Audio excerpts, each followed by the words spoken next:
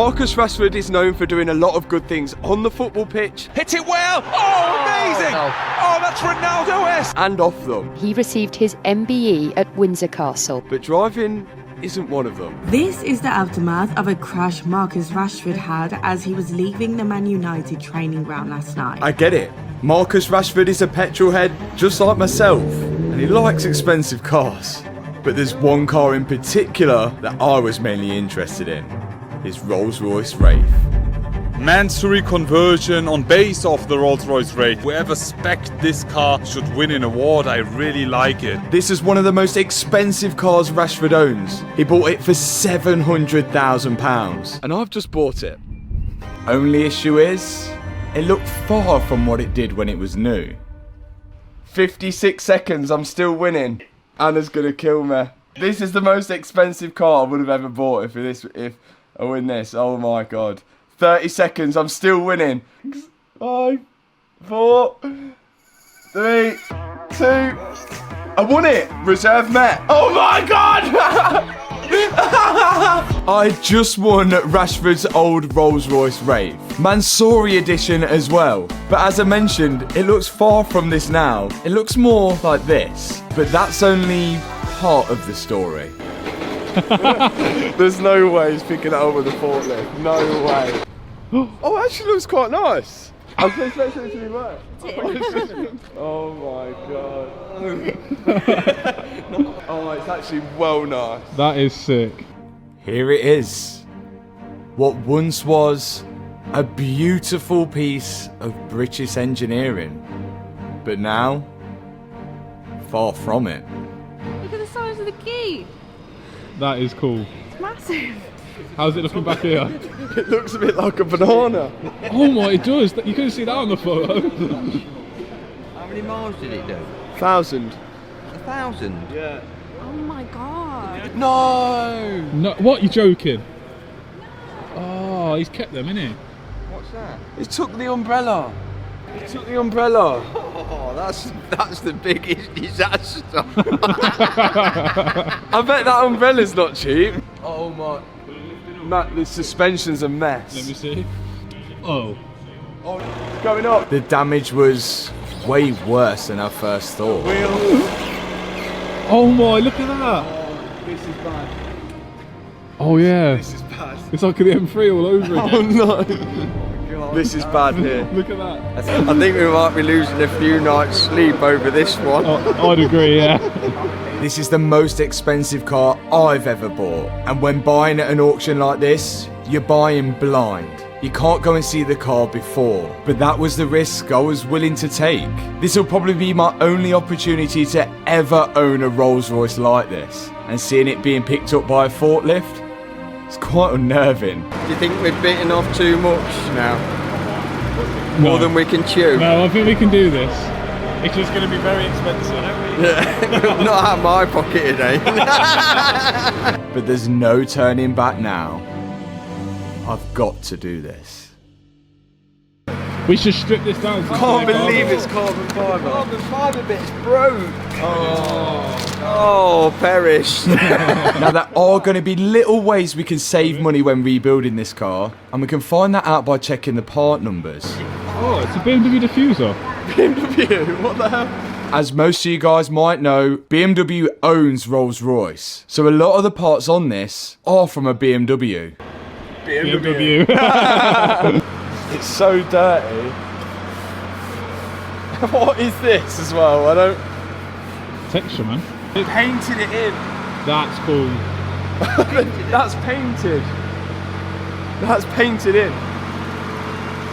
So what is Mansory? And why is it all so freaking expensive? Chorus Mansory started adding extras to his used cars he had for sale, then added a premium price to them. And they sold. Soon after, Mansory was founded, They made everything in-house, from alloy wheels, interior trimming, engine tuning and carbon fibre body kits. They work with all the top luxury brands like Rolls Royce, Bentley, Ferrari and Lamborghini, some even noticing increase of sales because of Mansory. A regular Rolls Royce can be completely customised for the buyer, making it a one-of-one car, separating it from the rest, which attracted many celebrities. And now somehow, I own one. Now, I've tried to get crash damaged Rolls Royces before, but it's virtually impossible in the UK because generally they tend to be category B'd, meaning that they can no longer be put back on the road. What Rolls Royce tend to do is if they can't repair it, then they don't want anyone else touching it, especially people like me. So how is it this time I've managed to get my hands on a wrecked Rolls Royce? And one this rare as well. This one hasn't got as far as the insurance, so it doesn't have a category on at all. Now, I've got two theories as to why this happened.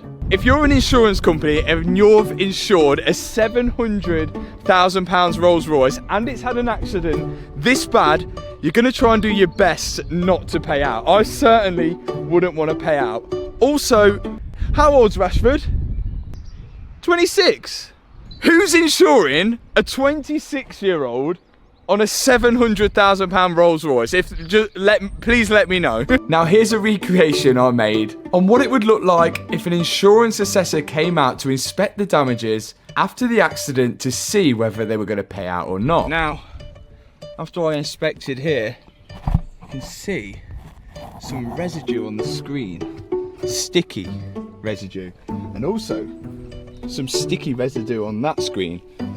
I have my suspicions that the windows on the front could have been window tinted, which is actually illegal in the UK. And if the insurance thought this to be true and thought it could be why the accident happened, then it could possibly cause them not to pay out for the car. Were the windows tinted that bad, and did he try to pull them off and get away with it? It's all speculation, but I will certainly not be paying out. Oh, the seal came off. Now, another theory which we've seen happen on my old Porsche GT3 is that when the insurance pay out such a high amount, it's then in their best interest to try and sell the car for as much as possible. And by not putting a category on it, it makes the car more valuable for people bidding on it at auction. But again, this is all speculation. Just close that door, boys. Oh my god, there's no brakes.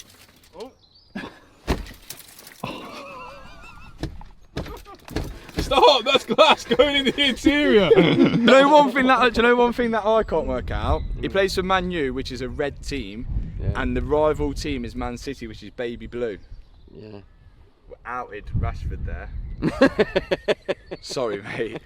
The damage is, I'll be honest, it's worse than we originally thought. It didn't look that bad in the photos, but look, beggars can't be choosers. And let me just go through the damage of what we can see at the moment, and we think there's a lot more. Let's start at the front. The front grille's missing, the bumper's missing, a wing's missing, radiator's missing, arch line is broken, the suspension's perished, washer bottle's gone, rear quarter not savable, half a wheel, drive shaft's gone, rear arm's gone, lower wishbone's gone, suspension's gone, wiring's gone, brake line's gone. Wouldn't it be easier to say the things that are good on it? Yeah, probably actually. My dad's probably right, because there was a lot of damage on this Rolls Royce, including structural, which I didn't account for. Not to mention, a lot of the parts which are damaged are Mansory, which are going to be extortionate. But one thing I wanted to check which wasn't damaged was the engine. Oh my god, okay, so battery's here. 100% it's going to have a pyro fuse, and it's going to be, well, you'd think it'd be in this thing, wouldn't you? What is this contraption?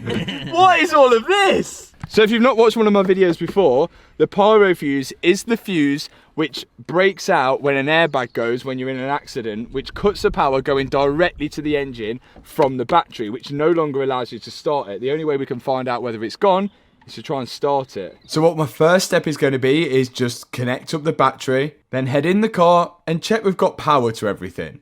Oh, ignition comes on. Oh, look at this. That looks like a BMW's interface. That does look like a BMW. Right. It looked in here. I am going to press start, but I'm doubtful. Come on, we've got faith. Did that just crank? I heard that, yeah. That just cranked. Yeah. Go again, go again, go again.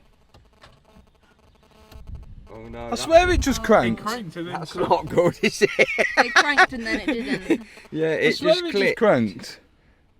Oh dear. So has the pyro fuse not gone, or have we just got low battery? If the starter motor cranked, then it means power's getting to it. And if power's getting to it, then it means the pyro fuse is all good. But I wanted to check, because if an airbag's blown, then the pyro fuse should have been blown. So I started to take it off now. Right. Money's on that's the pyro fuse.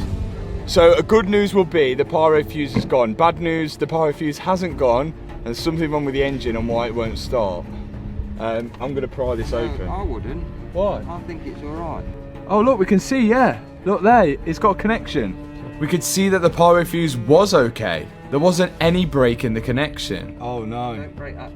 So we just got to get a good jump then. We think maybe the starter motor wasn't getting enough power. We found more places under the bonnet to jump start the car, so we added the jumper pack to them, and then was gonna have another go again. There shouldn't be anything stopping us from starting this now, so I'm gonna try. Ooh! We had a crank. That was a crank. Hold it in. The starter motor did try to crank the engine, but it was almost like it was seized. Before this video we rang Rolls Royce, and he said if there's any problem with the engine, this car is a write-off. The engines are so expensive. I could have swear on the auction listing it said runs. And I'm sure that It says starts. starts, yeah. It says starts. My next step was to get the code reader out to see if there was any fault codes on there. We're in. See what faults we got. Once I plugged into it, I could then talk to the car and see what the problems were. And I could see a low battery voltage. We've got 12 volts, which if it was anything like the McLaren, it needed like 13 to start. But other than that, all the faults that were appearing on the screen were all to do with the airbags and the parts which were missing off the car. Nothing too sinister. Can I clear these codes? And is that going to help us start it? Codes have been erased. So we just assumed that it just doesn't have enough power to start. So we got an even bigger jumper pack and gave it another go. But no luck. We resorted to YouTube to see if anybody else had the same problem. But then we remembered that not many people work on a Rolls Royce. Sure, I think the auction place have Scammed you. yeah, there's no way they've started it because all they would do is attach a jumper pack and start it. There's no way they started it. The only person who would probably know if this thing starts is Rashford. Oh, okay, time to jack it up and see if the engine turns over by hand, because if it doesn't, It's going back. it's going. Now the back isn't looking so good. Oh no. Now we had the car in the air, we could go underneath it and try and get it turned over by hand. And if it does turn over by hand, we know the engine isn't seized. This is the bolt on the crankshaft we're trying to get to turn. Well, the good news is there's no oil under here. Oh my god. Look at this. The subframe has completely snapped. Oh, that arm is completely snapped. Yeah, this is the first time seeing underneath it. Oh, there's hoses which go to nowhere. But the good news is, my dad managed to turn over the engine, so we know it's not seized. Okay, so it is turned. It does turn, it's not seized. But it was still confusing us on why it wouldn't start. So we called someone who might know. But there is a changeover relay for when they're charging, so if the relay's not set right, then you don't effectively get vehicle electric. So Big shout out to Simon at McLaren. Relay in here, which if the battery voltage is low, won't give you any electronics inside the car, even if we put the jumper pack on it, unless this little thing here is an actual charger. You get a Rolls Royce charger and you plug that into that, and that flips this kind of relay over to allow it to have voltage even though it hasn't. He told me to trick it, put a magnet over it. So apparently by putting the magnet on it, electricity should be able to pass from the battery to the car. Magnets.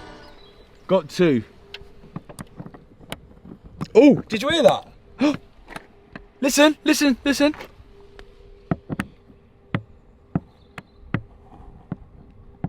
You can hear the relay clicking. The relay's just clicks over then. This has to work. That's so dumb. I don't even understand how that works. Come on, Rolls Royce. Come on! Come on!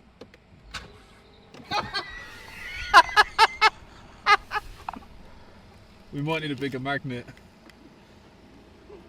I don't get it. We're still going with the theory that we didn't have enough power. So now we had 2 jumper packs at the back of the car and 1 at the front. I take no responsibility for any electrical fires now. We ready?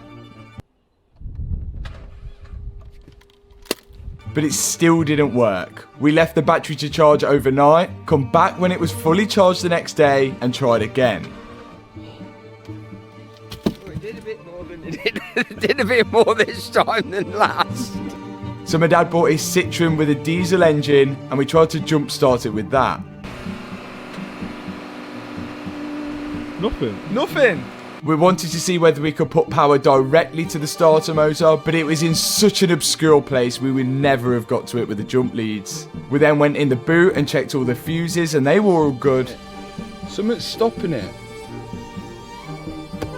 On the fault scanner, there was no faults related to any engine start problems. We had to go back and check even more wiring, but it was all good. And then I just called the auction place. But it said vehicle would start on the auction thing, and I didn't know whether we could speak to someone who managed to get it started. Like, we didn't know if there's a special way of getting it going, because we cannot get it started for the life of us. Then get Stephen to give you a call back. He's probably the best person to talk to. Is that? Yeah, that'll be fine. Whilst we waited for them to call us back, I checked the voltage after the pyro fuse, which was 12.9 volts, and before the pyro fuse at the battery, which was around 12.9 volts as well. So that was good. If I get it to go, do I get to keep the car? That's what Hannah said. Yeah. I'm going to rev the Citroen whilst he's doing it to give extra boost. Extra boost. How much brake horsepower the Citroen got? I don't know. Too much for you. Nothing. No matter what we tried, it wouldn't work. Oh, it's nearly mine. Oh, but then for some reason, we were getting closer. Oh, come on, come on, come on. It's so close. I reckon this is going to do it. This is mine, this is mine, this is mine.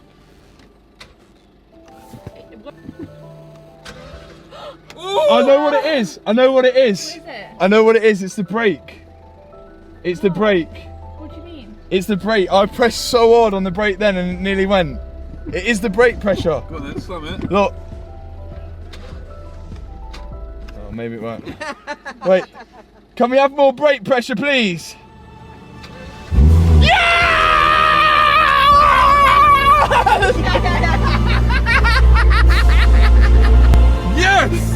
Yes! This sounds sick! Yeah! Yes! It actually started and it sounded great. Sounds good. Sounds unreal.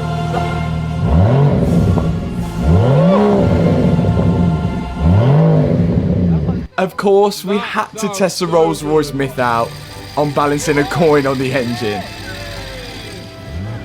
And it actually worked.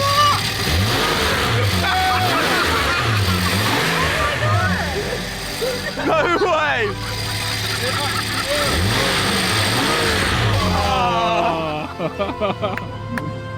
So good. Oh, at least it runs.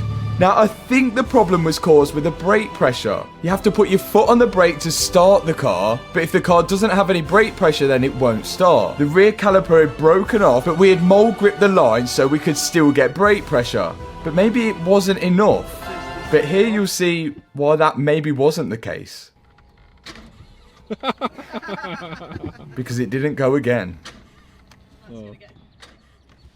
Well, we know it started once. Right, it's got a bit late in the evening and we've still not got it in. We need to get it in there and we need to go from here to there, but we have got rollers because everyone always says, oh, you should get them, but it doesn't really work when your wheel looks like that. We're going to try and put the pallet truck under it. Oh! Oh my! Oh my god! Oh, look, you broke the door! Oh, Chris! They damaged the door! Oh, No, and this was all... no, look at oh that. my... Look what it's done to the wing. oh my! Oh. No. Now we had to get the rolls inside the unit. Our first step was removing all the broken suspension on the back left, including the disc and the handbrake, because the handbrake cable was the only thing holding the wheel hub to the car. Once that was removed, we put the trolleys underneath the Rolls Royce and started dragging it in.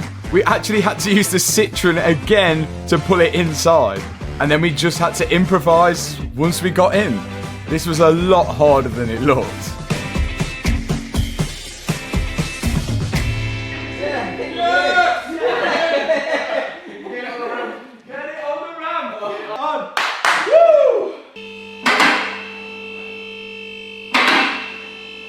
Well, first thing I've noticed, something is just completely missing. All of the under trays, which are not going to be cheap, are they? Front subframe is completely gone. But look at this as well. Already, BMW, it's off. Everything is BMW, so we should be able to save a lot of money from the start. Oh my goodness, what is all this wiring for? Okay, interesting. Engine looks okay. No leaks. Oh, that does not look good. Oh no! Okay, yeah, exhaust is perished. What it should look like. I think it's a Mansory exhaust as well. Like, I think in this section there's supposed to be like a silencer or something, and with it being Mansory, that is, I dread to think how much this exhaust costs. For the past Oh hour. wow! There is a huge hole in the fuel tank. Is that why fuel? We could smell fuel. Yeah, definitely. How did it even start with like no fuel? It must all be like collected down here. That is nuts. It is BMW, so like we could probably get a lot of this stuff from BMW. The thing I'm worried about is the actual chassis of the car. Like, this is a lot of damage for a 30-mile-an-hour crash. Look at that arm. That's supposed to look like that. So, yeah. Yeah, that is fully perished. Diff's gone. Rear subframe is all gone. Like, the whole subframe is gone. Like, there's no say. Oh, that's how we started, because there's like a 2 tanks, or it might go small at the top and over there. One drive shaft's in here. Other drive shaft non-existent. The exhaust is not even connected. Oh yeah, the drive shaft's supposed to be there. Yeah, no, that's gone. This is the air tank for the. That doesn't look Rolls Royce either, does it? A zip tie. Strange. This is the air tank for all the air suspension, which I assume is also broken. Now the thing is, when I saw this car come up for auction, I didn't have much time to think or prepare. I didn't really look at how much the Mansory parts would cost before I bought it. But later, I'm going to call them to find out. So what I've learnt about Mansory is that you buy the car new, you send it to Mansory, and then they modify it and add Mansory parts specific to that customer, and each one is authentic to that customer. So me getting the front grille for this is not going to be possible for me just going on eBay. And if I don't buy Mansory parts, the reason why this car is so expensive is because it's Mansory. So I think we have to replace it with Mansory stuff, depending on the value of it. But I need to explain why I paid so much for this car.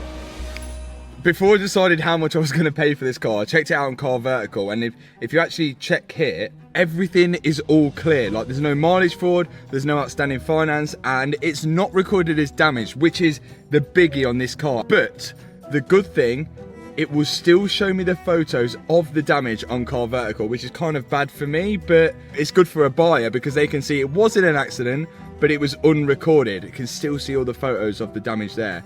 But everything else seems all clear. I can see all the mileage records of 1,135 miles, but everything else is clear, which is why I paid £185,000 for this car.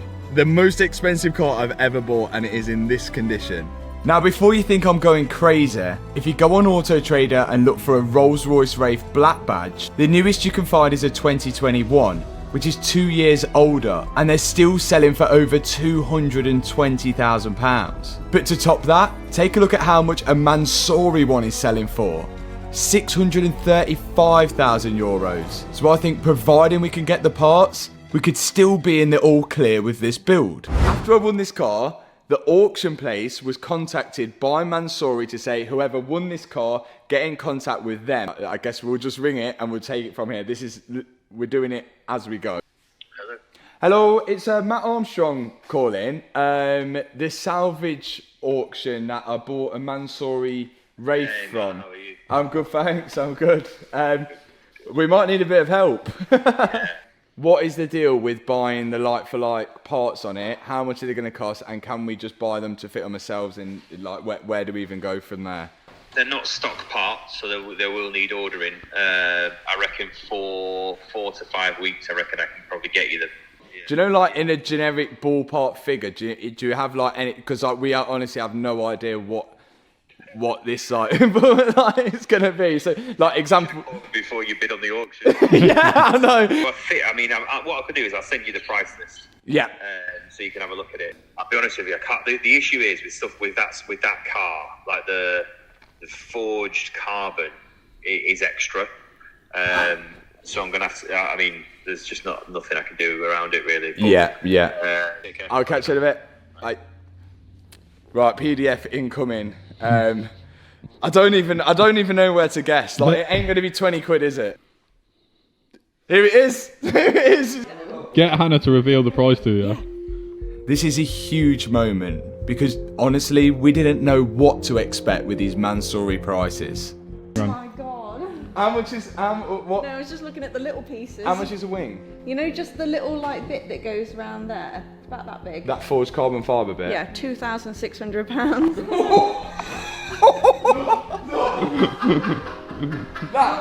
Euros. That's £2,000. And then this one. And we can't get it anywhere else. eBay. How much is that one? £3,200. For that? Yeah. This comes separately. No. I'm not kidding. How much is that? 1,300. What for that? Where are they getting these prices from? No, it's for that. Oh, okay, that's £1,000. £1,300. Mansory kick plate. 4,400. You know, when I was working 9 to 5, I would have to work like over 2 months to buy a kick plate. 2 whole months of working my old job to buy a kick plate for a Rolls Royce. That's disgusting. Just this little bit. Just that bit. Just the top bit. Yeah. 2,900. The parts were extortionate. But to keep this car as a Mansory car and to hold its value, we need to replace it with the Mansory bits. This is going to be so painful. And I guess if you all want to follow this journey, now's the right time to hit the subscribe button below the video. Mansory floor mats. €3,200. Each? €3,200. I'd rather make floor mats out of money. You can have that one, look. The parts list was like a designer clothes shop or a jewellery shop. To me, they just didn't make sense. But that's the whole point of a Mansory Rolls Royce. It doesn't make sense. But it'll be a pretty cool car if we can pull it off. Right. I want to take this out, the Armstrong out, just to see the extent of the damage behind it, because we've only seen the surface of it, haven't we?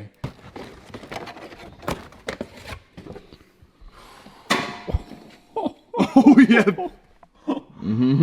Oh my. God. Oh my, it gets worse. Oh my god, there's a gaping hole. Look at that. On the plus side, I think it looks better than the M3 we just did.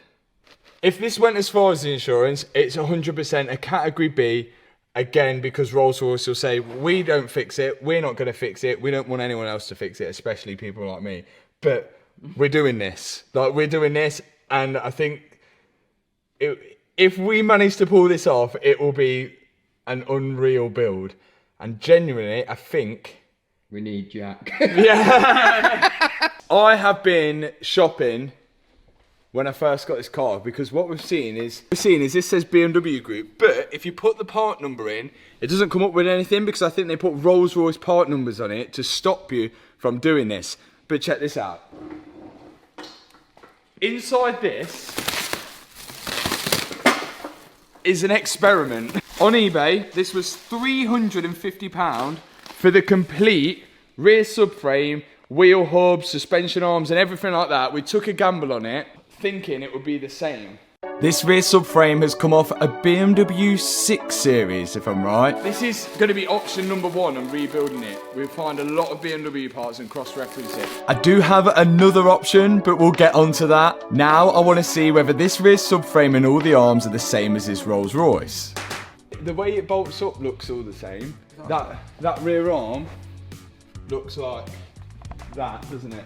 I think it's the same but different. There are a few things which were exactly the same, like these drop links and lower arms, but a few things which had a bit more strength on the Rolls Royce parts. But we could be onto something here. So is this a success or a fail? I think we've failed successfully because it's close. But no cigar. No, I think it would fit. I think it will fit. It'd fit, but you've got to put the strength. There's more strength on that than there is on this. Yeah, there's a few different things which have changed. So I think this is going to be a whole challenge throughout the whole build. Now, option 2. One of the most craziest options, but I think it could work.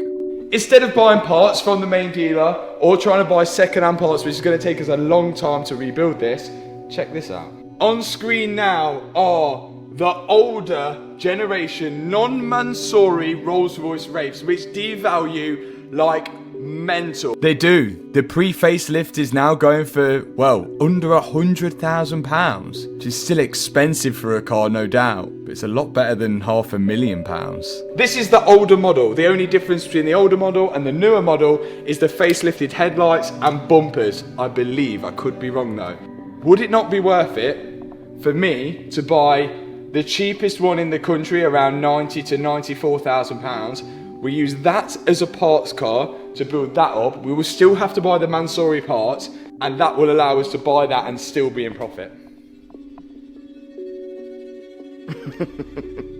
Has Hannah said this is okay to do? We're not telling Hannah. Right, okay. Now, ideally, if we could find a crashed older model to buy, it would be a lot cheaper and we could use it for parts. And we wouldn't have to take a good car off the road. But the good thing about buying one which runs and drives from a garage is that we have the option to finance it or take a loan out to buy it. We effectively could pay monthly for a car that we're using for parts, then sell any parts that we don't use, and when the Mansory Rolls Royce is done, there'll be enough profit in it to pay off the parts car. We will still have the engine and the gearbox left over, which could amount to £20,000 or £30,000. We'll still have an interior left over, which could be £5,000 to £10,000. So we could slowly make our money back, but we will be taking a good Rolls Royce off the road. What do we think? This is it.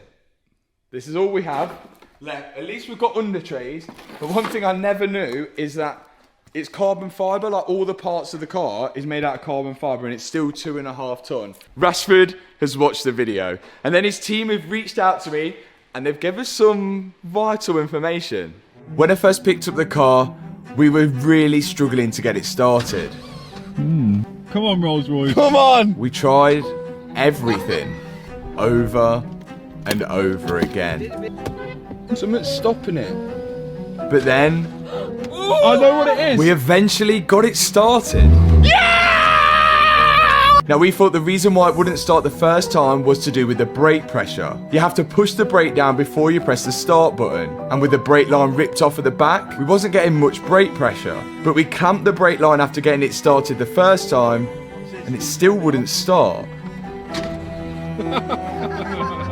But now we've found the actual reason of why it wouldn't start. The car has a ghost. A ghost immobiliser is installed by a third-party company, and it's there to prevent theft. Even if someone was to get in the car with the key, they wouldn't be able to start it unless they had the special code to enter in before pressing the start button. But now, I've got the secret code. So I'm going to put that in and then we're going to see if it starts up after I put in the secret code. Matt, don't look. Okay, what do you reckon? Go on. It did the hazards.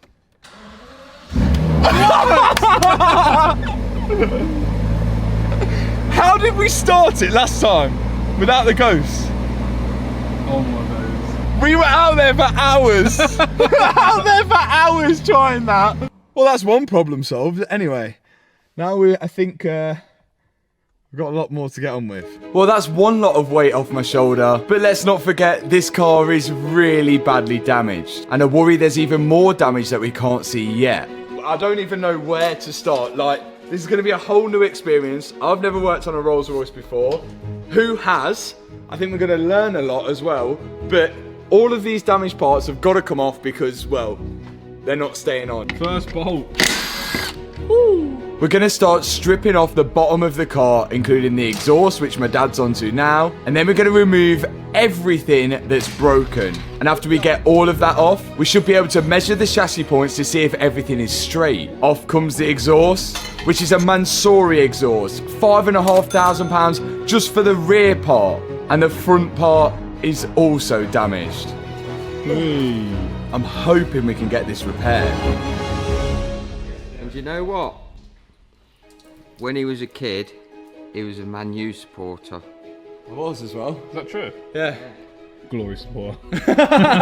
Maybe I should have been a Mansory supporter instead, because off come more damaged Mansory parts. And now I'm on to removing the heat shielding, which could unveil even more damage underneath it. Whoa. But luckily this time the boot floor looks okay in places, because on the edge it is all pushed up and I don't think this is going to be fixable. Along with the rear subframe as well, which is completely ripped apart. And you can see here a drive shaft has been ripped out the differential. As I mentioned, the plan is to get the rear subframe off so we can inspect the back of the car. So now my dad's undoing the prop shaft, which transfers the drive from the engine to the back wheels, or the differential. And with the differential loosened, we can lower it down.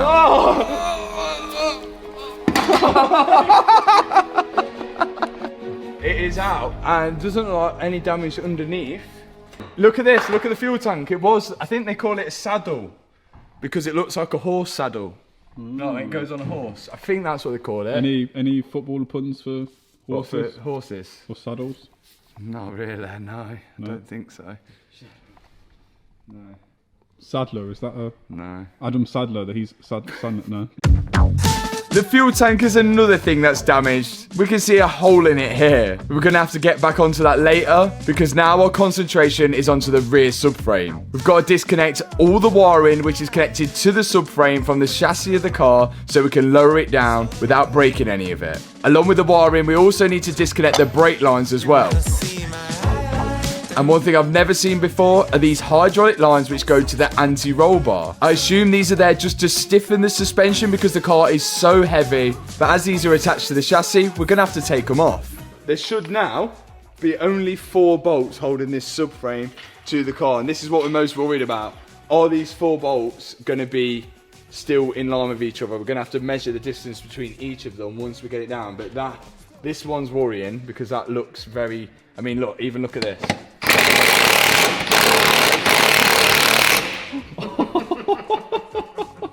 Yeah, should we get it down then? Yeah, it's not looking promising at the minute. Look how bent that bolt is. I can only hope that the bolt took most of the strain of the accident and it hasn't pulled the chassis out of line. Now I've got the jack underneath the rear subframe and we can start to lower it down and disconnect it away from the chassis of the car.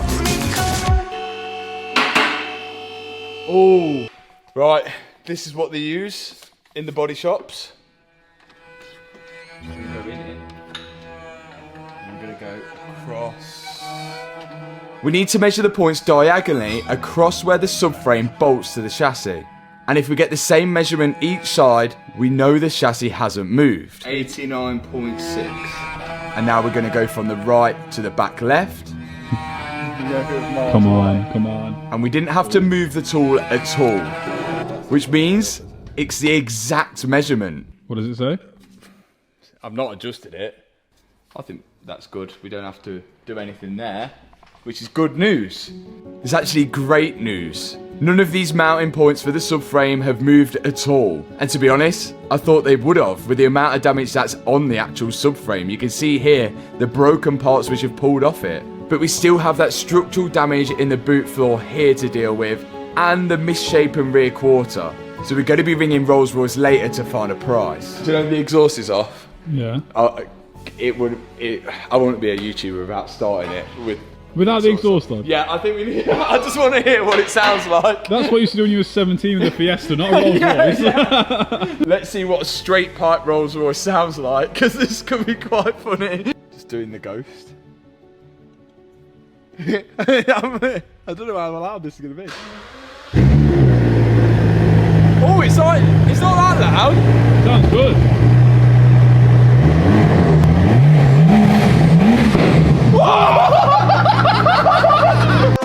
Now we all know what a straight pipe Rolls Royce sounds like. I guess we're ticking things off the bucket list. Now we're going to inspect the damage to the boot. How did it get that damage? It hit a lamppost. It didn't spin. It did, it hit the post. And then it was straight into the back of the net. Now you see, when you try and close the boot, it doesn't line up at all. And we can see the boot hasn't moved on the hinge. So at the minute, we're guessing that the hinge is either bent or it's moved wherever it's bolted to inside the car. So I'm going to start stripping the carpet out to see if we can see anything further. What the hell is all of this? It's like a PlayStation 2. Look! Oh no! Oh, it's damaged. Do you reckon that will still work? Now I've got a better look at the hinge and I can see it's bolted to the rear parcel shelf. And to get to those bolts, I've got to strip the interior out. But I just generally think that that hinge is bent. And then we've got all of this to sort out. There's a lot of damage underneath all of this electronic stuff, which I think most of it is to do with the sound system. So we're going to take all of that out, taking mental notes of where it all went back together. And now I can see the damage underneath. If you've seen the videos before, you'll understand that the car is built up of all different sections. So look, you can see a section there. That's a cool little section. Like even the back of the seats are all in sections as well. And the way to fix all of this is just to work out what section is broken and replace that section. The only issue is this is structural damage, and we don't know whether Rolls Royce are going to sell us any of this. And if they don't,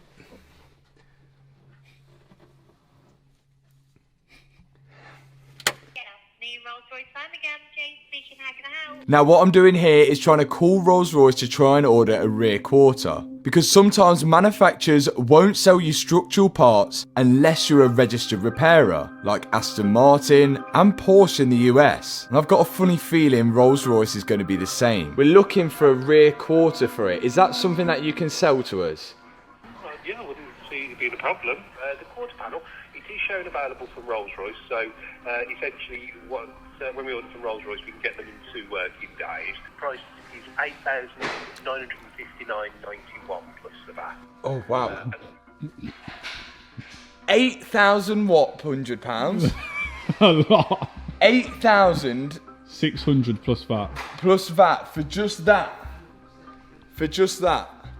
What's it made out of? Gold. How can it be that? £600 just for that, and then we need all them bits at the back. Are you regretting this yet? We are in Manchester, home of Manchester United, and we have some goodies and a few stories to tell. In the back, there's some parts of the Rolls Royce Mansory. That has been a great story, and that has been a win. That's been a win. Now about to take a loss. We think we may have found the bumper for the Rolls Royce Wraith, but I'm gonna have to pay for it, and there's a story behind this. Let's go get it first.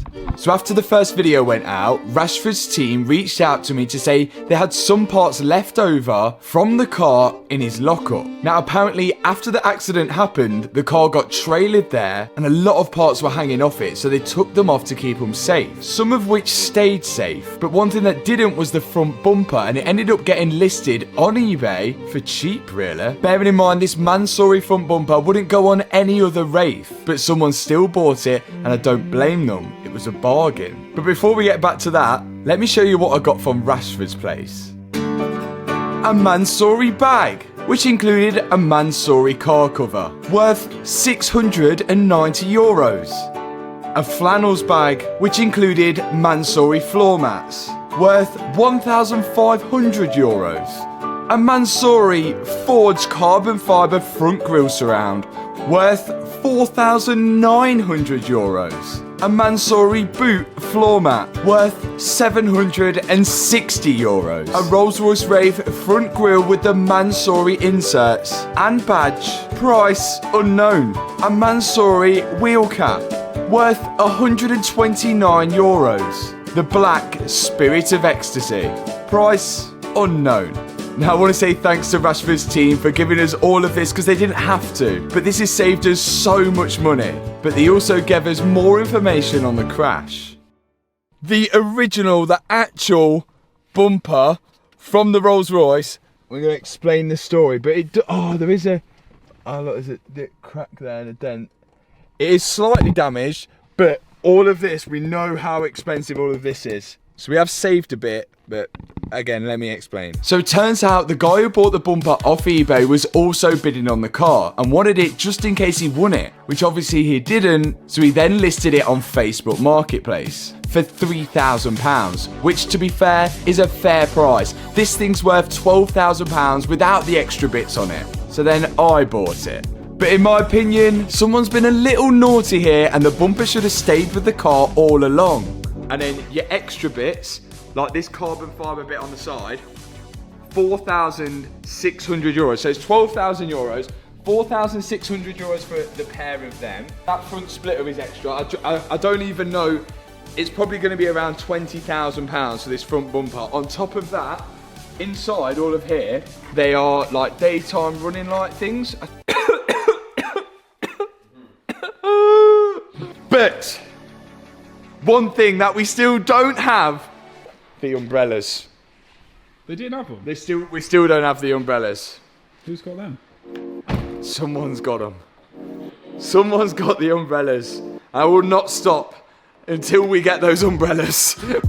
Next thing we've got to remove is that broken fuel tank from underneath, because a lot of the stuff is bent. Darren Ben!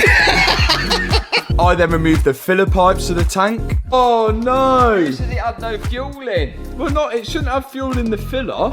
Is there a footballer to do with the mess? Oh, that's very messy!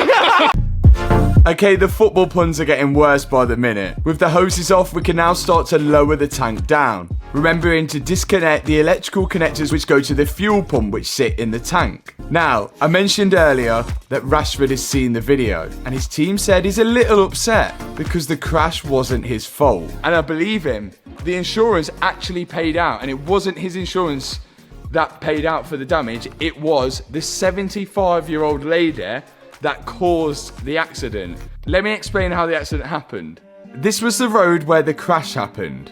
Now further up, the lane splits into two. Now from my understanding, the 74-year-old was driving in the left lane and Rashford moved into the right lane. But later down the road, she went to merge into the right lane and hit Marcus's car, sending him into a spin and smashing down the posts here. Luckily, both of them were okay, but it was deemed the 74-year-old lady's fault. So if the insurance paid out, how come it's not categorised?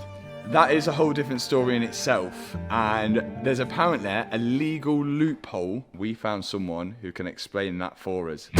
But before we get onto that story, we've got a front subframe to remove, because you can see here it is completely ripped apart, and a lot of the arms which attach to it are pretty bent as well. First thing off are the wheels, then we can remove the arch lining. More structural damage. I didn't even spot this. Look at that. Oh. After that, front caliper is coming off and all the brake lines and electrical connectors that connect to it. Remember, this car's only done 1,000 miles, so a lot of it is pretty much brand new, so we want to keep it that way so we can reinstall it.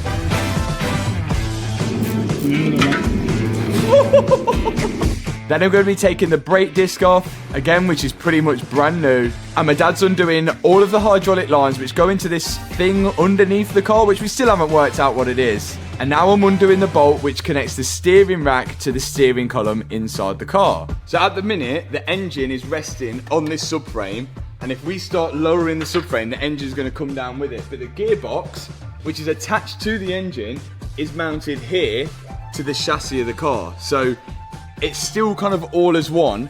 We want to get the subframe down, but leave the engine in. Now, what I'm going to do is undo these 2 bolts here, which are the 2 bolts which are connecting the subframe to the engine. So now I can separate the subframe to the engine. Problem is, there's nothing holding the engine at the top of the car, which is what we're going to have to figure out in a minute. So we'll loosen these out, and then we can lower the car down to support it from the top. Usually, you'd use this for this job. So usually this would go across the top like that, sit on a wing, sit on the other wing. You hook, and you hook that to the engine mount, and then this would hold the engine up in place whilst you take the subframe down. But the issue is this is resting on this carbon fibre wing, and I don't fancy putting all the weight on this carbon fibre wing, although it is pretty strong. Yeah, but this is like 800 kilos that's got to go on it. Yeah. No, we're not risking it. Don't even think about it.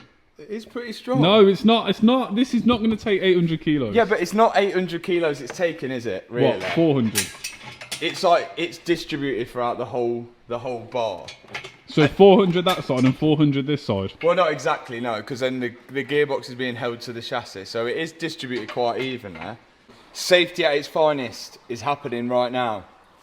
Supported on the chassis there, and not supported on the chassis there because we're lazy, we didn't take the wing off. More to the point, we've got to take the door off and we've got to mess with the side we don't really want to mess with. Reinforcement wood is underneath, holding that, and then we're going to crank it up like this. Now this bar is supporting the engine from the top, and I'm hoping our reinforcement wood will be able to hold it. Okay, happy with that. Ain't going nowhere. Now we can raise the car up in the air and start disconnecting the bolts which hold the subframe to the chassis of the car. And there's quite a few of them. Because the front subframe is going to be super heavy, my dad's got the gearbox stand to hold it. And now we're going to make sure everything is disconnected before we undo the final bolt. After that, we can lower it down. Look at that. That's a V12. Held up with a bit of water. Look at that. It's a good job we checked this, because what's probably happened from the accident, these engine mounts are oil filled to cushion the blow of the engine. Now, look at it. So it's just flying out of that. So that's going to need to be replaced. But that sometimes happens in an accident, but it's a good job we've done that, because after a while you might, when you accelerate, you might hear a little knock, knock. That'll stop that. I bet that ain't cheap. Look, look, look, look, look. The actual engine mount. It's a good job we've done this. Oh my God. Look at that. It's actually broke the cast aluminium engine mount. And do you know what? So if this couldn't hold it, but our blocks of wood could hold it. So it's absolutely perished, these. So as we expected, there was more hidden damage. And I'm guessing these engine mounts are not going to be cheap. But what I want to know is, how is this car not registered as damaged even though the insurance paid out? Well, we called someone with some inside knowledge. There's no legal obligation to put a category on. There's no law about this. It's actually a code of conduct, and it's a code of conduct that insurers have signed up to if they're members of the ABI, which is the Association of British Insurers. So yeah, the insurance legally don't have to categorise a car. Now the reason for this, if I get this right, let's say you own a rare Ferrari and there's a waiting list for them, and someone hits into the rear bumper and damages it. Now the only thing the car needs is a rear bumper, but because the car is so rare, it's going to take over a year to get the rear bumper. And in your insurance policy, it says that you will get a like-for-like car hire for the time that your car is in for repair. And this isn't financially viable for the insurance. The car will be in for repair for over a year, and in that year the insurance will be paying for the customer's car hire. So what they end up doing is writing off the car, giving you a full payout for the car, but then they don't categorise it, because then when the car goes to auction, it's likely to reach more money, so the insurance hasn't taken as much of a hit. So you essentially think that by them not categorising the car, they're doing that to benefit the second-hand sale at the auction. That's exactly what they've done. There's no question they've done that one. He then went on to explain how the manufacturers can have an influence on the category of the car, but I can explain that on the Mark II channel. So make sure you subscribe to both channels. Now let's work out how we're going to repair this thing. The steering rack here seems okay, apart from the track rod end, which is bent. That's broken. This arm's broken. The suspension strut is broken off that side because it's supposed to look like that side. And this actual subframe is broke as well. Like, it's broken from underneath. This is gonna, and then we need engine mounts as well. This is gonna be so expensive to do. And then on top of that, we do need the Mansory stuff. I've got myself into it now, so there's no turning back. I genuinely think our option with the other car is going to be the best. I think there's no other way around it.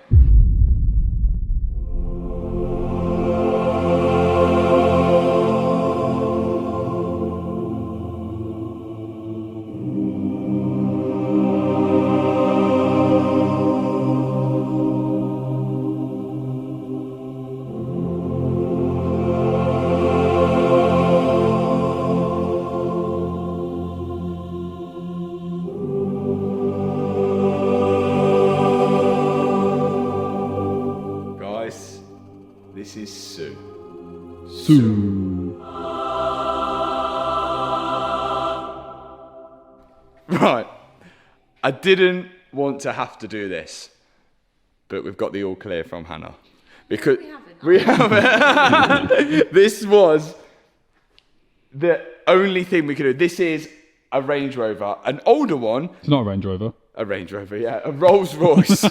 Sue is a Range Rover. He's not a Range Rover. He's upset, isn't it? He's upset. He keeps getting the wrong car. Sue is a Rolls Royce. It's 2015. She's 9 years old. We had no other option. I tried to find crash damaged Rolls Royce. Can't find them. They all get category B'd, and when they're category B, they can't be put back on the road. And to buy a category B car, you have to have a license, a breaker's license. We tried to find one with flood damage or an engine problem. We couldn't. This, financially, is our only option. Now, if you look, older Rolls Royces devalue a lot. The 2015 model going around £90,000, which is still expensive for a car, no doubt, but it's a lot better than £350,000. And I got Sue for £97,000. And this is like, I can't even express how much of a squeaky bum this is gonna give me now, because from the moment Sue goes in this ramp, she'll be stripped apart and there's no chance of me ever getting that money back. It goes against everything I've ever done, but from the amount of cars that we put back on the road, we're gonna have to take a loss on this one, I think. It's the only way, financially, Rashford's one makes sense.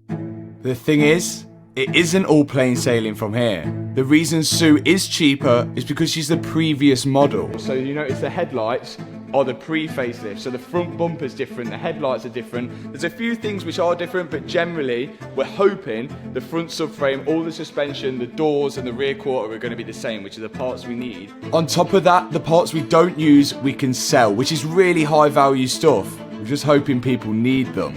The engine's worth around £30,000 as it is with the gearbox. We're still going to have the whole interior. We should be able to gain our money back through selling the parts that we don't use. This is £97,000. The Rashford one has cost me £184,000.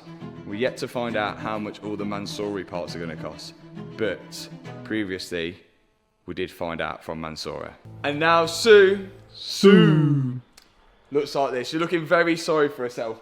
But I still feel okay about this because I think we're doing the right thing. We've got the front subframe off, the rear subframe off. You probably would have seen us do that in the second channel. Now we've got to work out what parts are good off Rashford's old Rolls Royce and what parts are good off Sue. And then we're going to switch and swap the two because this has done 50,000 miles and Rashford's one's only done 1,000. So we want to save as much as we can off that. Let's get these cleaned up. Now the good news is, the parts of this Rolls Royce do look the same as Rashford's one, even though it is an older model. It looks like the only thing they've changed on the facelift is the headlights and the front bumper at the minute. But we also want to avoid using the older parts as much as possible. All the stuff that we're going to be replacing on this, onto the Rashford car, so because the Rashford car isn't categorised, it's still under warranty. So if anything goes wrong on this, still under warranty. Not that we would ever do that, Rolls Royce, not that we would ever do that, but if anything does go wrong, we could potentially take it back. Now that would be pretty cheeky, and we just gotta hope that they don't watch the videos. But it's unlikely that we'd need to take any of this back under warranty, because most of the parts we're using are just aluminium parts. Nothing really electronical. But now both of the subframes are all cleaned up, and we can go and work out what we're gonna keep and what we're gonna replace. One thing that we are gonna be changing off this side is the suspension. Normally, on a regular car, you'd have a spring and a damper, but on this Rolls, because it is so flaming heavy, but also you're meant to feel like you're on a boat and it's meant to be really cushioning and soft, and that's why they have air suspension.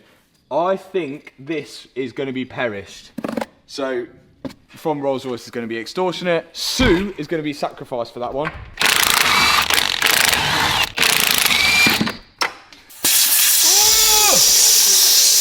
That is a bit of kit in it. I think it's bent. I think it might be a bit bent.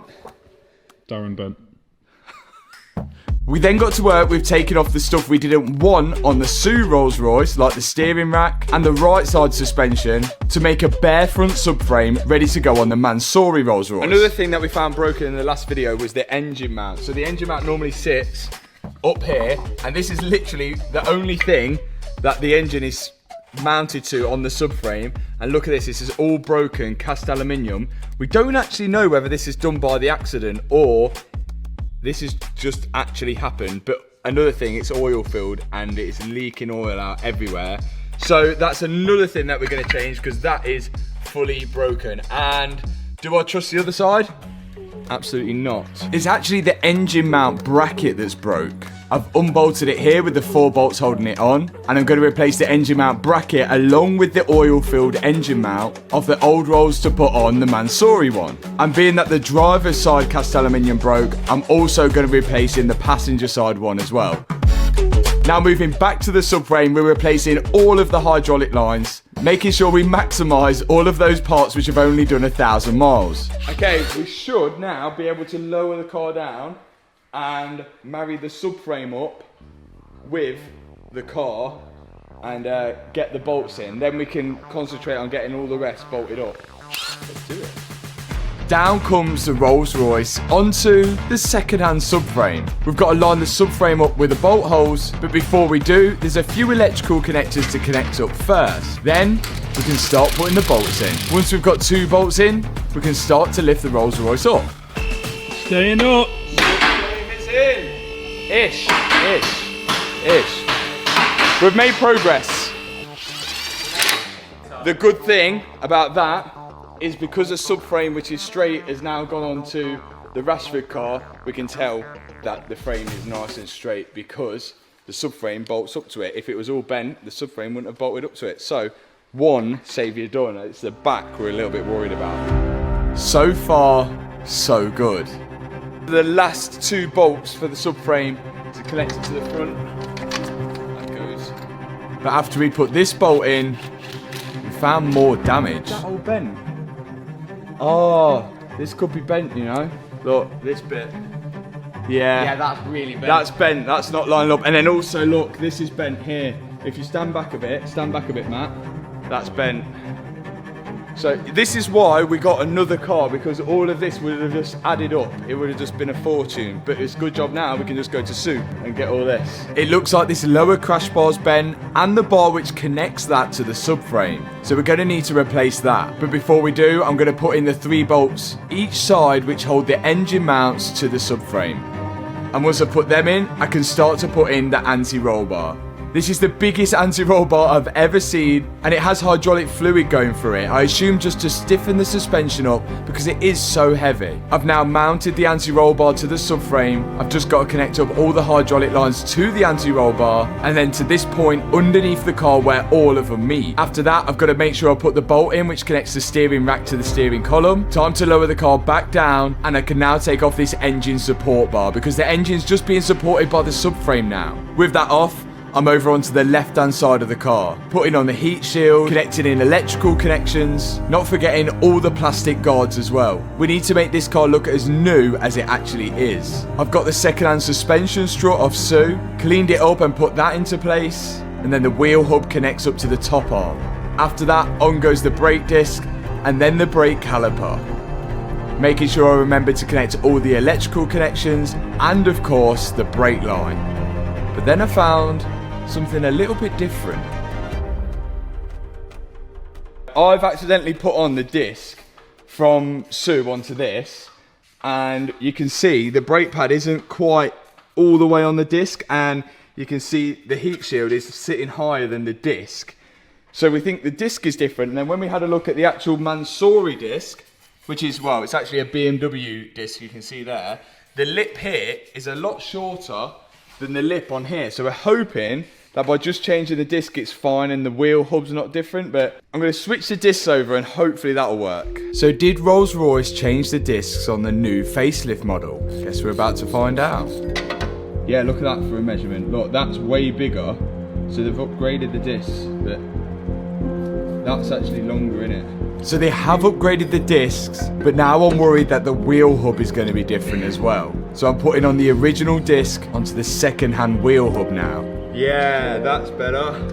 So we've learnt one thing. They upgraded the brake discs on the black badge or the newer model, either one of the two. So if you've got a Rolls Royce at home, at least you know that. So it's good news. The wheel hub seems the same, and the only thing they seem to have changed is the brake disc. Now we can connect up the bolts at the top of the strut, and we've got a few more things we need to replace. This lower part here, which is bent, this lower front crash bar, which is also bent, the horn as well, which is pretty much dead, and also there's supposed to be a lower radiator there as well. Alongside that, these coolant lines are supposed to lead to a coolant bottle which sits behind the wing here. So we're back over on Sue to strip her apart even more. We've got to work away at getting the front end completely stripped apart so we can access the radiators and all the parts we need. Look at that! Hey, Irish. Sue's a fake black badge because this, on a black badge, all of this is black and this is chrome, and look, someone's painted it and someone's painted it. So they're a big fat phony. Hey! And she disappears underneath, cap goes up. Just so everyone knew. I bet everyone wanted to know that. We're making progress, and a lot of this stuff which is being removed from Sue is still worth a fair bit of money. Big moment! Which is good news for us. Off comes the grille, which is now give us access to the rest of the bumper. Ooh, you got it. Well, I didn't think I'd take a bumper off like that. There we go, Sue bumper. What's the good news? This isn't bent. And it looks the same. And there's a radiator. There is. It looks the same, yeah, it looks the same, you're all right. And then what about this though? What do you think? That looks the same. Flat, if you ask me. Does it look the same though? Because it's a different headlight. Definitely looks the same, other than the fact it's straight. So what you're saying is Rolls Royce facelifted the cars and charged their customers 60-70% more than the previous gen model for the sake of 2 headlights and a bumper. Is that what you're saying, Matt? You said that, not me. And some discs. Oh, and some brake discs as well. Don't you know what I'm doing, Matthew? I know, but you tell the viewers. Tell the I am viewers. taking this radiator out of Sue. Sue. I'm getting it in the box. It's come off the post. There we go. Front lower radiator is off. Now we're removing the headlight so we can get to the bracket behind it that we need to replace on the Mansory one. It seems even though Sue does have different headlights and a different front bumper, everything underneath seems to be the same as the facelift one. She doesn't want to go there. I've got the front lower crash bar off and my dad's working away at getting the coolant bottle out. And once he's done that, we're back onto the Mansory one. And we can now take off the broken parts and switch them over for the good ones. Now I'm actually going to find out whether all of these parts are the same. Because if they're not, I'm in some pretty big trouble. First thing I'm changing is that lower crash bar. That is all in and it was the same. The only thing that's different is this radar sensor, which they don't have on the older model. But the funny thing is, this is off the older model and they've still got the hole to put in for the bolt. So it's almost like they knew they were going to put that in. Well done. There's one win. The second win will be the horn, and that is exactly the same, of course. Then we're moving on to this bracket here, which holds the headlight in place and also the wing. And it's looking good. It looks exactly the same and fits in the same way. Now onto this lower radiator, which is part of the charge cooling system, I believe. This radiator actually bolts to the headlight bracket, and sure enough, it all fits up good. Next up, the hoses here, which run to the coolant bottle behind the wing, are broken. So my dad's got to remove them from the Mansory one and go get them from Sue. This is the first time I've ever seen a coolant bottle which sits behind a wing, but maybe they just ran out of space in the engine bay. That big twin turbo V12 certainly takes up a lot of room. Now my dad's put the second-hand hoses in and the second-hand coolant bottle, he's realised that where the coolant hose runs to the filler pipe, the bit on the pipe is actually broken. So he's gone and got the one off Sue, and now he's got to replace this as well. You can see at the bottom of it here, it's just all snapped off. This is why we got Sue. Sue! Oh, it was a bit quick on that one, wasn't it? We'd have had to wait to order this. Yeah, so we would have got to this part here, thought we could build it up. Yeah. And then try to order that. Have to wait another 5 days for delivery and all that stuff. And then put that on and found something else. Yeah. So everyone's saying, why have you bought a donor car? It's so we can bring videos faster. And so we can say Sue. Sue! That's right. Another benefit of having a donor car. If we find parts which are broken, it doesn't cost us any more money and we can get them instantly. That should be everything on the front which should allow us to run the car, apart from all the fluids. But the back has got nothing on still. And one thing that we need to put on is a fuel tank. If you remember in the last video, we noticed the fuel tank had took a beating. It had a huge dent in it, a hole, and a lot of the brackets holding it were bent. So this is another thing we need to change. Hi. I'm going to start by removing the filler lines on Sue's fuel tank. And then me and my dad can slowly lift it down. Got it. 1, 2, 3. Down. Who put that much fuel in it? Is it you? Yeah. Now, Matt, I'm going to ask you a question. This tank unit here with the pumping has done 50,000 miles. Yeah, that's getting deleted. We need to put it in that one. That one. Yeah. Swap it. Yeah, swap it. How do you change it, Tony? That ring locks in to those. So what tools would Rolls Royce use? A hammer and screwdriver. Oh, no, it worked! There you go. Oh my god. Look at those wires. That looks like it's a level sensor and everything. Yeah, but normally it's all connected to that. All in favour of voting and keeping the old fuel pump in? Yeah, we definitely changed it. It's brand new, this one. 1,000 miles. 1,000 miles. It's just got a bit dirty going from over there to here. Let's get it in. That fuel pump looked like it was going to break from the moment we set our eyes on it. So we decided not to change it. But I think it'd be pretty rare if a fuel pump were to fail, especially the one in the tank. But hey, who knows? I'm plugging it all in now, and then we can raise the fuel tank up and start to do the tank strap bolts up which hold the tank to the chassis of the car. Then I can go in and connect up the filler hoses and make sure all the clamps are tight. And that is one second-hand fuel tank in. So just like the front, the back strut is also broken, bent, perished. So we're going to replace it off this one and put the Sue one on. I'm not sure that's actually how you properly do it. There's got to be a better procedure for that. Now the only thing holding this strut to the car are the top 3 bolts. And we thought they'd just be inside the boot, but they weren't. Oh. No. I haven't even looked, and just based on your reaction, I know what's going to happen. Do you know how it gets them top bolts? Interior out. Yeah, the inside. Right, in we go. The worst thing is I can't even take out the front seats to do this because we can't open the doors because this car's on the ramp. Right, I've got a plan, Matt. I'm gonna have to do this as a team. I'm gonna have to start trying to get this out. You're gonna have to pass me the tools because I'm not getting in and out with the tools. So I'm a tool lady. Yeah. Oh, you're joking.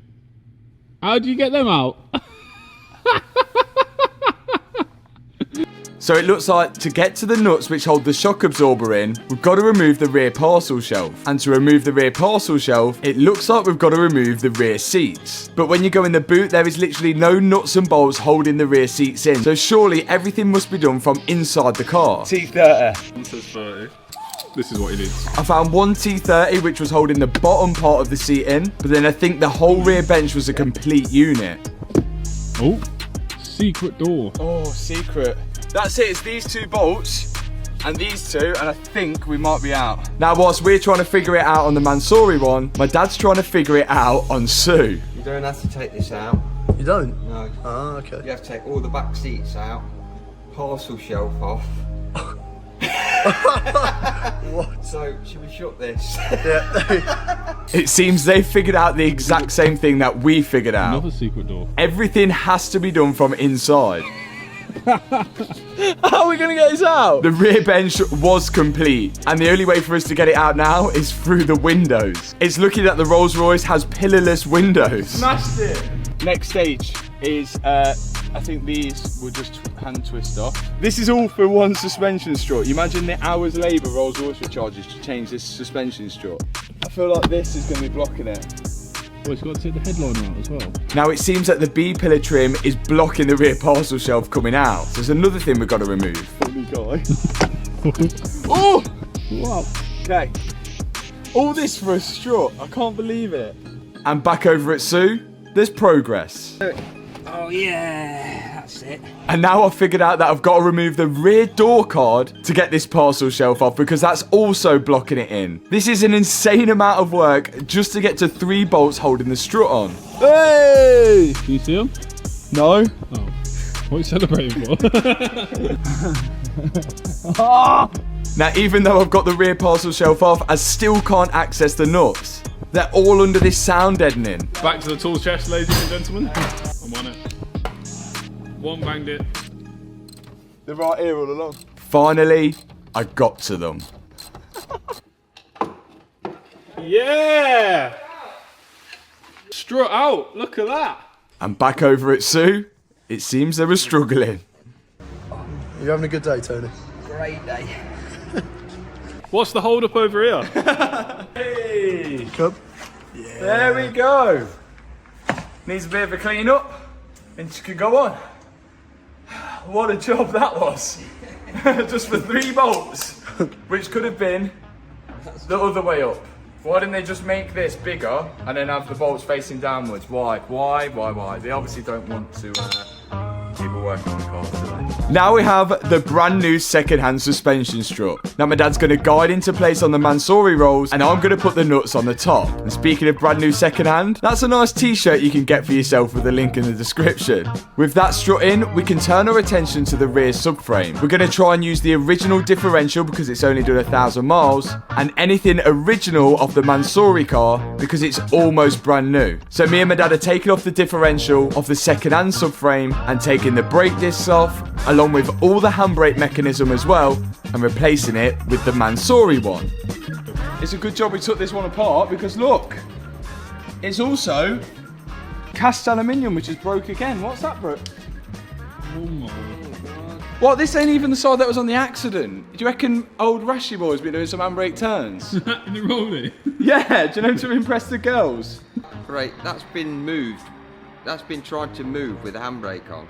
Another good reason of why we have a donor car. More unexpected damage to the Mansory one. But now we have the subframe all ready to go back onto the car, and we've tried to make it as light as possible to make this job as easy as we can. So we're going to lower the car down, try and get the subframe bolts through the subframe and bolted to the chassis, then add all the rest of the suspension to the subframe once the car's in the air. And so far, our plan seems to be working. Optional extra. You've upgraded it. Upgrade. First upgrade done. Good news, subframe is lined up with the original mountings, so we know that we've got a straight subframe and a straight car because they both join together. Bad news for me though is that when you check this car out on Car Vertical, it still shows the photos of it damaged, even though it's a fully clean check with no outstanding finance, no mileage fraud, and no records of being damaged. We explained why that was in the last video. Now I'll explain further, but we've still got the rest of the components to put on this subframe. So let's do that and I'll explain further.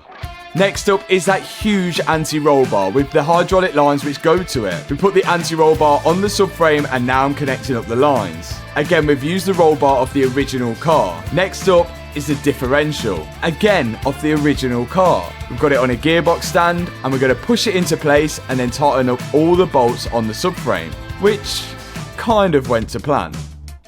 Oh, do you know what I just thought? That's not going to be able to lift in without...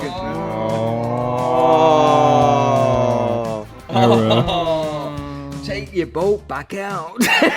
Because I put in the diff first, I was unable to put the prop shaft in afterwards, so I've got to loosen the diff back off to get the prop shaft in. Then next up, I can start putting in all the rest of the suspension components. Again, of the original car on the right hand side because it wasn't damaged. It's just a technique. Remember how we said Rashford's been doing some handbrake turns? Yeah. And it snapped that off. I thought that was bolted to it. Took the bolts out. Guess what? The bit that's broke off. It's not bolted to it. No. Got to use Suzu up then, haven't we? You've got to replace the whole hub. I can't believe it. Whoever does the casting. This cast iron thing's not very good, is it? Yeah, whoever does the cast aluminium on this, that's 2 broken bits that have failed on this Rolls. The engine mount cast broke and this handbrake cast broke. So it looks like we're going to have to change the whole hub just because of this break here. It's making me more and more thankful for Sue. Right, the whole rear subframe is in. Now we didn't expect to use a lot of this side, so hence why it's dirty. So I think we're probably going to get all that ice blasted and cleaned up so it looks nice and clean like the other side. But we are a little bit doubtful of this rear diff now because after we've like kind of spun the wheels, it don't feel very smooth, and we're wondering whether when the drive shaft's been ripped out of it, whether it's damaged it or not. We know there's no oil in it left, so we've got to fill the oil up now, and there's a special way to do that, and I think that's what I'm going to do now. Then we've got more fluids to put in before we can drive this. Did that loosen or break? Oh, it went. Okay. If I'm right, but I am guessing because I don't have any Rolls Royce manual, you literally just fill it until it starts coming out. And we're going to need a syringe for it. Oh, gear oil stinks, smell that. Ooh. Rough, innit? Right. Got the diff oil. Then we just inject it in. That's one in. That's what I do at doctors, isn't there? Oh, I think that's coming out now. Oh, yeah, that's definitely coming out. Yeah, that's coming out now. Didn't take much. Can't have leaked it all out. How much do you think they would charge you at Rolls Royce to do a diff service? That's like a £3 service, that. Boom. With the oil topped up in the diff, it's time to pay attention to more fluid the car needs. I've got a feeling this is similar to the BMW M5, where you can't just bleed the brakes. You can't just bleed the brakes normally because underneath here, inside there, there's like some massive ABS pump thing, and like all the air seems to collect in there. So before we had to use the code reader to bleed the brakes. What I'm going to try and do first is a regular way of doing it, and then If that doesn't work, we'll try the code reader way. First step is to take the cap off the brake reservoir and top the brake fluid up, of course, with Valvoline brake fluid. Being that we're Team Valvoline, once we put the .4 in, it's on to the next step.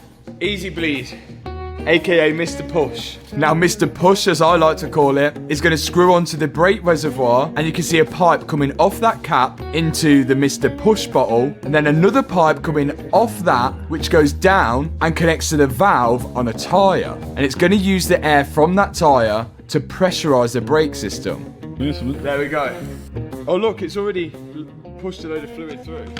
So that's putting pressure through there. Now I believe it goes back left, back right, front left, front right. We just got to crack the nipples off. So air is being pushed from the tyre down this line here into Mr. Push's bottle, which is full of .4 brake fluid, and then another line is coming off Mr. Push and into the brake reservoir. All I've got to do now is go around the brake calipers and crack the bleed nipple off, and Mr. Push should push all the air out the brake system. You can see it working on the back right, then the back left, then I go to the front left and the front right, making sure I crack both bleed nipples on the front calipers, because there's 2 on each. It's really full.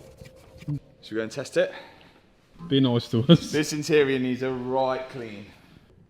Oh, yeah. Hang on. See if we can get a hard pedal.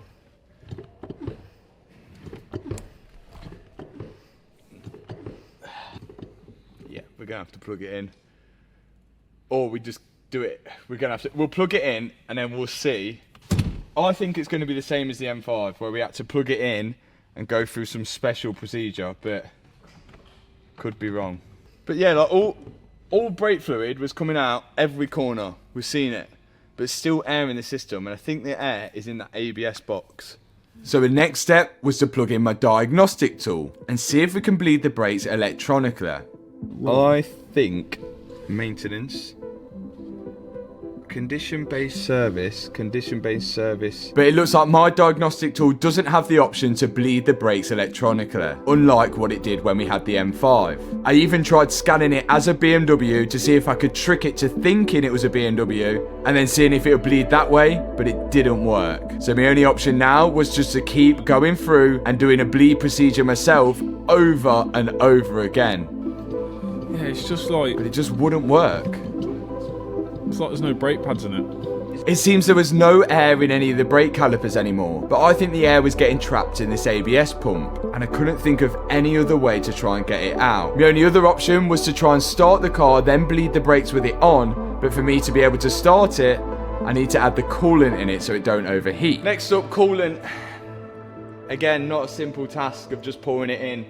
We've got coolant reservoir for the engine there, which actually goes down and goes into this big tank on the side, and then also a coolant tank for the charge cooler system.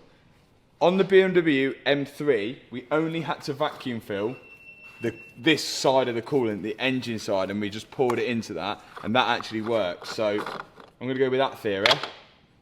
Let's vacuum fill that with coolant, then we should be able to run it, then we'll try doing the brakes. Oh, and we've still got that to put in as well, which is power steering, and I think the power steering fluid uses the same fluid for the anti-roll bars as well. I've never heard of it before, but I think it does. So out comes the vacuum filler.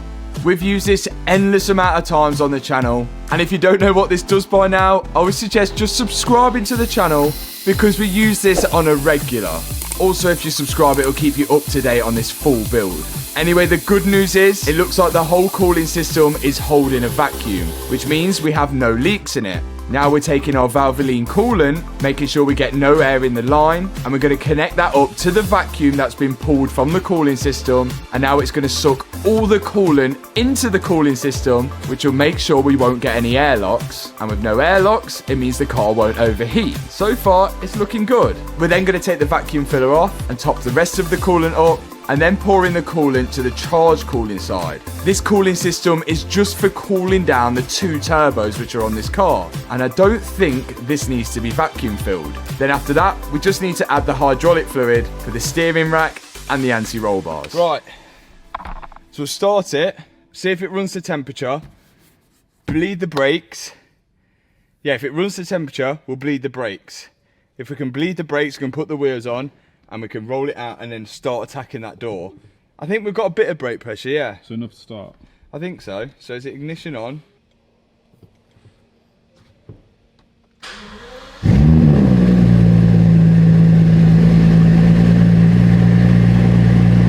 Just needed to top up a bit more of the hydraulic fluid now that it's ran around the system, and then we can check the brakes again. Both sides coolant's good. Should we try and bleed the brakes again? Okay. It's really spongy though, isn't it? Like we've got no brake pedal. Oh my. Like we've got nothing. I don't know how much difference it would have made bleeding the brakes with the car on, but quite clearly, no difference at all. Ah, why is it not working? No. I might break the pedal. There's got to be a procedure with the auto. It's got to be. Have you noticed that everything we've done has been really anti-DIY? Like it will stop. It will stop, but it ain't gonna stop. Like it'll be enough to roll us out.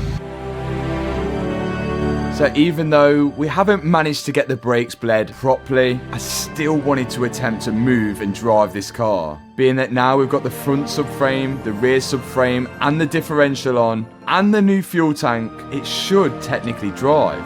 So I've gone and got the wheels off Sue, and then we can lower the car down and try and move it for the first time since the accident.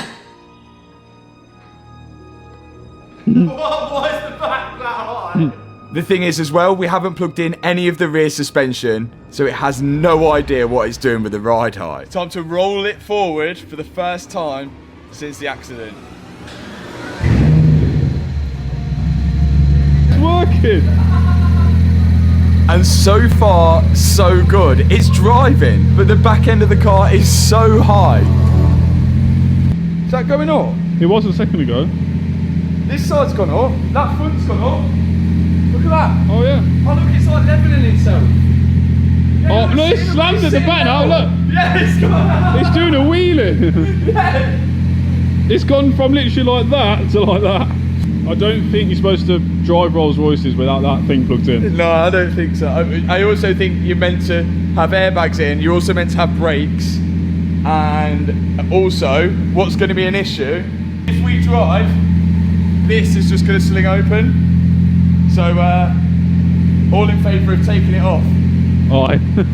Now we're going to need to replace this whole passenger door anyway, along with the wing mirror and the glass as well. The only thing that's worth keeping off this door is the door card. So before we take the door off, I'm going to remove the door card first, making sure not to break anything, because I'm pretty sure this Mansory interior is around £33,000, however outrageous it may be. Now that I've got the door card unclipped, I need to remove all the electrical connections from it, and I can start removing the door from the car now. First step is to disconnect the electronics from the chassis of the car, then there's the bolt for the check strap, and then one bolt which holds the top hinge, and one bolt which holds the bottom hinge. And we've just about got the door off.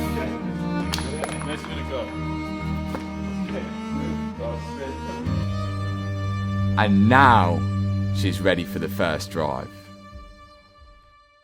It's time for no brakes in a Rolls Royce and one door and a really dirty steering wheel.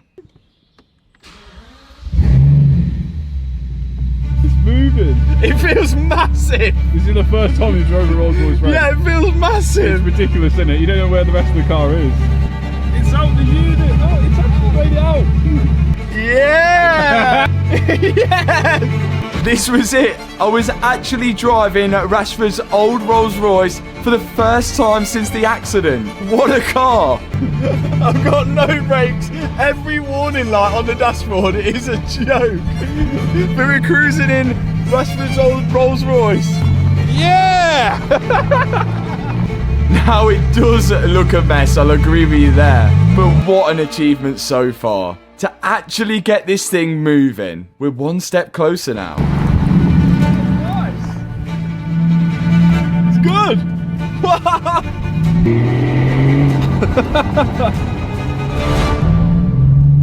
So it's driving, it's rolling. The first time I've ever driven a Rolls Royce Wraith. I didn't imagine it to be like this, but hey, you can't pick and choose, can you, at all? Now this is where things are going to get a little tricky. It's not just bolt on, bolt off parts anymore.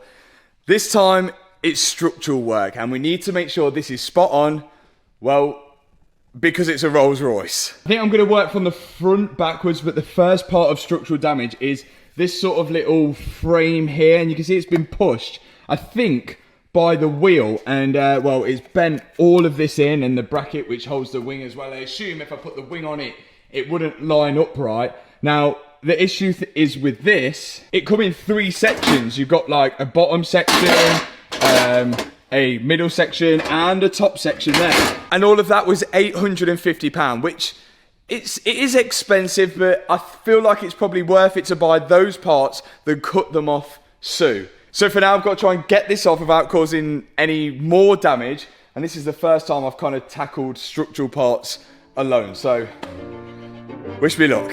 So you're probably wondering, why buy a parts car if we're not going to take these type of parts off it to use on the Mansory rolls? Well, the procedure for taking these type of parts off is pretty critical, and the risk of damaging them whilst doing it is pretty high. And we think we've got a better chance of selling Sue, our parts car, if it is a complete chassis rather than cut up into pieces. So for the sake of the extra £800 odd, we think it was worth just buying these structural parts from Rolls to use on it.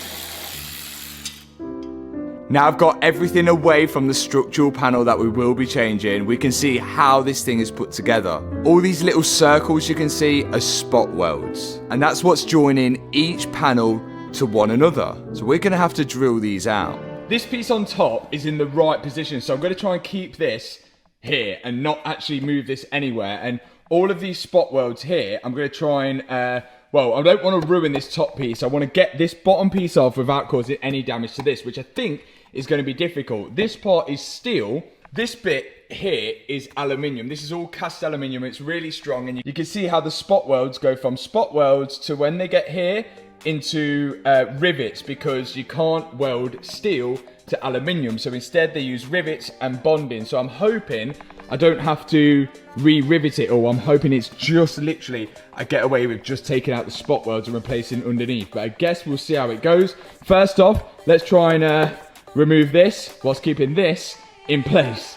I'm going to be using the belt sander to do this. Because this panel is effectively scrap, we're not too worried about damaging it, and a quicker way rather than drilling the spot welds out is to use the belt sander. But on top, because we want to keep this panel, I'm going to be drilling out the spot welds instead. By doing this, it means I can reuse that top panel as I mentioned. Once I've drilled and sanded the spot welds, I can use the spot weld chisel just to wedge in between the joining panels to try and separate them. The lower panel also connects to the chassis leg as well. So the spot weld chisel is getting wedged in between those two there. And slowly but surely, we should be able to pull it away from it. I then thought it was going to be a little easier if we just get the saw out and cut the panel into 2 pieces. Then I could break away the bottom part, but the top part was still a struggle to get away. Out came the wire brush to get away some of the seam sealer, which revealed rivets. All of these bigger circles here are rivets, where it's riveting an aluminium panel to a steel one. So it looks like I'm going to have to drill some of these out, which is pretty easy because the rivets are really soft aluminium. I'm then going to use some heat which should soften the panel bond connecting the steel panel to the aluminium panel, and then go at it and try and wiggle the steel panel away. And it's off. Okay, I've been body shopping. Good news and bad news. Good news is that I've managed to keep this all intact and we can reuse it, and it's still got the nice OEM paint and all the original fitments. Bad news is I need rivets. Now see, this part here is steel, and when that slots in behind here, all of this is aluminium. Can't weld steel to aluminium, so instead they use panel bond and then they use rivets in there. So I need 1, 2, 3, 4, 5, 6, 7, 8, 9 or 10 rivets. I think I need 10 rivets.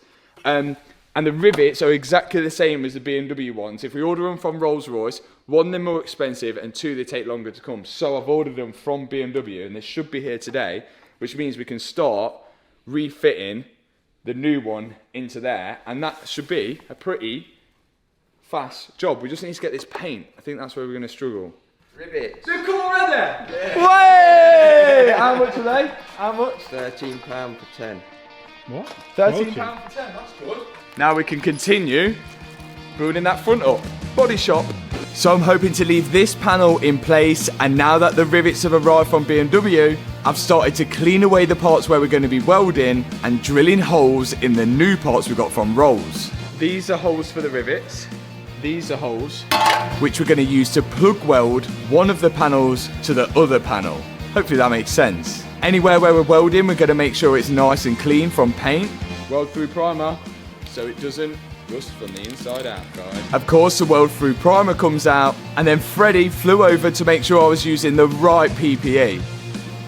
That's what good friends are for. Don't we need PPE? No. No. The weld through primer doesn't stop there. We've got to make sure that we put it on the chassis leg as well. Okay. This part is going onto the aluminium, or as Freddie's here, aluminum. We're gonna, because it's going onto that, we're gonna have to put panel bond on it as well. So, look at that. Boom. Do you know what? This is the point of no return. Once this is on, it's on now.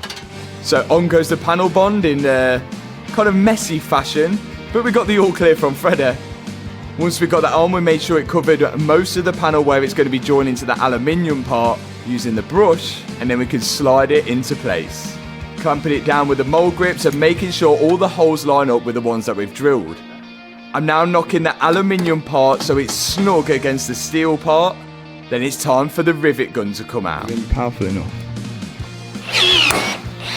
Oh yeah, that's well good. There's plenty of rivets to put in.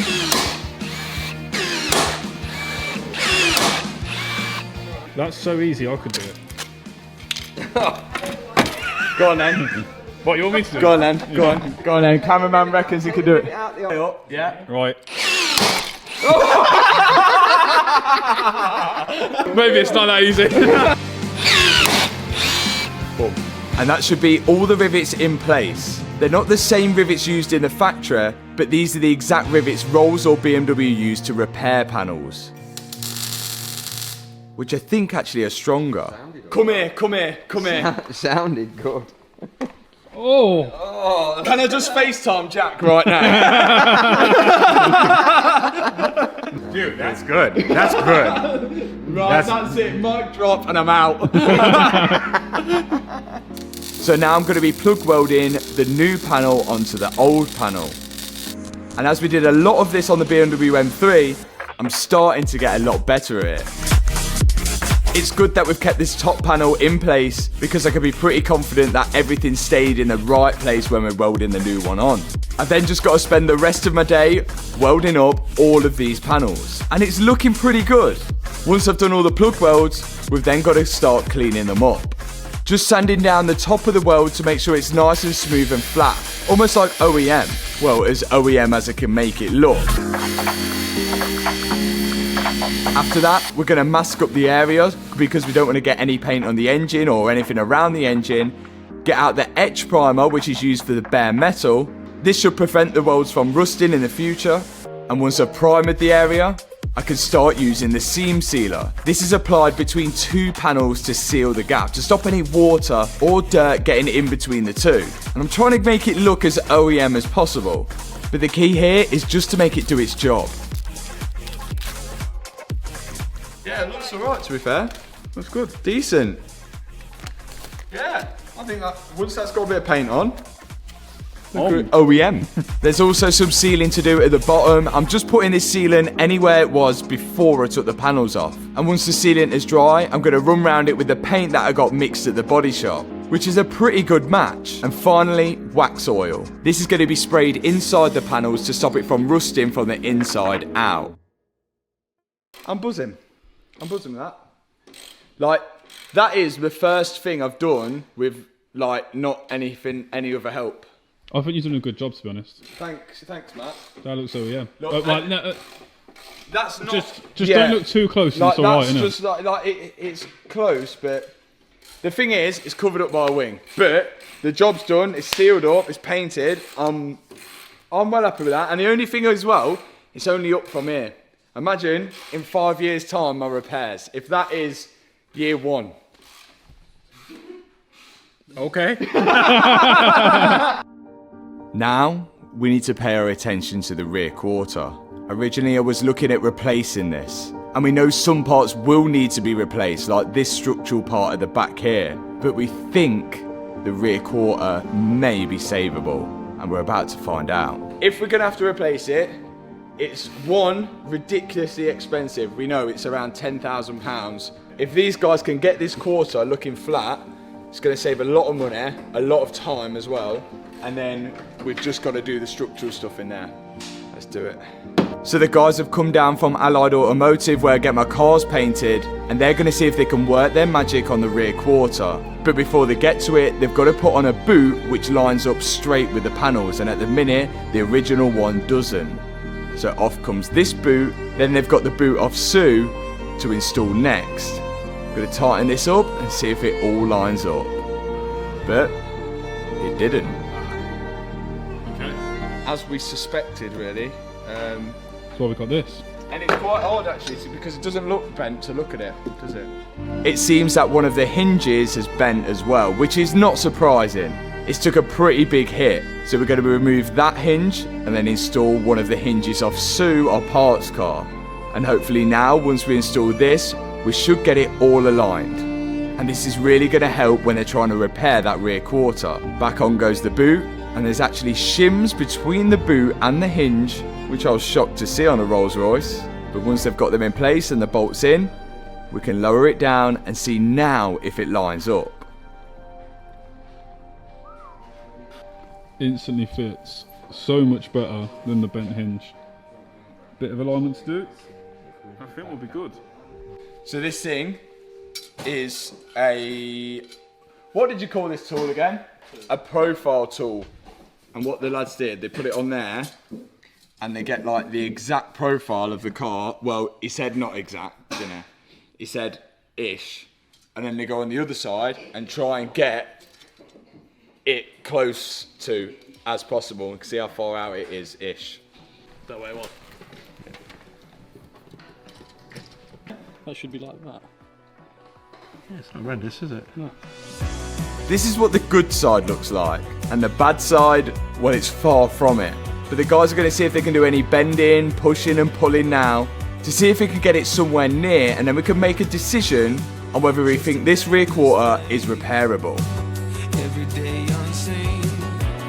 This rear quarter is made out of steel, so it's a little bit easier to manipulate than something like an aluminium rear quarter. They're putting the tool in the boot now and started to push out all the damage in there, and you can see how much it's moving here. Slowly starting to get somewhere. Verdict is, rear quarter's fixable. This part underneath, not fixable.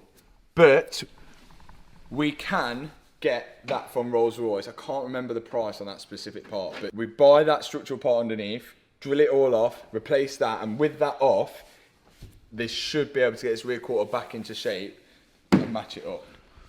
This is supposed to have one line in it. It's got like 3. That's Yeah, going to be crazy. it looks better like that. I think it looks better. It's the Mansory Armstrong edition. Oh, yeah. Yeah. You can't look at both sides at once. Knowing that the rear quarter is now savable, I've moved back onto the front and I can start putting back together all the parts I took off before fitting that structural part. Look at this. Look, come over here, come over here. Bolts line up, yeah? Yeah. Look at this, look at this, look at this. Bolts line up. Good work. Thanks. Thank you.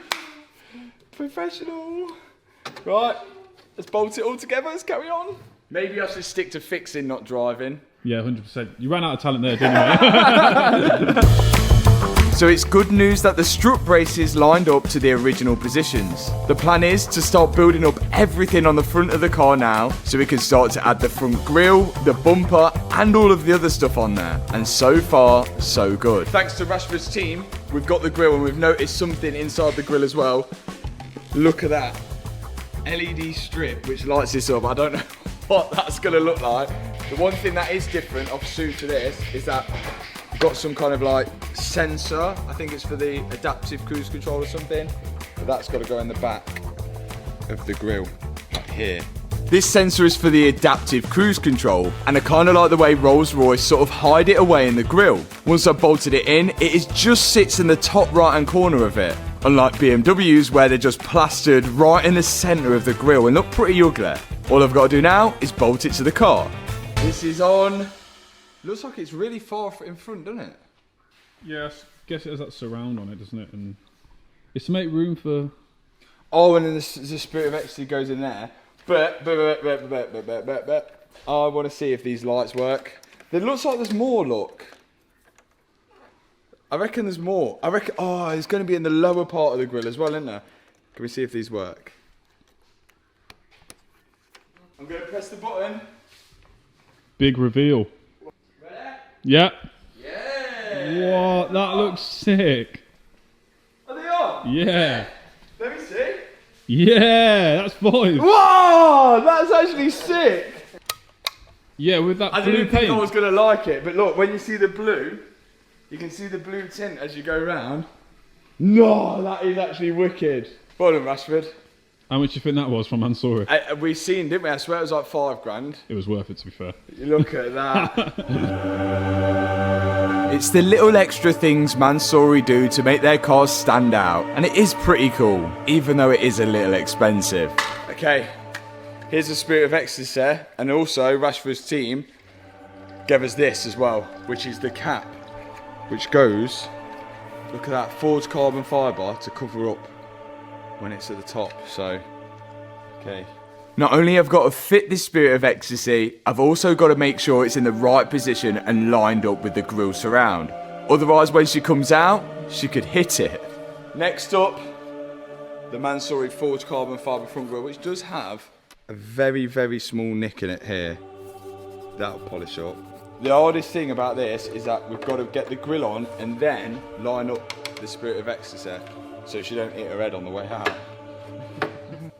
Oh, there we are. That is in, but this, like, carbon is really rigid, and as soon as you push that in, it's clipped.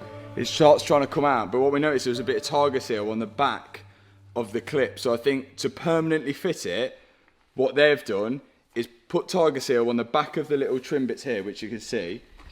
These little bits here, put targa seal on there. When it's wet, push it in, hold it down like that, and then it will set in and hold it in place a bit better than what it is now. But it's roughly in line, the forged carbon fibre bits there. There you go.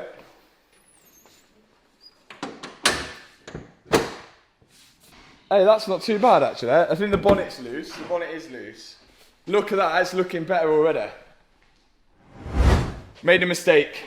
This actually clips in to the bumper, so this has got to go on afterwards. So I'm gonna. But before we put the bumper on, the headlight's got to go in. Rashford's team sorted us out with the headlight, which was good. I think we forgot to show this on the day that we got there, but we've had to. Well, my dad repaired some of the tabs. Look at that one. So, yeah. Oh my God. Yeah, it was either that or another £3,500 for a headlight. So I think we don't even know if this works. Let's hope it does. But as we started fitting the headlight, we noticed something was wrong. Oh no. So they did change something. Oh, that's good of them. I'm glad they did that. So it looks like something is different. It's just that bottom bracket. That bracket there is fixed on Oh, this, it's but welded. it's welded on. They screw it on this. Don't they? It looks like there was a difference between the headlight bracket on Sue and the headlight bracket on the Mansory Rolls. We measured the length of the one which come off Sue, and the one which come off the Mansory one was a lot shorter to obviously fit the facelifted headlights. This is the part of Sue, and this is the part of Margaret. You can see it's pretty much identical.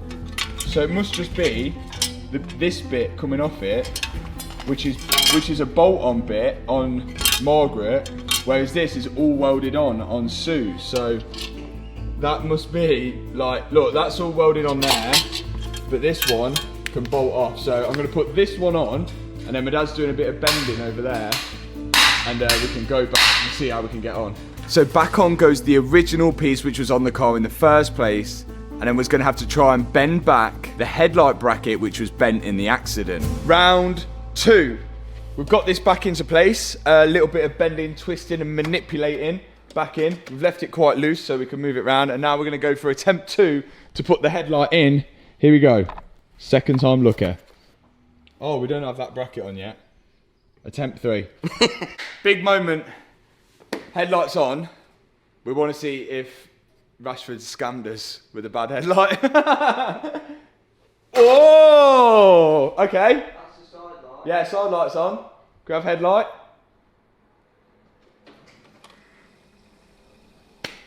He didn't scam us. Now, we've got to put on this bumper, but on the bumper, this is absolutely crazy. Like, you know, there's stuff which, there's all lighting and stuff, and like, we're trying to work out what's aftermarket and what is actual Rolls Royce, but I think we are missing a few bits of it. See all these little boxes here? These boxes, I'm pretty sure these are like Mansory stuff, and there's going to be extra lighting and LEDs all over this, but look at the amount of plugs. Look, 1, 2, 3, 4, 5, 6, 7, 8, 9, 10. 10 plugs for a front bumper, and all it's got in it is 2 indicators and 2 daytime running lights. First step is to find out where all those plugs went and plug them in. Second step, line up the bumper. Now there is a little bit of damage to this front bumper, but it seems to have got away pretty lightly, being that the accident was so bad. But all of this damage will be repaired once we get the car painted. It does look good. It looks like way more like... Whoa. It looks a lot better than the stock bumper as well, actually. You can see why. I feel like Margaret ain't an appropriate name for her with that bumper on. Maggie. No. I feel like it needs to be... What's like a gladiator name beginning with M? Mary. More electrical plugs to plug in, and then it's back on with the forged carbon fibre grille surround. This front end would have cost Rashford over £30,000. Big moment.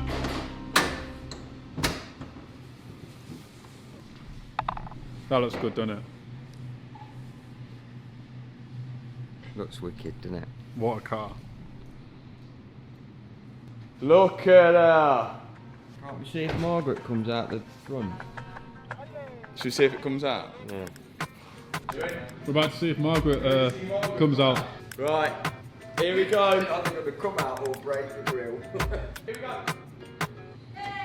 Yeah! Oh!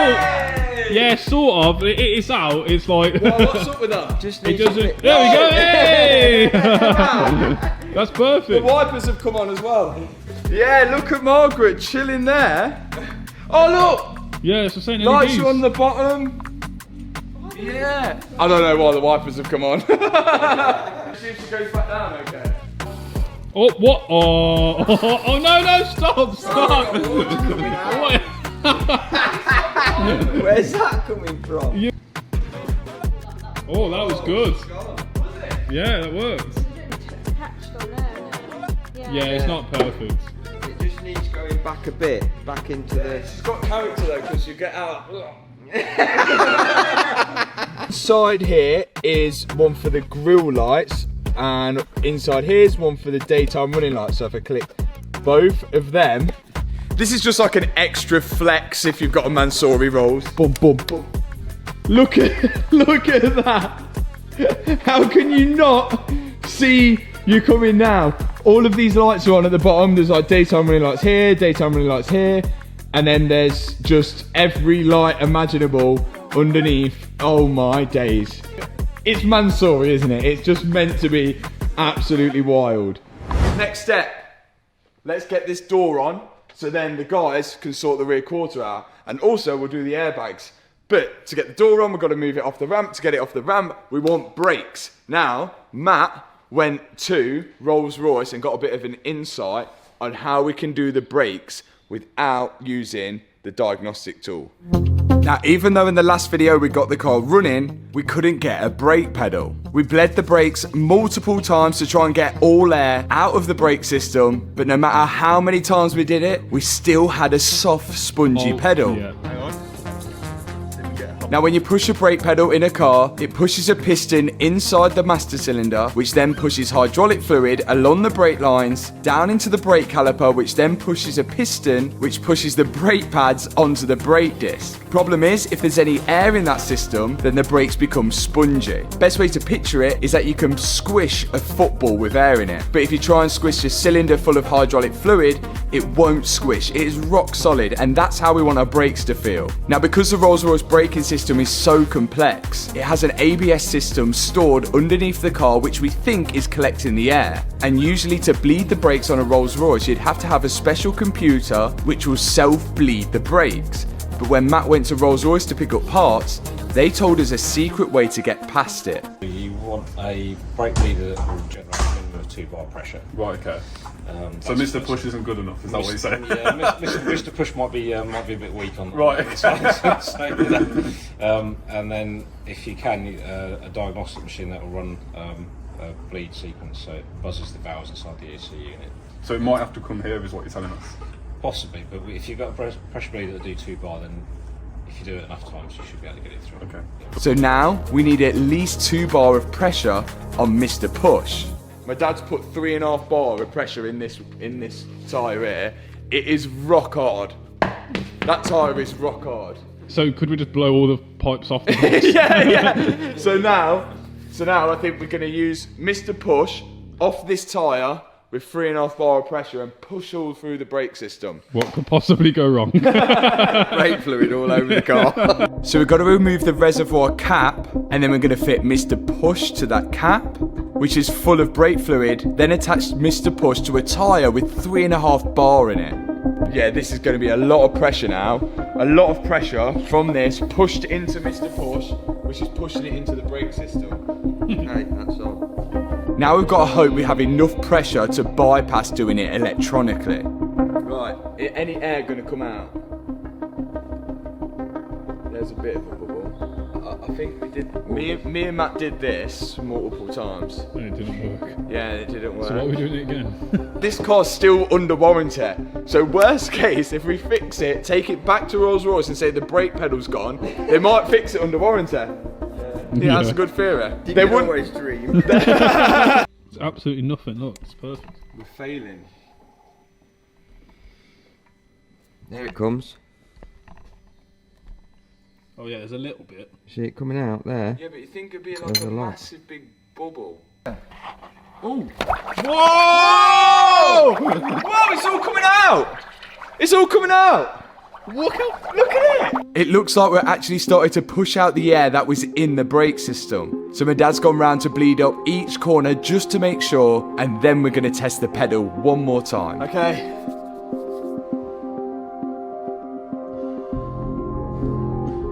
Oh! Yeah? Yeah!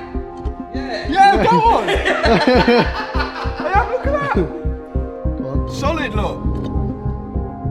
Solid. Yeah! Yeah, it's solid. Yeah, Mr. Bush! It works. Who would have thought Rolls Royce would have been right? Look at that, solid brake pedal. So everyone knows that you don't need a diagnostic tool to do it. You just need 3.5 bar of pressure. Go straight through it. Yeah, got decent pedal there. Great news.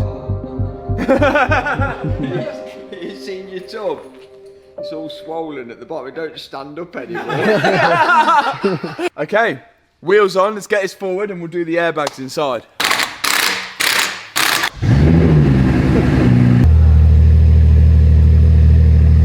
Now we compare our attentions to the curtain airbag which is deployed and the airbag in the seat.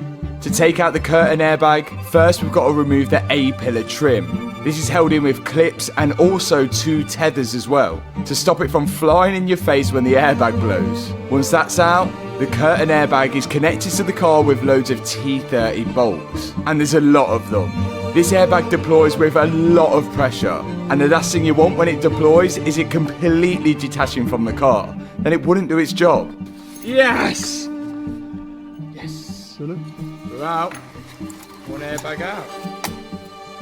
Luckily, we've got the one from Sue, our parts car, to put in place of it, and it is exactly the same. This has definitely saved us a lot of money, and some manufacturers won't even sell airbags to the public. You have to be a registered repairer to buy them, so it was definitely a good idea getting Sue.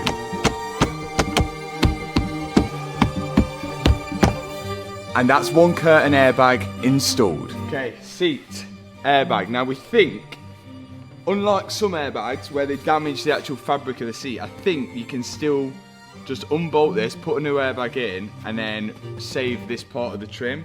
We're hoping so anyway, because it's Mansory. So I think just the backing comes off of the seat.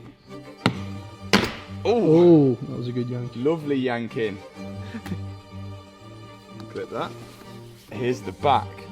Oh, that's pretty cool. Look, you can see the Mansory belt just chilling around the back, and all the other gubbins which are BMW. First, I've got to remove the leather which covers over the airbag, which is held in with 2 T30s. And it then uses like a series of clips to hold it in place, which I'm using my flathead to get out. Question is this broken? We don't know yet. After that, the airbag's just held in by 2 10mm bolts, and it comes out as easy as that. One airbag out. And in goes the second-hand airbag that we got from Sue's seat. Okay, I think this is it. And that, I think we just put it straight back in. In we go. Put that in. Do you think it's glued, or do you think it just clips in? Does it not just clip in like before? Yeah, I think it might just clip round the back, you know. We've checked Sue, and nothing is actually damaged on this, so it must literally clip in right behind the back. We've just got to get this in, so more hours of trying, I think. Let's keep going. Once I've got it clipped in at the front, I've got to slide it back into the clips at the back of the seat. This was a really fiddly job, but you want to make sure you do it right. Oh. Let's get the back on. Airbag in. I can now connect up the electrical connections to the switch on the back of the seat, and then push the clips all back in so the seat becomes one again.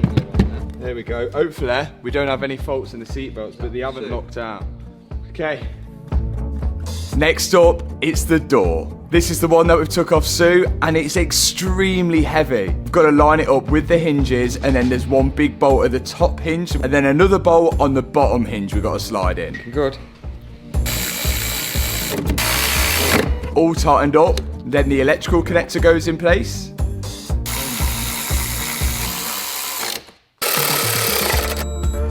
Perfect, I'd say. Oh!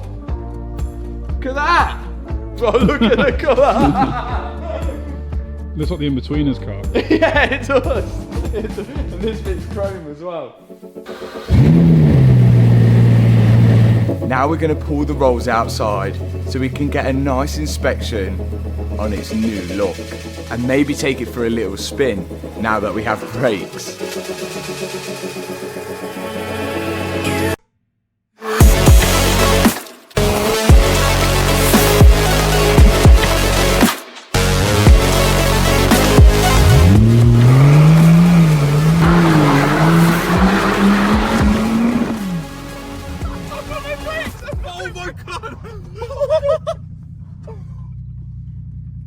I've got no brakes. I thought we were going to crash. I don't think the brakes are them properly. I lost all brakes.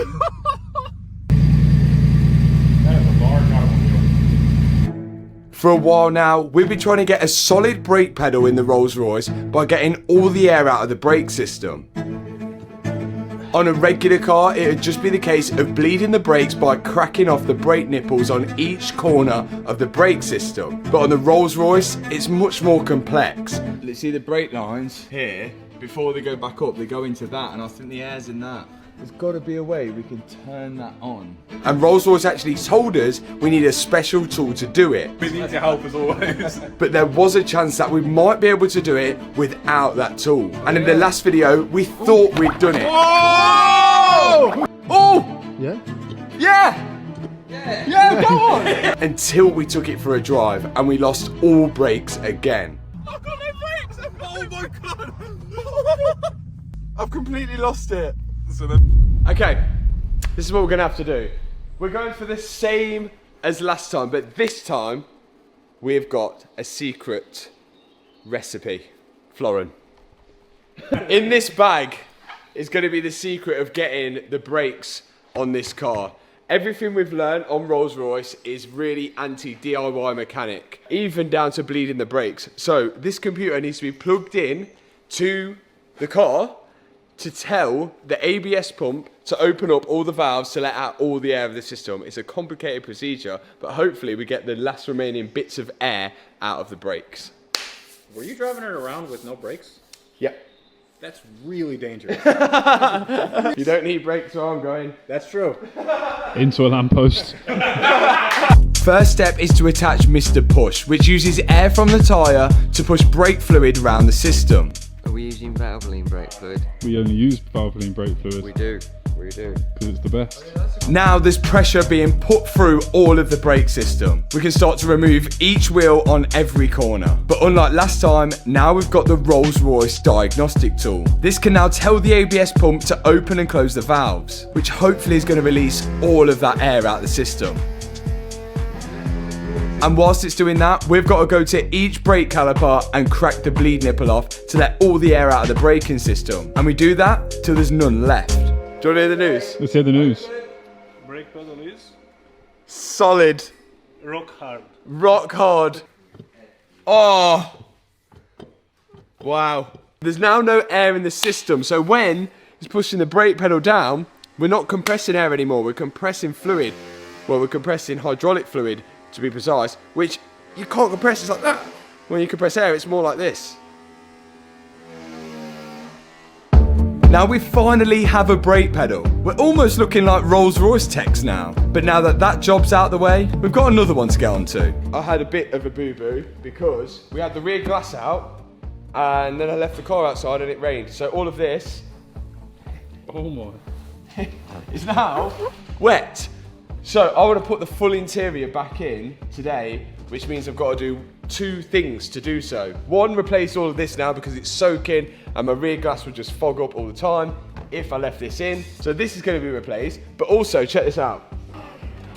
These hinges actually bolt in from the rear parcel shelves. That's where they are, they're hidden. So you have to take the whole rear parcel shelf out, rear seats, everything, to get to those bolts down there to take those hinges out. So that means I can't put the interior in because the body shop would have to take it all back out just to paint that. So we're gonna paint it ourselves. To remove this sound deadening on the rear parcel shelf, we've got to remove everything that sort of sits on top of it, including the two seat belts each side, then all the wiring that clips to the top of it as well, and then there's a bunch more sensors which we have no idea what they do. After that, we can lift it out. Next up, let's get these boot hinges out. Why would they not put them the other way around? Firstly, I'm going to remove the bolts which hold the hinge to the boot lid. There's 3 on each side, then me and Matt can lift it off. My plan is to paint 2, just in case we don't get the exact finish. But if we at least paint 2, we know that they're both painted by us, so they will match. Now I can start undoing the 4 bolts which bolt the hinge to the rear parcel shelf. And once I've taken off them, I can pull the hinge out the way, unclip it from the spring which holds the boot up, and then slide through all the wiring which goes to the boot lid. One hinge, I'd say that's been painted on the car.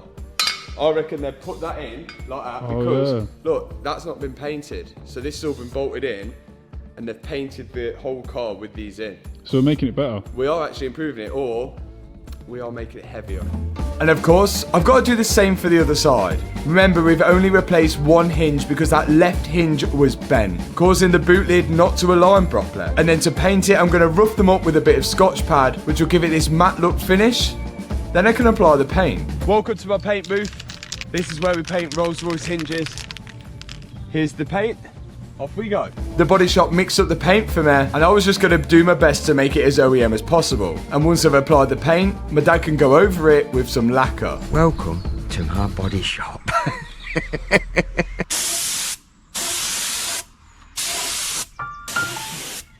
You wouldn't even know which one was the painted one and which one wasn't. So that goes in. We've got to align this all up, haven't we? There's loads of movement.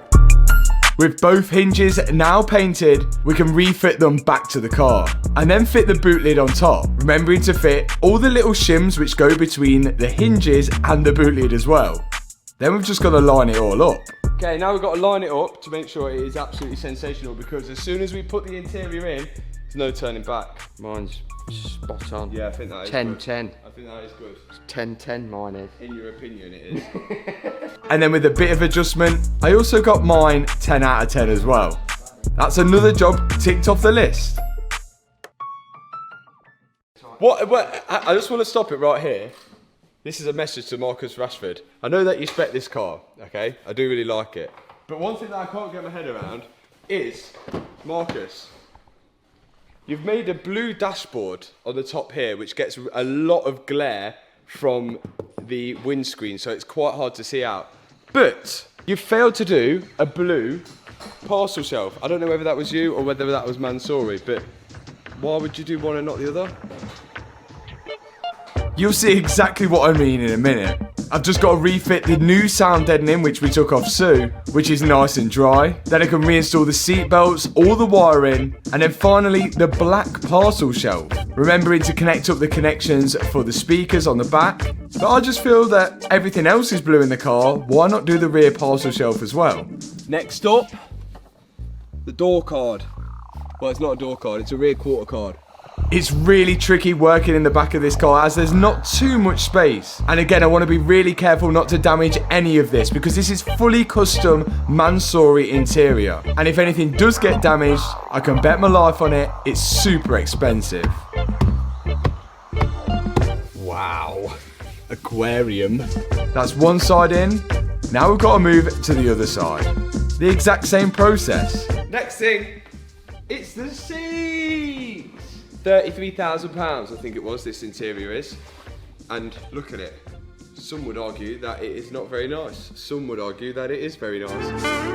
Now, £33,000 is insanely expensive for an interior. But in my opinion, it does feel really good quality.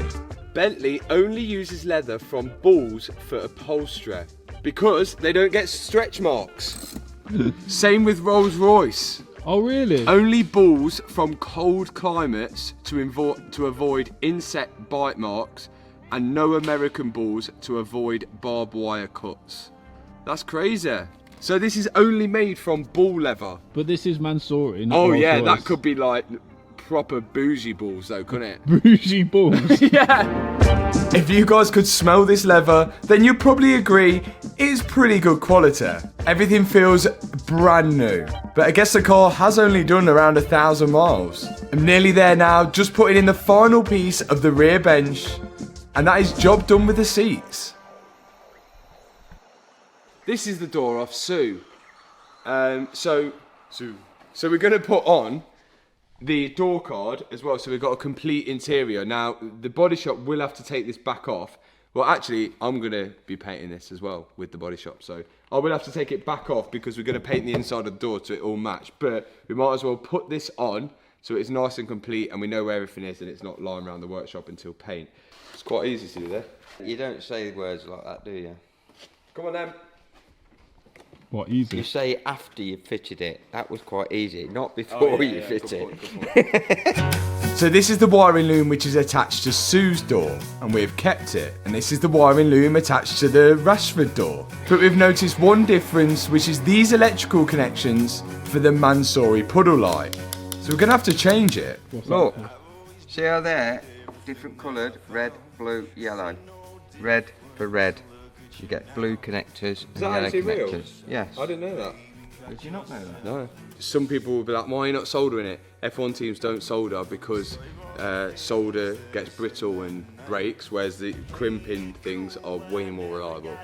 I'm not sure we're quite at the level of F1 teams at the minute, but if F1 teams do it, I can't see it harming a Rolls Royce. We've got to crimp on these connectors for the Mansory puddle light, and once that's done we can connect them to the puddle light in the door card along with all the other connectors in the door card as well. And once that's done we can line up the door card to the door and start fitting the door handle, remembering to connect up the cable. For me now.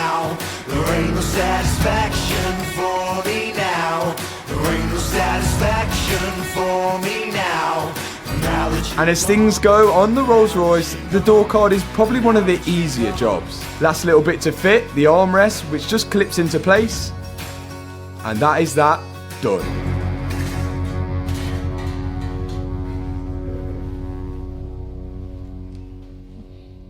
Interior in, looking good. Let's move some bodywork. Let's get this front bumper back on after it's been for a repair, which you would have seen in the second channel. 3, 2, 1.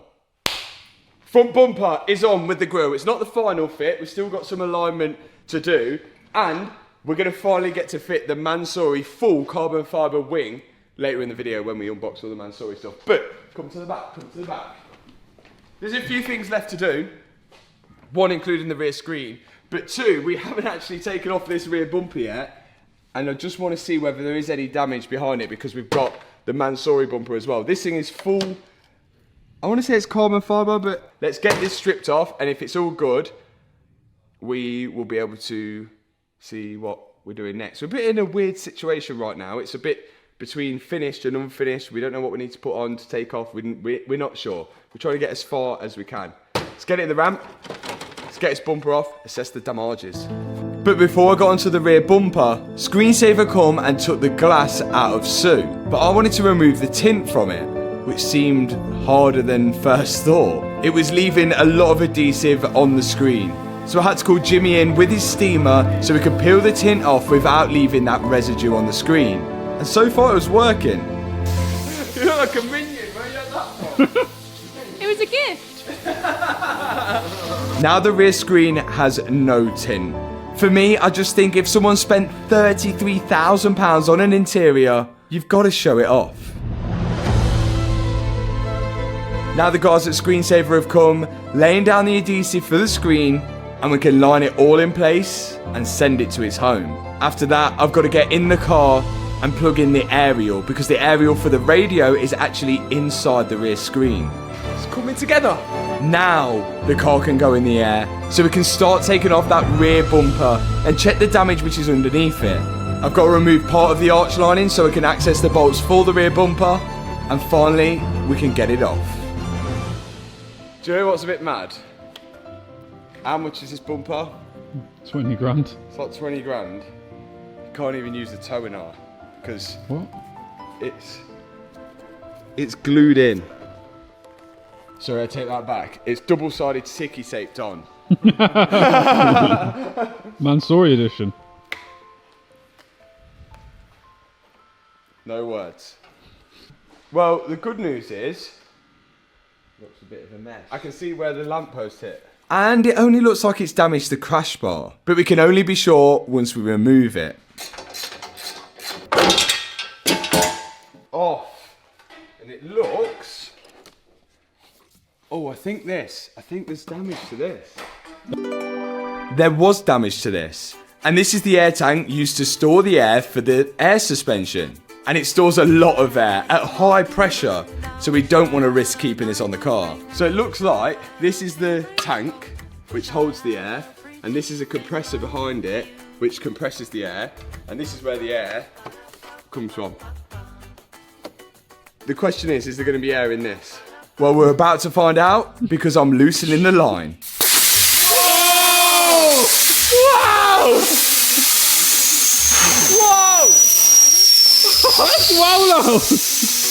I'm not sure that's how Rolls Royce would have removed it, but either way, it did the job. And I've got the other air tank that we can use in replacement for the damaged one. Luckily, it's exactly the same. I don't think they changed much throughout the years. Once that new air tank's in, I can attach the sensors and the air lines, and that is job done there.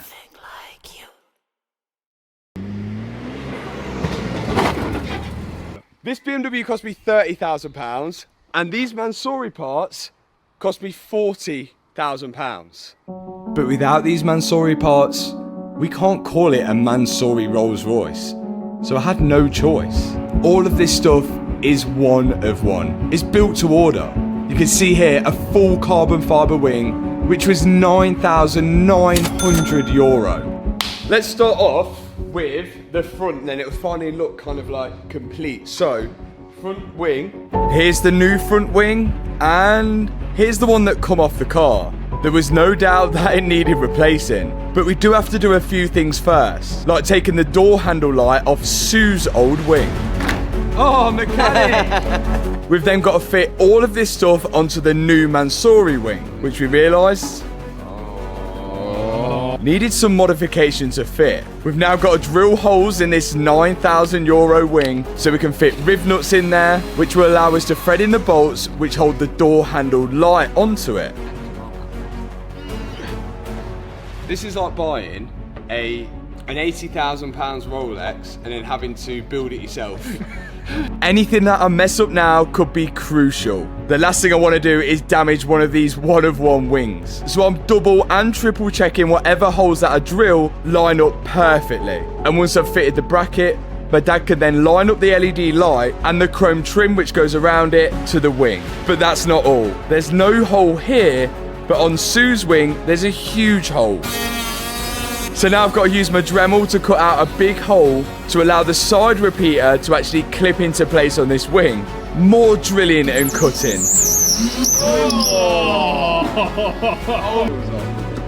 But after I've cut the holes, it fitted quite nicely. Beat. Oh, yes. Can't believe we had to cut it out ourselves, but that is in. Side repeater's in. Door handle's in. Just these parts to go, but we don't want to install these yet because the painter's going to have to paint over them. Next step, fitting it to the car. It's one thing buying the parts, it's another thing fitting them all. And we've come to the conclusion that the majority of the price Mansory charge is actually labour cost, because the additional parts don't add up to the extra 300,000 Rashford paid for the car. I don't think we're far off. It's looking really good now. Like the fact that this isn't that far off the colour gives you, like, you know, when you blur your eyes.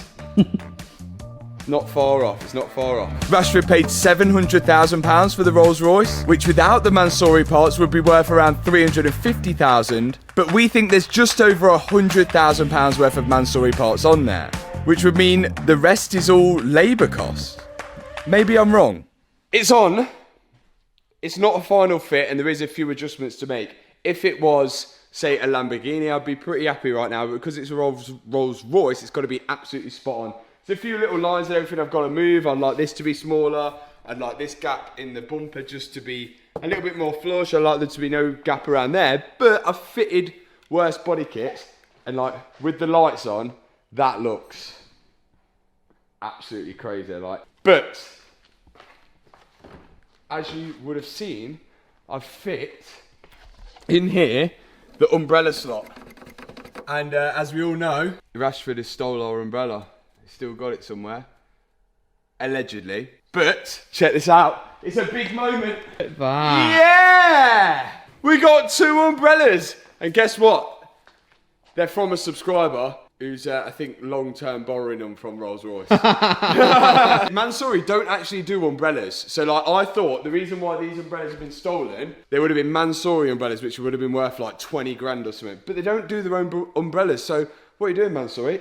Make your own umbrellas. These are Rolls Royce ones. And not only that, I'm not going to open it, bad luck, but they are grey to match the paint. Let's see if they fit.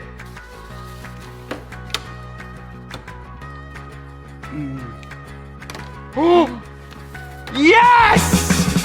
Next up, we're fitting a side skirt worth €8,400, which was actually tiger sealed on at the back. Yeah. Oh my days. That is literally a full bottle of tiger seal on that.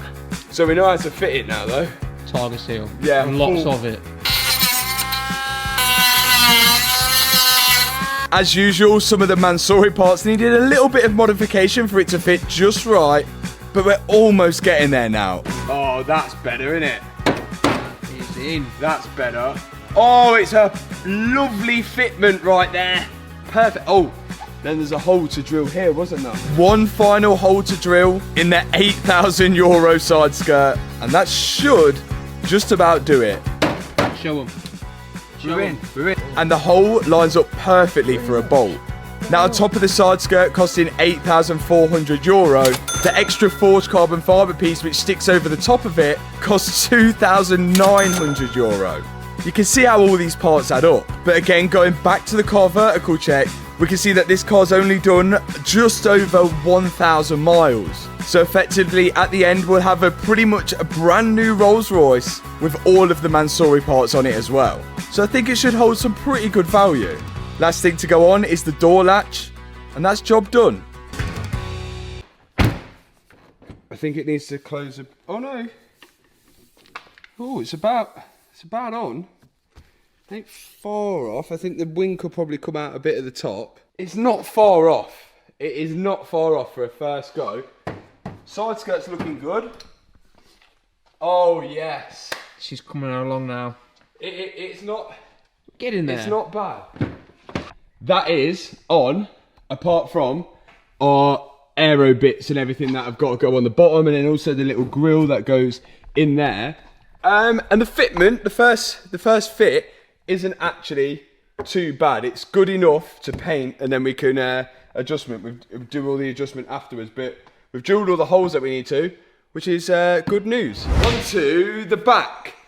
Okay, there's a lot of wires behind here, some for parking sensors and some for other things we're not sure about. We think that's exhaust valves, but we're going to try and figure that out. Why you've got an F1 rain light on a Rolls Royce Wraith, I don't know, but that's how Rashford spec'd it, so we're going to have it exactly how he spec'd it, with a F1 rain light, because he was Max Verstappen in on the way home.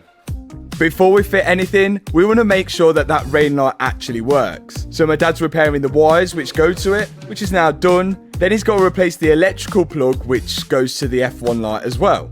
Pulling out the pins and then putting on a brand new plug which was supplied with the F1 light. Let's test my dad's wiring now, because there is multiple factors why this might not work. And the multiple factors might be the multiple things we've left unplugged in here, like ground wires and... Oh what the hell is that? That one's got like a Cyclops light in it.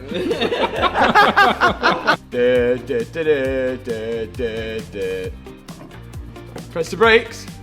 Come on, please work. Brake on. Oh my god! No, it flashes! No, it's a rain light! Wow! That's how you're supposed to do it. No, you can't have that. That looks terrible. They're like that. No, that's terrible. Do you reckon it is? I have seen it like that. F1 lights, they do flash, but they don't have brake lights. It's energy gain, isn't it? That's what it is. So what, am I gaining energy by doing that? Yeah, it is. Luckily, I found a switch in the boot which was for that rain light, and it changes the different modes which the rain light actually flashes. Brake on. Yeah.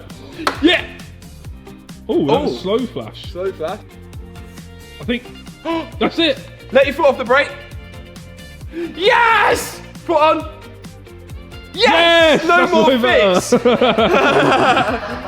I don't know whether that should be on a Rolls Royce in my opinion, but I don't know. There's one thing for sure, and that's there's not many people with a rain light on a Rolls Royce. Next thing I'm fitting is this little sensor which clips to the bottom of the diffuser. And we think this is actually a sensor for kicking your foot underneath the car to open the boot. Ta-da! Just like that. Whether it works or not, I guess we'll find out when we build the car up. But there is quite a strange thing about this Mansory diffuser. Instead of making a whole new diffuser, we do anti-weight saving by adding this diffuser on top of the other one. I can't believe that's what I do. Well, you can't really notice it from the top. It looks alright from the top. Yeah, you can't really notice it from the top. So that gets Tiger sealed in with Mansory's favourite tool. But on top of that, the wire has got to find a way through. So they've just, well, someone's just chewed a hole through that. And then this goes through, and this is the plug for the F1 light. So we've got to drill a hole and Tiger seal that on to get this all to work. Full tub of Tiger seal in there. Oh So not only do you pay €9,400 for a rear bumper, you then pay an extra €4,800 for the stick-on diffuser to go over the top of it. I've then got to drill the hole out so the wires will go through the original diffuser. Then once the stick-on diffuser lines up with the old diffuser, I'm going to take it back off, line up the marks and then drill some holes so I can put some riv nuts in the original diffuser, so the stick-on diffuser has got something to bolt onto, as well as the tiger seal, which Mansory used before. The riv nuts are now in place. I've just got to use the gun to get them nice and flush, and then it's time for the tiger seal. And lots of it. It looked like Mansory used pretty much a full tub to hold this diffuser to the other diffuser, so I'm going to do exactly the same thing. Slide the wire through the hole that I've just drilled, and then stick on the stick-on diffuser to the original diffuser. How would you ever know? Then we can line the bolts in and bolt it all up.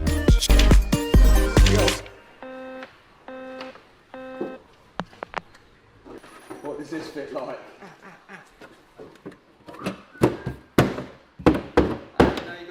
You can see how far out the rear quarter's got to go now, can't you? I then wanted to test whether the kicky boot thing would actually open the boot.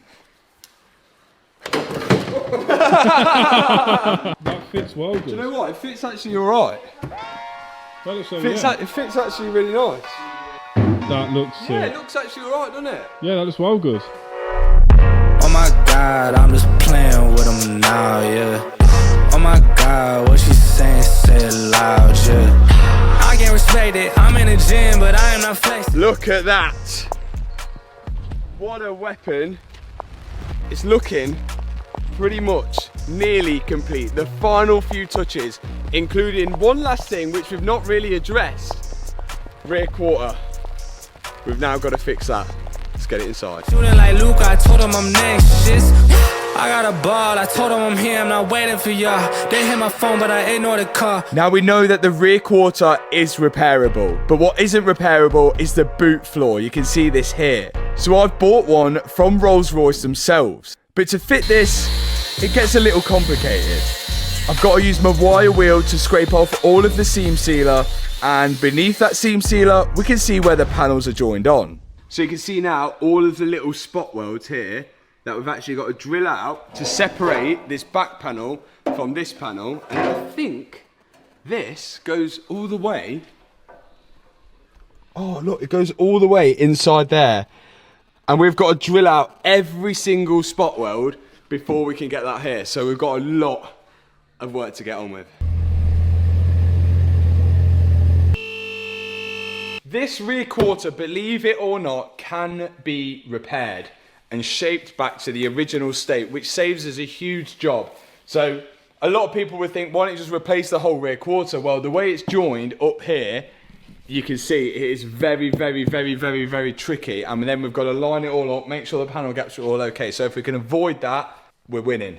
But the only way for us to do this is by taking this piece off, which is absolutely crumpled in. It's all smashed up, which is pulling the rear quarter in because of this is being all smashed up. So in order for us to pull the quarter out, we've got to take all of this boot panel off and replace it, everything which is broken. There's going to be a lot of drilling because all of these are spot welds. All spot welds now. We need to drill all of them out to separate the panels from one another. So let's get drilling. This inner structure of the boot floor is completely toast, but the rear quarter has got better. You can see that this is what it used to look like before the guys from the body shop started pulling it all out and even pushing the inner structure out, but they could only get so far before they were restricted. So in order for them to move any further, we've now got to remove this inner structure of the boot floor, which hopefully by doing so, we should be able to pull out the rear quarter to its original state. And to get this boot floor out, we've got to drill out every single spot weld which is holding it in place. And once the spot welds are drilled out, I'll get my chisel and knock the chisel between the rear quarter and the inner structure. All of the spot welds on the outside here are all cut off the quarter panel and along here. So now we can butcher this up and access the spot welds on the inside, I think, because there's still some more in there which are connecting this battery holder to the car. So I think we need to cut across. I just need to be really careful that I don't damage any parts of the car that I'm going to be welding onto. But with that boot floor cut away, I can access the spot welds now, which join the floor to the rear chassis leg. And instead of drilling these spot welds out, I'm going to be using the belt sander to weaken them. My dad's then drilling out the spot welds underneath the car, whilst I'll get the chisel between the two.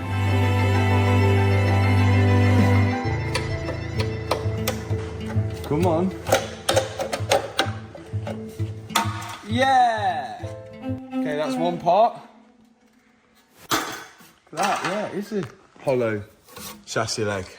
With that inner structure off, it's down to the body shop now to hopefully pull out the rest of that rear quarter. But we got the car back on its wheels into the body shop, and a few days later, we had some bad news. We're now at the body shop and there's a change of plan. It's not looking good for us and it looks like we're gonna have to do some more work. Let me go show you it. Okay, what is the reason why we're not gonna continue pulling this quarter out? If you look inside here, you've got all these strengtheners held in with foam and sealer, etc. Basically, the supports inside the panel that we couldn't see before are going to cause a real problem when you try pulling and getting it back to shape. So for the easiest, quickest job, I think we're going to put a panel on it. Yeah, it needs a new panel because the guys were saying that when they're pulling against the inner structure of the car, aren't they? And as soon as you pull that off, it could end up all like wibbly wobbly. Yeah. The job ended up way harder than we initially thought, which is not good because we know how much a new panel is. £8,977 plus VAT, just for this. But we did have a plan B. This is Agnes. A lot of people may be confused if you've not watched Freddie's video.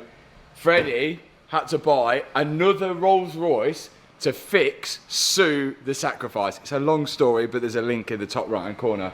But Agnes has a wet engine which doesn't run. It's just going to the greater good now. So here's the plan. We're gonna cut off the rear quarter of Agnes and use it on my Rolls Royce. Now you might be thinking, why wasn't this just the original plan? Well, number one, cutting a rear quarter off a second-hand car is pretty hard, time-consuming, and there's risk of damaging it when removing it. And number two, our parts car's got to be worth a lot more when we resell it if it has a complete working shell. But with this being our only option now, we've got to do it. The Texas Chainsaw Massacre. Oh my God, I'm not doing that. I bought some more. And I brought you some gloves. Why am I doing it? Because it's your video.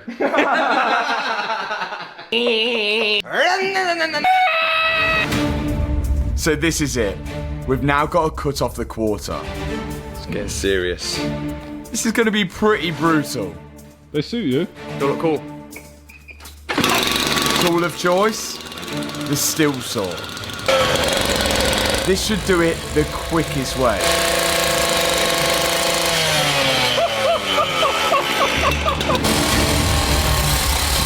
At the minute, we're not worried about cutting it off too neat, and we're cutting off way more than we need. Ear protection at the ready. Back at it again with the steel saw. I never would have thought I'd be chopping a Rolls Royce completely in half, but here we are, and even my dad's having a go. We're making our way through it pretty good. And if you're not subscribed to the channel, then now's a good time. We want from here. I can see where the spot weld's on, but Body Shop said take more than we need, so I'm going in.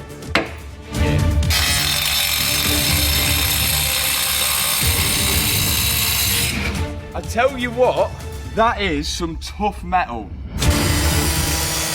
The metal on the side of the car is really tough. This is basically where the whole strength of the car is. It took a lot for us to get through this.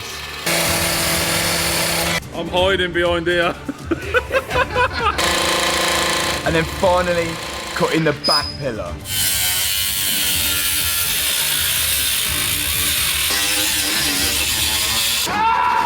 hammer is just about off. Hey! Oh. It's just on that, you just got to snap it from this joint and then it's off. Let's see, let's see. Oh my god. Look how crazy this looks. Yeah. Weight saving. That is so heavy. Okay. Back to the body shop. Here's the plan.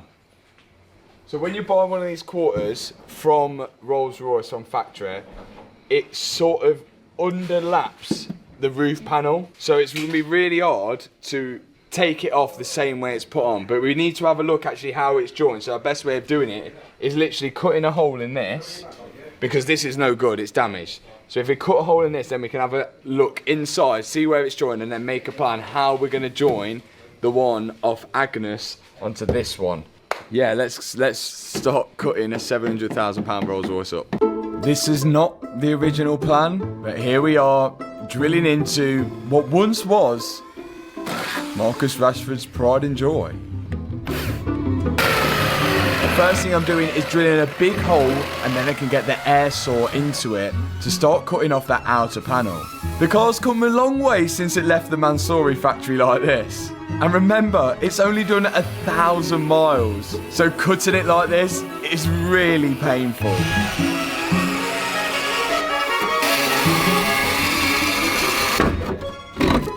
Now that I've cut that panel out, you can see all the foam on the inside that was pulling against. Now if we'd pulled the quarter off this foam, it would have made it really flimsy. And it would have been likely it could have dented again. You could argue that we could have fixed the rear quarter and then put some expanding foam in it, but it would have been really difficult to get to. But it's too late to think about that now. The quarter's off. Right, we're in a pickle. Now we can see how this is built from the inside out. The quarter panel's joined on quite nicely. It's like brazed on in here. It's got a nice join there, no problem. If it was just the quarter panel, we're sound. The problem is it's took the inner structure as well. All of this wheel arch is absolutely peppered. To take this wheel arch off, you can see it's a huge panel, like goes literally all underneath everywhere.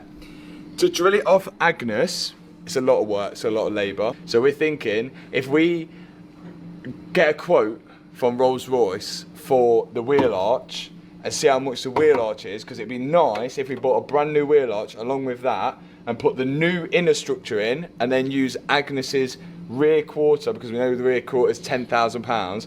My prediction is this is going to be £650, something along them line. Prediction? 450. Okay, so we're in that ballpark, and if it is, I think £450 is worth it more than the labour for us of drilling this off and potentially ruining it as well. The wheel arch turned out to be £535, but the plan changed again. Okay, I think we've got a solution now, and this is probably one of the biggest bit of bodywork that we've ever done. So all of this is going into the Rashford car. We think it's the best way because splitting this quarter panel off, we may cause damage to it by doing so. And also we need not only the quarter panel, we need the wheel arch, and the wheel arch goes all the way inside the car as well. By taking this whole thing off and pulling it in, we're going to get all the joins in places where no one's ever going to see them again. Most of the welding is going to be done on the inside of the car now, and it'll be welded in the original factory points. But to prep this panel ready to do this, we've got a lot of drilling. We've got to drill off all the panels which we've cut in half, so we're left with complete panels and the quarter panel as one whole piece to go on the Rashford car. It is a massive job, and there's no wonder insurances wouldn't repair it, because this is absolutely huge. So we've got a lot of drilling to do, starting off with all this, getting it off this rail. Let's do it. First time around this was going to take a very long time. My dad tagged in and started drilling out every single spot weld, whilst I carried on work to the Gallardo, which you'll see in another video. We've got to get off all these parts which aren't complete anymore because we cut through them. Yay! One of 350 pieces. That includes this parcel shelf area, which we've cut straight in half. And then this whole piece, including the strut tower, is going to go on my Rolls Royce. So right, so what we're doing, we're taking all the sealer off so we can expose the spot welds, what need to be drilled off. Also, all in the inner wheel arch, all this sealer's got to come off to expose the spot welds. And to do this, we've got to remove the rear strut again. We've just got to make sure when we're putting in the new quarter, we put the strut tower in the exact same place it was. But whilst my dad was cracking away at preparing the Agnes rear quarter, the guys at the body shop were starting to remove the rear quarter of the Mansory rolls, grinding off all the sealer which covers over all the spot welds and even some rivets. You can see here just exposing the rivets which hold on this rear quarter. And remember, every single rivet or spot weld that we drill out, we've got to put back in. Once all the spot welds and rivets are drilled out, we can start hammering in the chisel between the chassis rail and the rear quarter to get off the remaining parts of it. And meanwhile, back at the workshop, my dad was doing the exact same thing. And it wasn't long before it looked like this. It is off, fully off and in pieces. And the good thing about this, we've actually took it from all the OEM spots. There's no like cuts midway through a panel and joining it on. Even here, you can see where Rolls Royce join the quarter panel on themselves. So everything is literally as OEM as possible, and it should look absolutely spot on once we've done it. It's still a lot of work to go though. We've got to lift this panel on now and spot weld it all on. So I think that is the next step. We've just got to make sure that we get it right in line perfectly before we put that first weld in, else it is going to be a cattywampus car, innit? The rear quarter, along with all the other inner structural parts, are ready to be lined up with my Rolls Royce. This is one of the biggest parts, structural wise, that we've ever fitted to a car. Now I have to thank the body shop for stepping in and helping me do this, as this is something that the body shop wouldn't usually do. Fitting second-hand structural parts can be a nightmare. But as this is a change of plan, we were going to have to do it anyway, and as the car was at the body shop, they'd offered to give us a helping hand. And at least now, I've got peace of mind that this is going to be spot on. Once we've taken the measurements, we can now bring over the welder. And we're going to use the plug weld method to weld this rear quarter onto the rest of the Mansory car. As I mentioned, most of the welds will be on the inside of the car, and once they're ground flat, you could barely tell we've even been there. We then have to plug weld along the bottom of the rear quarter as well, making sure we weld in every single part that was an OEM weld, and then use a belt sander to remove any excess weld. When Rashford had this crash, his insurance had to make a decision whether they was going to fix his car or give him the payout. And if they fixed it, they would have to replace all of these panels like for like, brand new. I remember how much these panels cost, and adding all the labour onto it, it would have been an extremely expensive repair. So you can see why instead they chose to pay him out and put it through the auction site for me to buy. No, too much. Oh, whoa, whoa, whoa, hold it out, hold it out, hold it out, hold it out. Now this is the tricky part. You smell like burning? Yeah, okay. That's my arms. The lads were putting their body on the line to make sure these lined up perfectly with one another. Once they're happy with it, they put a few spot welds in place to hold it on. Then the guys can put in a load more welds to make sure it's nice and secure. The key is here not to get the panel too hot, because it can actually warp it. And this roof panel running down to the rear quarter is one big smooth piece. So any defects will be easily seen when we come to paint it. Once the welds are in place, we can then sand it down and make it nice and smooth. And to be fair, by just welding this on and no body filler, they've got this thing spot on. Something that takes years of experience, this. The rear quarter is on. Sue and Margaret has now become Sue Margaret. I like Look it. at this, it's all joined up and on all the welding work, and I'm glad, like, this is something that I probably couldn't have done. Well, we probably could have done it, but not as good as this, because now, like, you literally wouldn't be able to tell. Like, there's not even any filler in that or anything yet, and it's pretty much bang on smooth. All the spot welds are in to an extent. This is a point where it's going to get, well, I'm going to get my hands dirty, because just in the side here, you can see all in the door shuts how the welds are here. Now, normally, when I join the panels on, we use like the plug welding. So we'll drill a hole, fill it full of weld, and then we'll sand it down and make it nice and smooth, which is fine all on these parts here, which you can't see. It goes, the sill covers go over the top of them, but on the door shuts, you're gonna see a lot of this. So when you're opening the door, we want it to look all OEM when it's all painted up, especially on a £700,000 car, which is why the lads have got one of these, a spot welder, different to a regular MIG welder to do the plug weld. So this is gonna give us that OEM finish when we clamp all this together. So the lads have already set it up, and I think I'm just going to go for it and get it all in. This thing is going to give us such a good finish.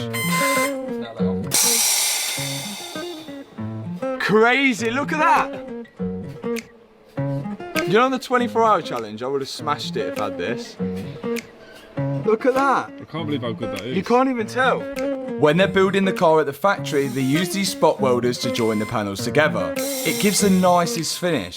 But instead of doing it by hand, of course they have a robot do it. This machine is heavy and really expensive. And because it's quite big, you can't necessarily get the spot welder in all the places you want to. But look at the finish it gives, comparing it to the OEM side and then the side that I've just done. I can actually move the spot welder into the boot because there's enough room to do the spot welding there. But in a lot of the places, we do have to use the plug welding technique.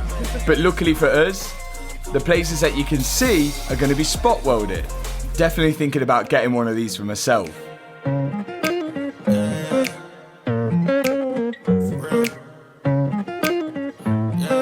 Quarters all done, welded, in place. There's one more bit of damage over here. I don't know how this was caused. Lamppost, other person, don't know. But we're gonna get it out. First step I've got to do is mask off the area. I don't want to cause any damage to the Mansory front wing or the Mansory bonnet. Then we can start grinding off all the paint over the dented area.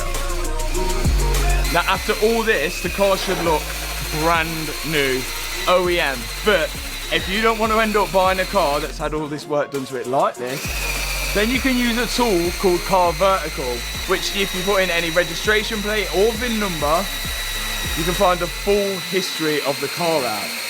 Just like this car on the screen now. Once all the paint's removed, we can move to the next step. Look at this bad boy.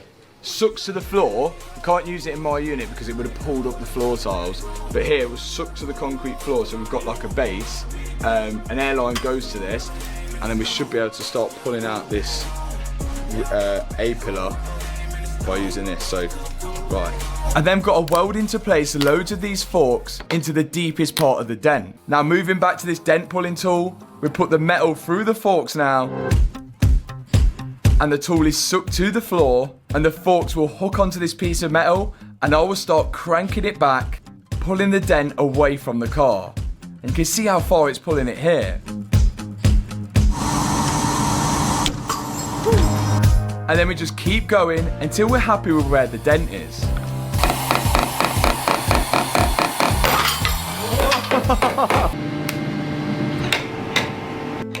To pull out the last parts of the dents, we use this tool.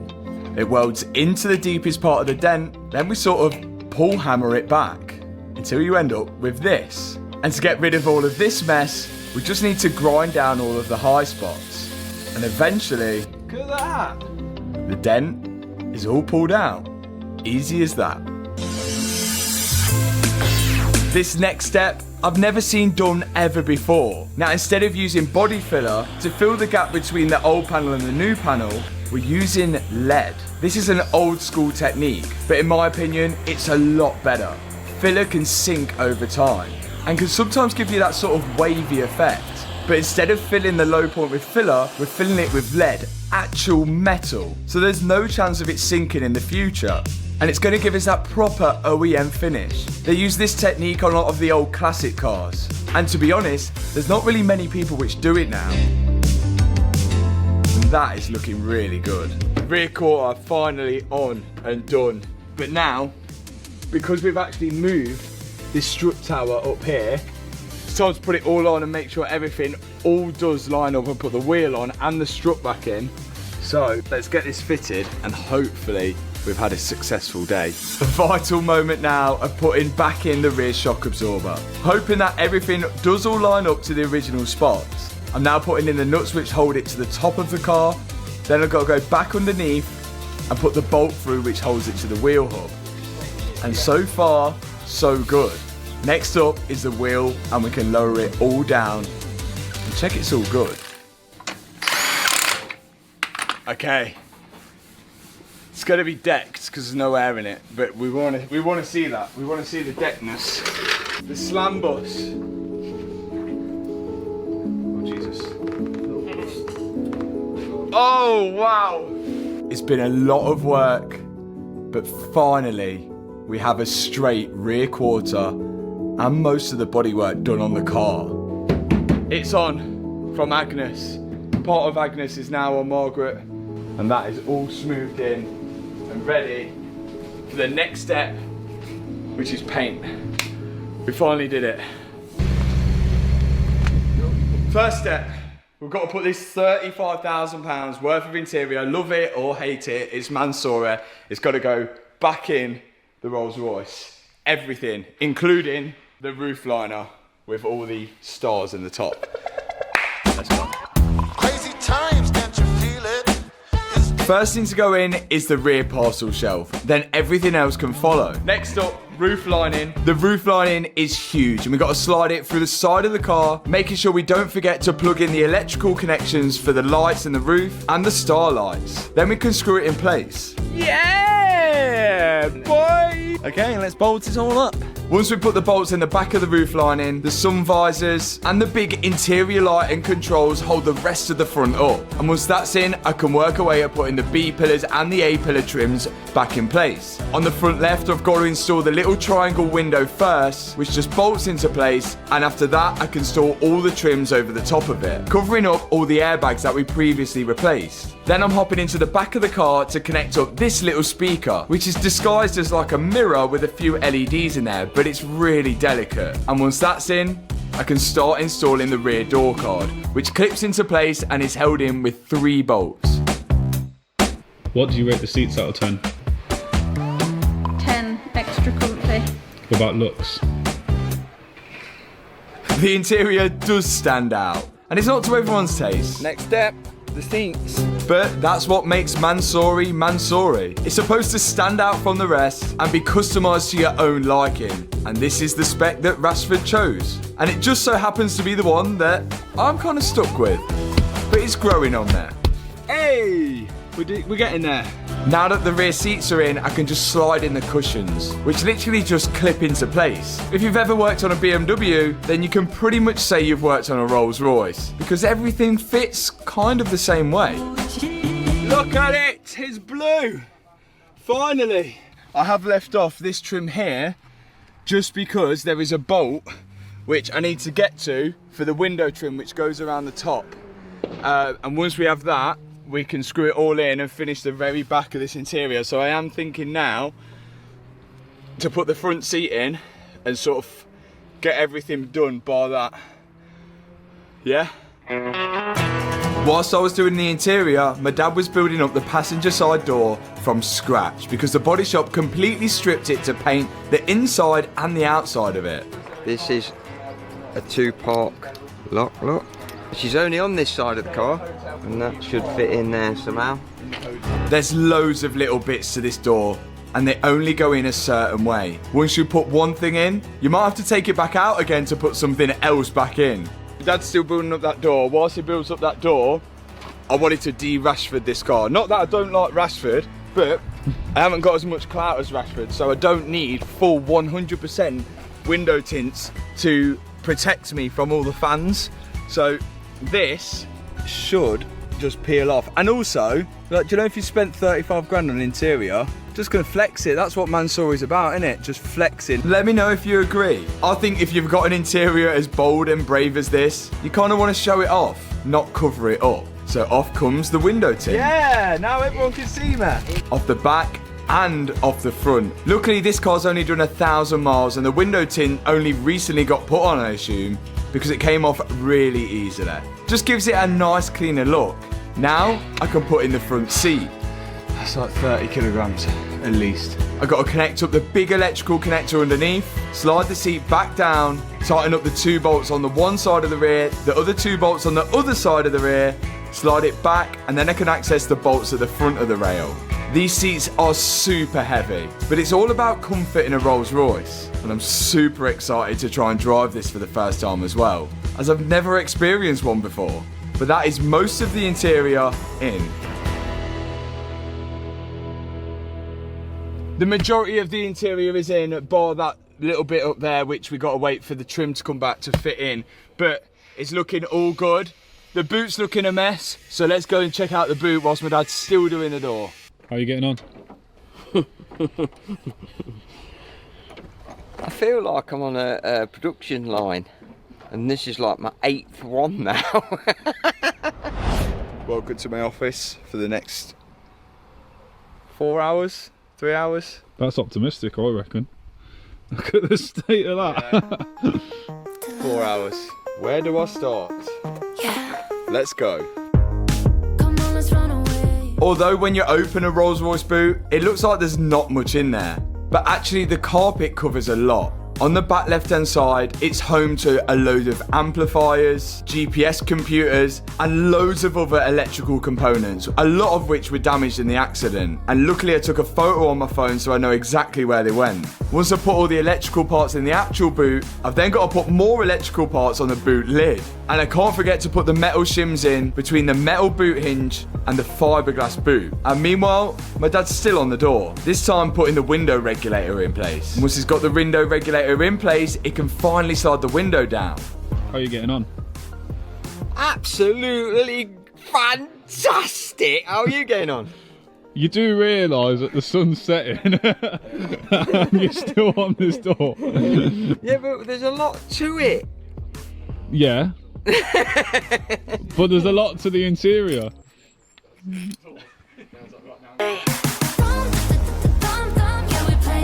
And now I'm pushing on the carpet of the boot lid, and my dad's giving me a helping hand. Then my dad can jump back onto the door to put the wing mirror in place, bolt that all down, and then put some of the window trim in place. Before moving back over to the boot to put all the trims in the actual boot now, including the toolkit and all of the carpets. Look! Yes! That is a flex. Do you know when you put your like Prada bag that you've just been shopping, boom, next to that? Flex. We have one small issue, which is that the boot doesn't close at all now, apparently. Oh no. Oh. It wouldn't be right if we didn't do it twice. You know what? Yeah, look, it's hitting that latch, isn't it? Oh, there we go.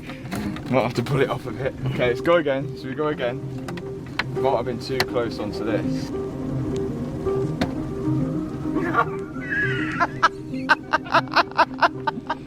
See you tomorrow.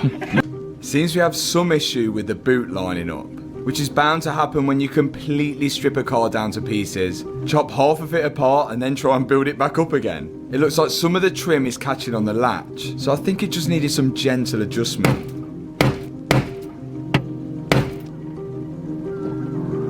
After a little bit of hammering, yeah, look at that. There's loads of room. It started to work.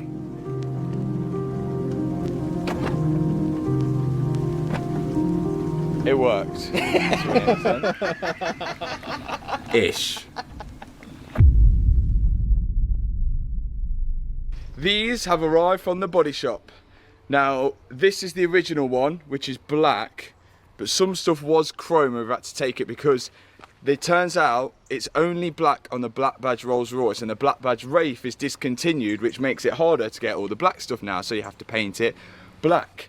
And this car is like a full puzzle. So for my dad to finish the door, I have to put on this trim so he can tighten up the window and see where the window sits against the trim. But for me to finish the interior, I also have to put this trim in, otherwise I can't get to the bolt, which is at the back of this trim here.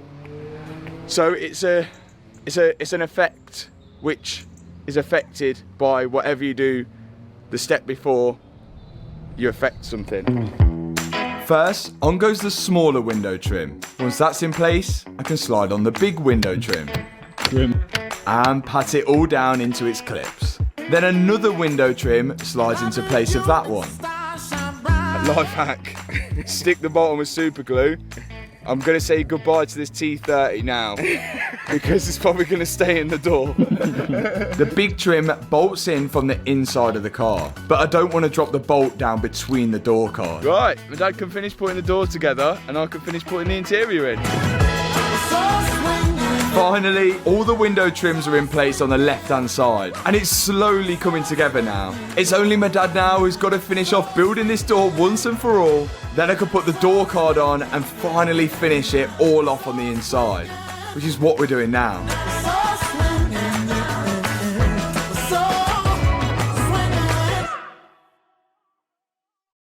Door is finally on, interior is finally in, but there is a slight problem, which means we may have to take it back out again. So one thing I noticed when I was pulling it in last night, when I start the car up here,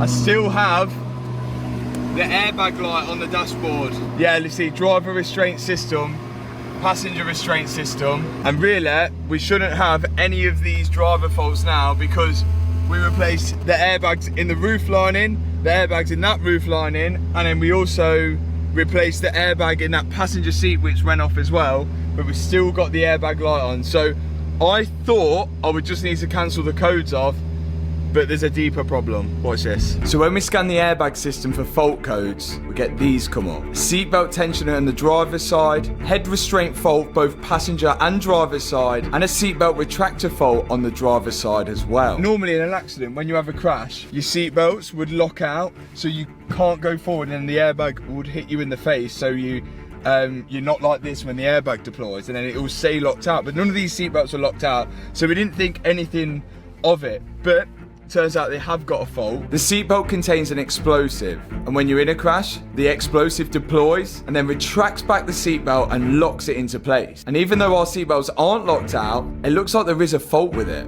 And alongside that, we also have a retractor tensioner fault as well, which is something completely different on the seatbelt. This is where the seatbelt buckles to, and this has a separate explosive inside of it, and when you crash, the explosive activates and then pulls down the belt to tighten it up. But one thing that we learnt new, which I didn't realise, is the head restraint thing. Now on the back of these head rests, there is an electrical plug, and I was like, why is it electrical plug? Because these don't adjust electrically. Turns out BMW have this whole new thing, which is so dumb, whereas when you crash, the headrest moves forward so you don't get whiplash. And we didn't realise, but look how far forward this headrest is at the minute, and that should be further back. Both of them, driver and passenger, has popped forward. So again, we've got to work out how we should change these and what we're going to do. Whether we can get a new explosive and reset them, I don't know. You can see here, in an accident, the headrests move forward. Our only option now is to try and go on our parts car Rolls Royce and take out both seats of that and strip them both apart to see how they work and if we can swap them between the seats. Hey, I told you we're good at yanking. You can see one headrest. Look at there this. You go. I'm excited. Okay. I'll yank this side. Yeah. Can we change all of that? Oh yeah. Brain is braining. That would be good. Yeah. Let's get the Mansory headrest. Let's see. That would be good. I'd like to know how it works. It's really like... No, but we don't want to take a good one to bit. No, but I would really like to know how it works, but we don't want to take it to bit. Like that, on the Mansory one, these is over here. So it's just pushed it forward like half a mil, but... Oh, right. Who cares? I know what it's for. What? Do you know when you have a crash and all the airbags explode, it costs more to repair, so then they make more money? Yeah, so then you have to write it off. Yeah. And then they buy another Rolls Royce. Conspiracy. Look at that. It's a good job we've got a cameraman. Do you know Now, to see if they're interchangeable. We're pulling the back in of the passenger seat, disconnecting the electrical connector for the headrest and pulling out the headrest. Next, we can start peeling back the Mansory trim which covers the headrest. And once we've got this trim out, hopefully we can pull the active headrest out and it is the same as the parts car. Luckily, it was. So all we've done is push the parts car headrest inside the Mansory trim, button that all back up, and then we can start to refit it back to the car. We can now only hope that this is going to work, and we won't know until we turn the ignition back on. Yeah, that is a lot better. Really better. Yeah, it is. Yeah. Next thing is the seatbelt retractor, which the seatbelt actually plugs into. We're taking the good one off the parts car, which my dad's got off, and then once he's got that off, he can start taking off the seatbelt. We're not going to transfer over the seatbelts because they're completely different colours and one has a Mansory trim on, but we just need to transfer over the explosive part of the seatbelt, which we think's possible. One right-hand seatbelt. My dad or I have never taken apart a seatbelt before, so this is risky stuff. If we can't get this to work, it might be the case of a brand new one. Once he's took a motor off the side, he can unwind the fabric and then actually slide it out and put it away from the rest of the mechanism on the seatbelt. And then we just hope we can do the same on the Mansory one, because the parts one is completely stripped apart now, and that's the part we need. But it's whether we can build it back together and it all work. Okay, so let's take it out the Mansory car, and then we've got to try and put it back together. Out comes the seat from the Mansory car again. We're now stripping the back off it, undoing the seatbelt, taking the seatbelt out, taking the motors off the seatbelt, sliding the fabric out of the seatbelt, taking the fabric out of the seatbelt, and then sliding it back into the parts car one, which hopefully should work. And then he could build it all back up and install it back into the Mansory seat. Then we can get onto the retractor. Yeah, it is. Look at that. Oh, yeah. Look at that. All squashed in. Rashford was safe, that's why he's still playing today. So R1 was definitely deployed, but luckily the parts car one fits directly in its place, and you wouldn't know the difference. Now I've built the seat back up, we can put it back into the car and hope it all works. Right. You ready for a moment of truth? I hope it works. That was hard work with that seatbelt. That was techie. Right, here we go then. I hope this works. If it don't work, what are we going to do? I didn't check the seatbelt was working.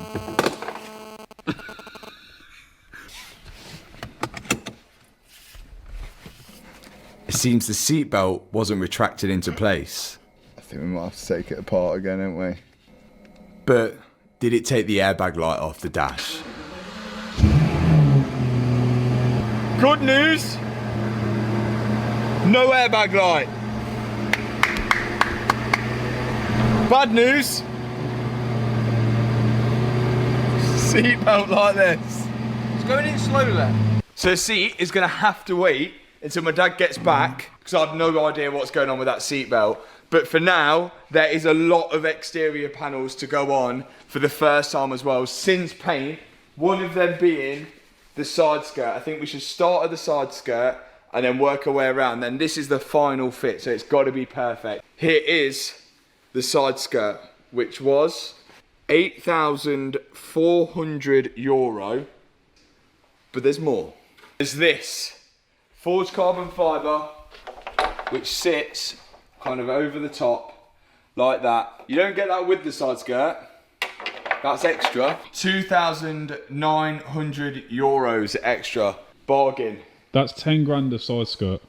£10,000 worth of side skirt on the floor, and wait till you see how we're going to fit it. I mean, not how we're going to fit it, how it is fitted, because we're copying how it come off. First step is to install the grills. To do that, we use the tiger seal. We cut out these little pieces and then we stick them down on the inside of the side skirt. This is how the grills were originally fitted, so we're just copying it. And you can see it from the outside here. Next step, there's another forged carbon piece which sits on the bottom of the side skirt, almost like a side skirt extension. All the holes and the rivnuts are already in place for this, so we can just put it on top and tighten the bolts up to hold it in place. Then there's more. Wow. Next step, this.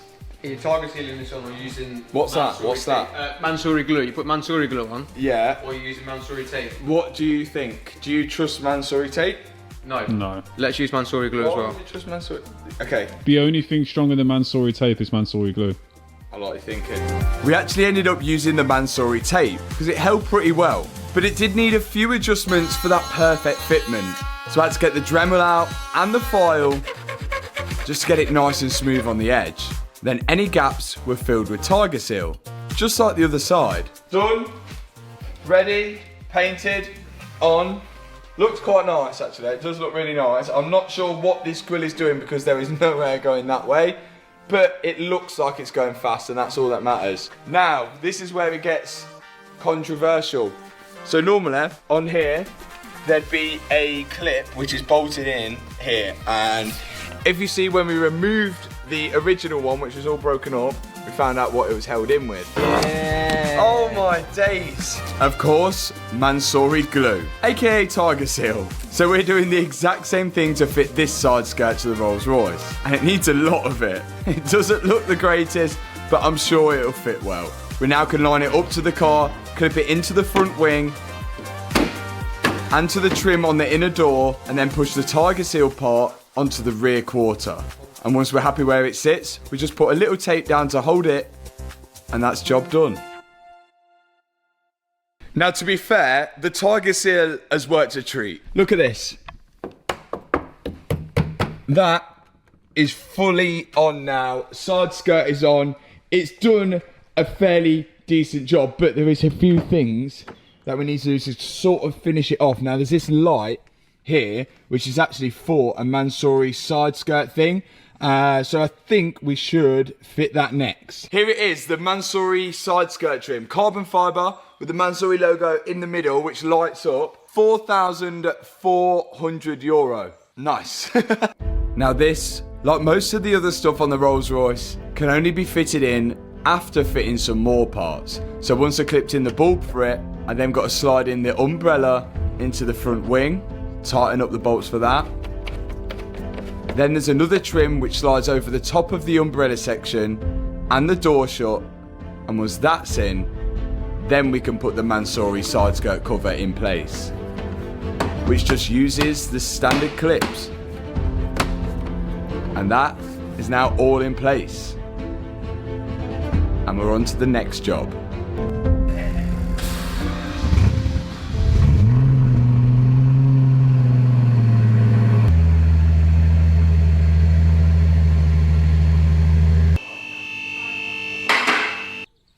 Fixed it, Matthew. I know what the issue was. How did you fix it? It's a bit difficult to explain. But in the seatbelt, yeah, there's a spring, look. Okay. Now this one is broken, but this spring pre-tensions.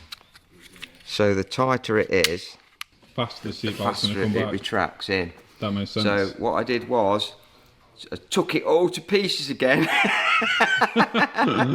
Wound more tension on this spring, built it back up, and unfortunately it wasn't on camera, but it's working. So now the seatbelt should be finally fixed. And my dad found the issue. But now if you remember when we picked up the car, the exhaust was a mess. And just for the Mansory back boxes, they're €5,500. And the mid pipes were also damaged and dented. And for them, you're looking at €2,900. But we think we found a solution to it all. We have, at the minute, we've been a little bit sneaky and we've already installed this part of the exhaust here. But this isn't Mansory, this is a Quicksilver exhaust. So what they've done is they've actually made this custom pipe here with an X pipe, which is meant to be better for sound as well, which throws all the way to the back. And finally, they've got these bad boys. Look at them, the Quicksilver specially made for the Rolls Royce Wraith. These things look awesome. And I think it's actually going to be an improvement. But before we fit the full exhaust system, there's a few more trims that have got to go on because heat shields clip to them. And once you put the exhaust on, you wouldn't be able to get to the heat shields. And now with the heat shields on, we can start installing the back boxes. Custom made for this car. And they actually have electronic valves as well. So we have the option for it to be louder or quieter. Exhaust gas temperature sensor. Post OPF going in. Oh! Oh!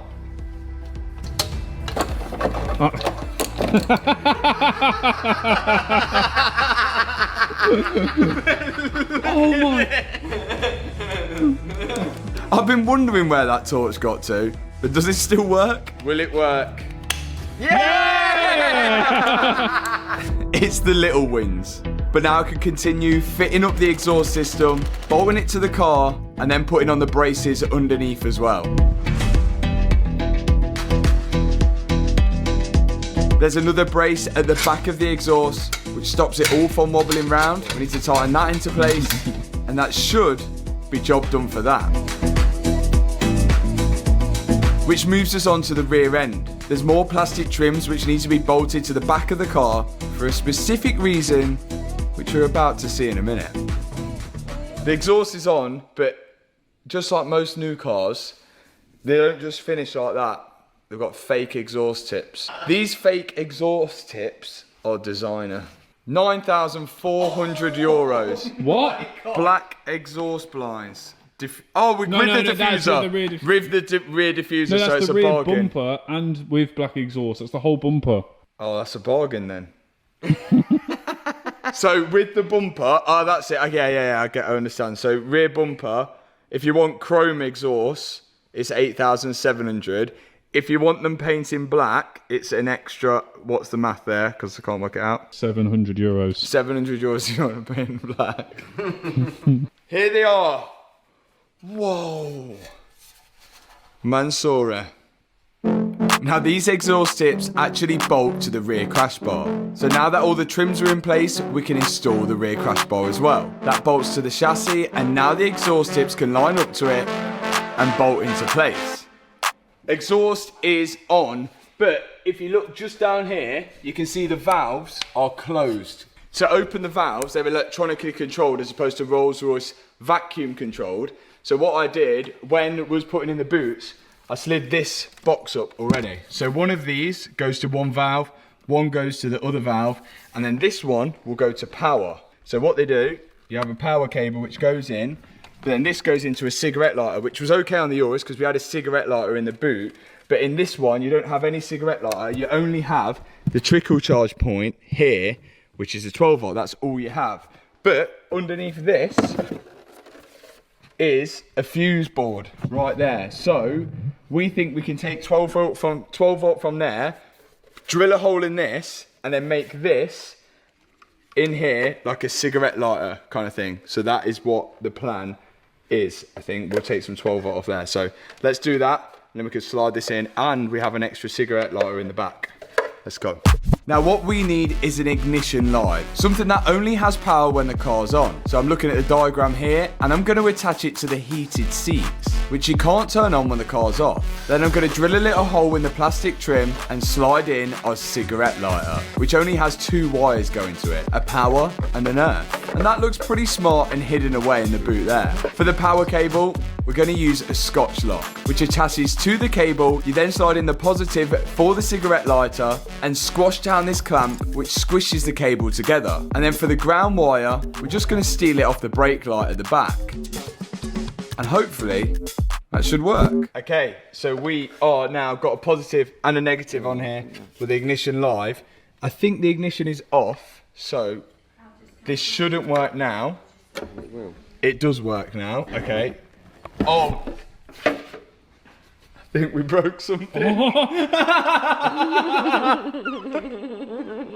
It's a disco. Yeah, you can't go off. You can't go earth. No. So we can't earth it onto a brake light. So instead we earthed it to the body of the car and then see if that worked instead. It shouldn't work now, should it? Why? Because the ignition's off. Yeah, but it's not gone to sleep, has it? This should turn off when everything turns off. 5 minutes later. 10 minutes later. 15 minutes later. It's gone off. No, Watch out, it's watch out. still on. It's gone very dim. Yeah, that's off. That's off, isn't it? Yeah. That's off, fully off. Yeah, ready? Yeah. Yeah. Unlock the car and it's on. We have an ignition live. So, now we need to see whether the valves work. Instead of using a little Bluetooth dongle to open and close the valves on the exhaust, you do it through an app on your phone. Look at this.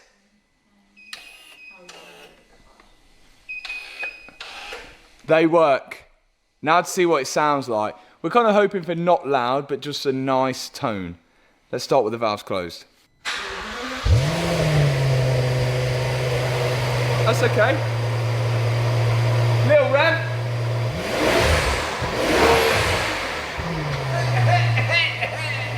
Sounds like a Hoover. Oh my God, rev that. Yeah. That's sick.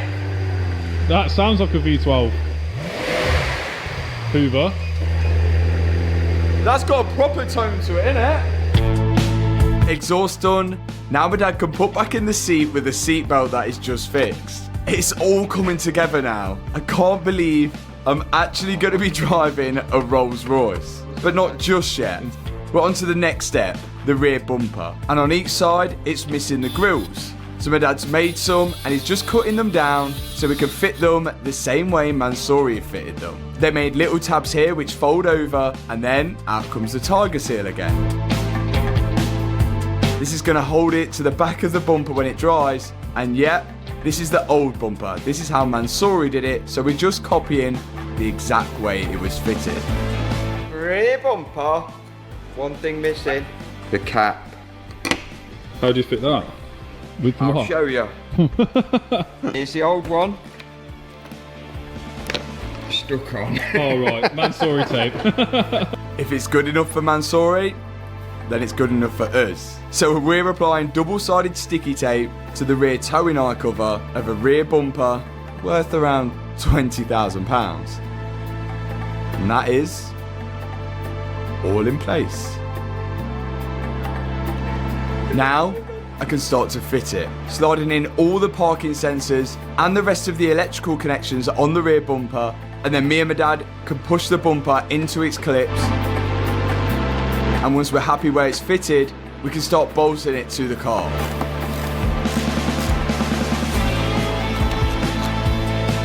And that's job done for the rear bumper. Ish. Okay, next step.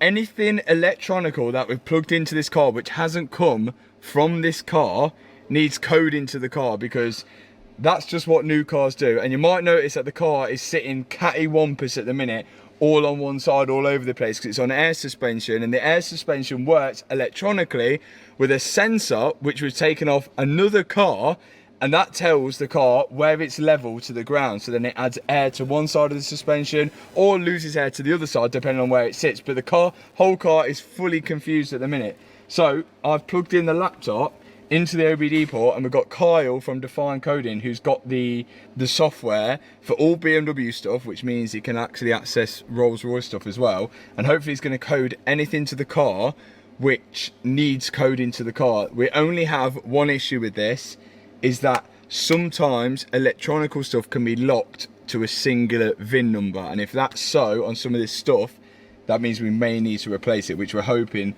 not. And that's to stop theft, things like headlights and front end sensors and everything like that. But we're hoping this will be all good. So let's let Kyle from Define Coding do his work. He's going to remotely access this computer. So first thing Kyle told us to do was to go outside and measure the outer lip of the wheel to the wheel arch on all four corners.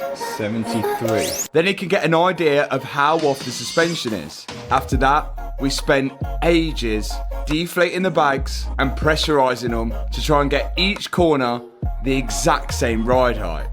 Okay, an hour later, the suspension we think is in the right position.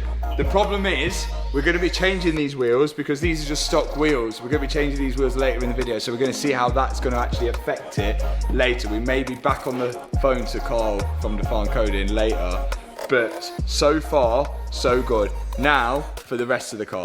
We're happy with how the car sits at the minute, but now Carl's going to scan the car for any faults it's got. Okay, here we go, moment of truth. And I think we've smashed it there. There we go. Yes, come on. There we go, Carl from Define Coding. Faultless car, apart from one fault, so nearly faultless, but we will be faultless tomorrow. Let's carry on with it. The one fault that we was getting was to do with the passenger side door lock. So we're gonna have to get onto that and investigate it. But before we do, I wanted to seal up all the bottom end by putting in all the under trays. That way, we can tick it off the list and we don't have to revisit it. It also makes it look a lot smarter underneath.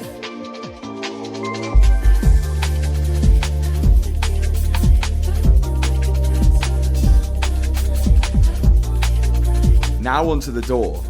So we're down to one fault, we hope, which is on the passenger door, and we think it's a fault of our own. Check this. So you lock it, and then sometimes this door, even though I'm unlocking it, won't open. Now we think it's to do with this little knob here, which is getting stuck when you're trying to unlock it. That is getting stuck, it's not coming up, and we think there's a wiring issue behind it which is trapping that. So we're gonna have a look behind this door card and see what is going on. Instead of removing the door card, we removed the door handle and then pulled the locking pin out of the door card to see if it would move up and down freely and everything would work. Unlock. And it did. So it seems like the door card was trapping this locking pin. So we just did a little bit of bending to manipulate it where we thought it should go. I don't know where that's going.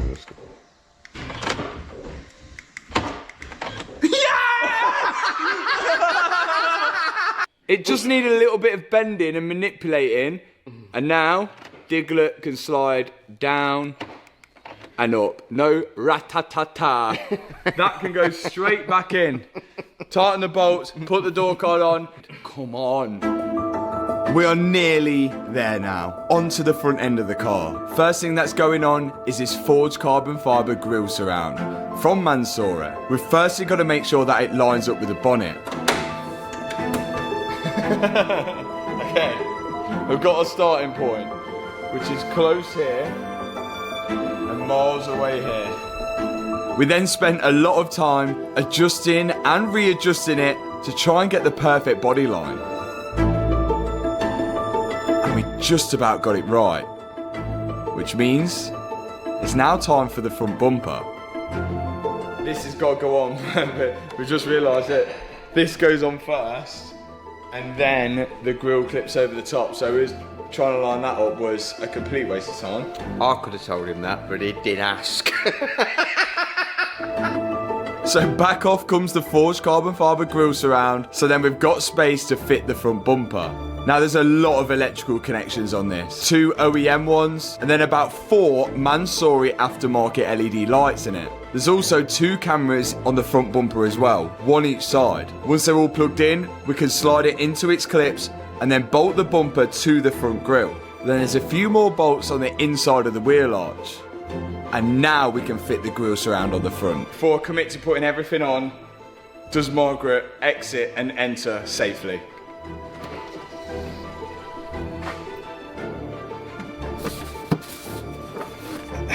No.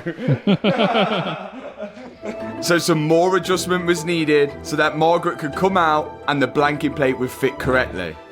Margaret comes out and then Margaret goes back.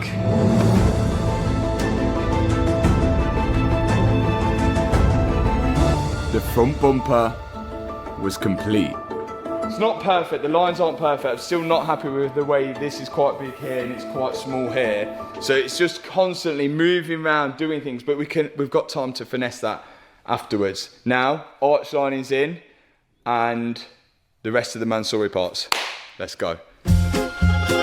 So, was this Rolls Royce even worth rebuilding? Well, let's go through it. Marcus Rashford bought this car for £700,000, crashed it, and then I bought it for £184,000. Now to fix it, I had to buy a £90,000 Rolls Royce parts car, which I do still have parts left over from, which I could sell. I then also had to spend £50,000 at Mansory, bringing the total build cost to £140,000. Then you add the car to it, which brings the total cost to £324,000. But remember, if you check this car out on Car Vertical, you can see that this car is still a completely clean title car, because the insurance did a little trickery. You can also see this car's only done about 1,000 miles on the clock, and it's got a really good report. But there's no hiding the photographs of the crash. Of course, Car Vertical was showing them because the car was auctioned off at a car crash auction site. So what's this Rolls Royce going to be worth once I've finished with it? Well, I guess it's worth what anyone's willing to pay for it, which we might find out. Oh, I think I've got it bob on. That is one Mansory car, pretty much complete. One last thing. This is it. We've not gone for the Rashford plate. We've got a new plate.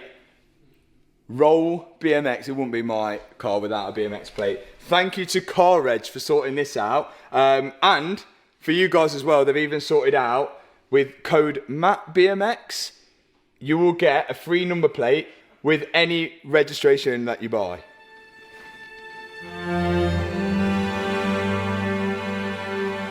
First time driving the Rolls Royce ever.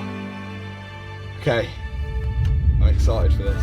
Last time this was driven on the road, it was put into a lamppost.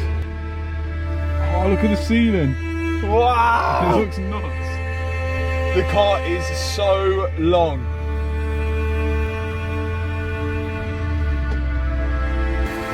Yeah! Look at that!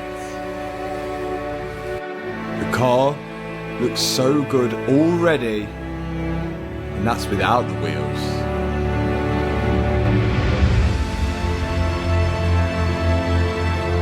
That looks sick. What a boat. What a boat. There's one thing that's killing it, and it is the wheels. So I think we should do our first drive for fuel and Wheel Mania. Yeah? And see, and hopefully it makes it there.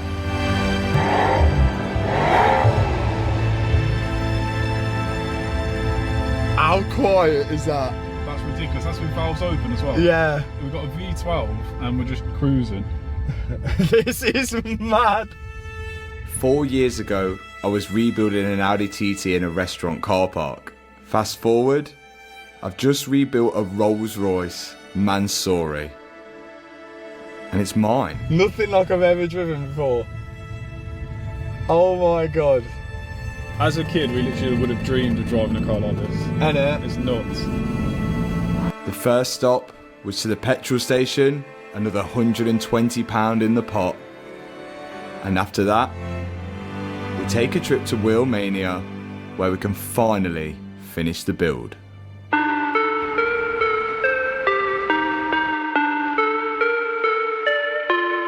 We are here at Wheel Mania. I feel like that's how you get out of Rolls. Wheel Mania have supported me since the very start, and as we've been growing, so have they. The showroom is now twice as big. It's definitely the place to be. So this is part one of the new showroom, and the new wheels for the Rolls Royce are next door. Let's go check them out. We designed these, custom made them. We were gonna go, now Mansory actually make the wheels. They wanted us to have the Mansory wheels on. They weren't actually that badly priced, but it wouldn't be one of my builds without some Wheel Mania wheels. And here they are. Yes. They look sick. I just clocked on. Back and I'm better than ever. I think I got a vendetta. Oh, now they call me, I seen them. All of those times getting severed. I told them all I get let up. These are sick. 22. Yes, 22 inch. 1 inch bigger, custom made, MA. They're kind of like similar to stock Rolls Royce wheels, but a little bit bigger, black. We're hoping they work with the suspension and we don't have to change anything, but that's what we're going to figure out. But I think this is going to completely transform the look now. Let's get them on. So it's out with these old dusty wheels and in with the new custom made Wheelmania ones. Back and I'm better than ever. I think I got a vendetta. Oh, now they call me, I seen her. Look. So Marcus couldn't be here today, but how are the wheels? I think he approves. They look so sick. Finally, Wheelmania have finished the build off. This has been one hell of a journey. If you need any wheels, tyres, or wheel refurbishments, brake caliper painting, ceramic coating, come to Wheelmania. Now you can see the full finished Rolls Royce Mansory. It looks sick.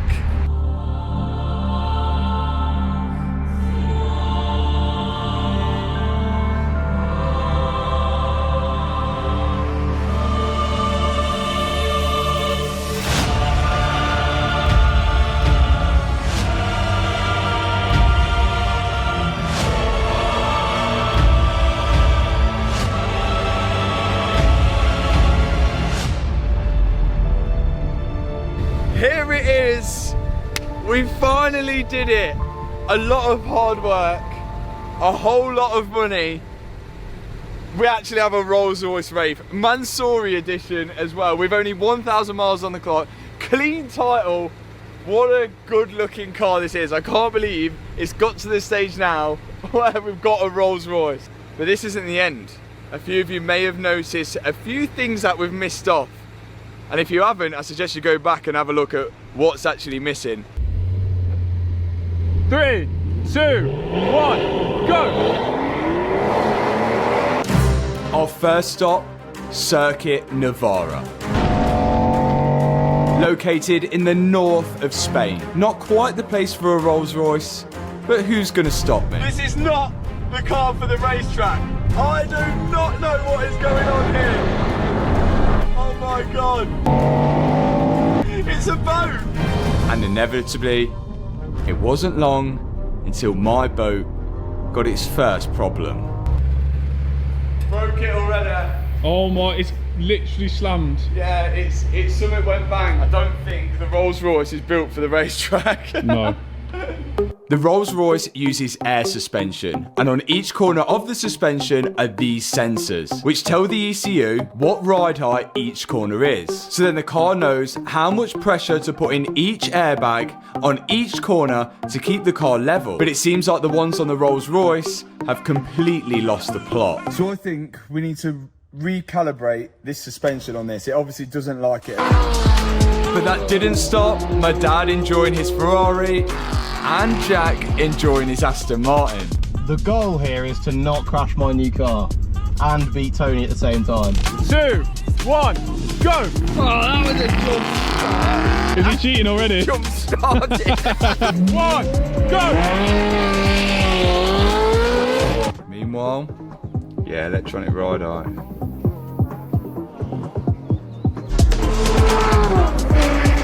Both my dad and Jack have manual V8s, so naturally they wanted to see which one was quicker. Slow, I think.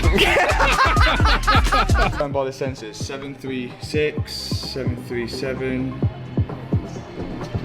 We don't know what we're doing, we're just going for it. To recalibrate the suspension, I've got to measure from the outer lip of the wheel to the wheel arch on each corner. 745.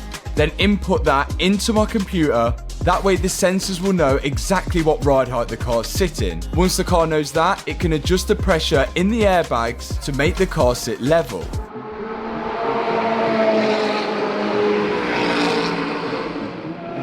I missed one of the corners. Did you? Yeah. How wide did you go? The brakes didn't stop me.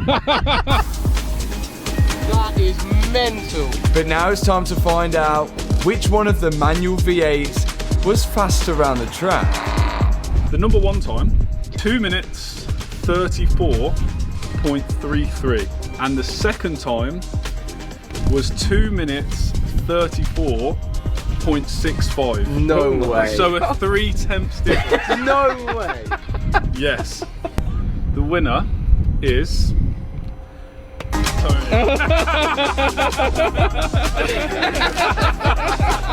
I mean, look, it could have been worse, but I am gutted. It wasn't massive, was it? I just needed. Oh. And back at the Rolls, I seem to have made progress. It's going up. It's going up. It's going up. Yes. Yeah, we're at Ride. Is that it? Yeah. Yes, it's got on the track.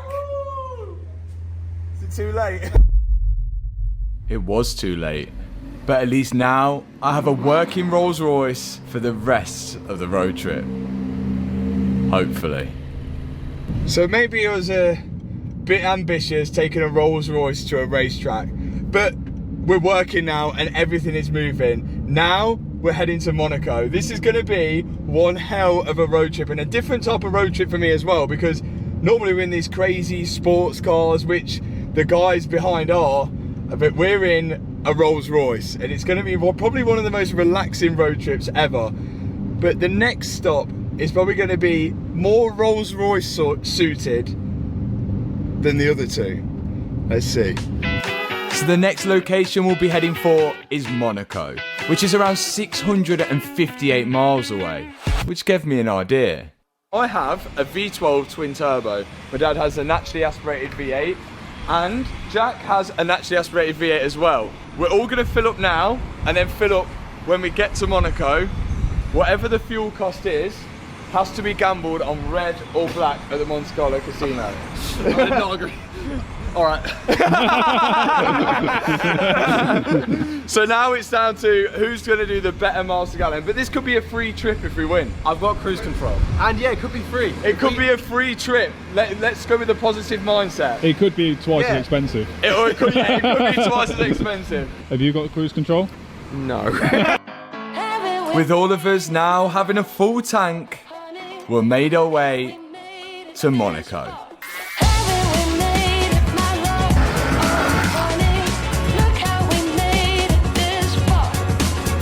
It's so quiet. Oh my god, we're doing 75 miles an hour. And I could literally hear everything. I wonder what my dad's car's like. Now the Rolls Royce is the heaviest car out of the bunch and also has the biggest engine. But despite that, the miles per gallon were looking good. I'm doing a solid 16.3 miles per gallon. How's everyone else? I'm currently on 12.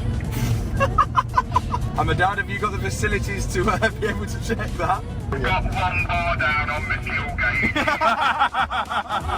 Now, as this was such a long journey, and with high horsepower cars each beneath our feet, it was easy for our childish ways to take over. Hello, Matthew. Would you like to accept an invitation to race your Rolls Royce against my Aston Martin? That could be interesting. Let's give it a go. 3, 2, 1, go!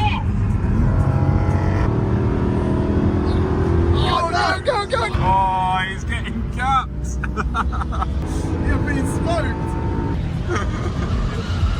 Oh, I got absolutely chopped by a Rolls Royce. That is awful. The Rolls Royce is fast! But it was the next race which got us into a bit of trouble. 1, go! Oh no! How are you doing him? No, we're getting pulled over! Oh no! The police arrived out of nowhere. Oh no! Oh no! I think we're getting pulled over by the police. Who do you want to pull over, Matt? Is it you or is it me? I don't know, I think it might be me. So, you two, I'm not sure. But then his lights went off and he just pulled by the side of us. We couldn't work out what was going on. There was a police car behind us and he had his sirens on and now he's turned them off and driven off. I think he just tried to warn us. Yeah, it was like, look guys, I don't want to see you lose so much money at the casino. Please keep your miles per gallon down. We continued our journey. This time, with our sensible hats on. And that naturally led us to our second fill-up. I was in the Ferrari. Sorry? Rolls Royce filled up, €78. Ferrari at 76. But Jack's Aston just kept on going. Oh, €90. So my car's the least economical and the slowest. Yeah. And we were still only a third of the way there. So we really needed to get a move on. I think we've discovered a new hack in the Rolls Royce. There looks like massage seats. You're joking. And it's on. The journey got even better in the Rolls Royce. And the miles were flying by. Next fill up. And it wasn't long before we finally arrived at Monaco. The last fill up.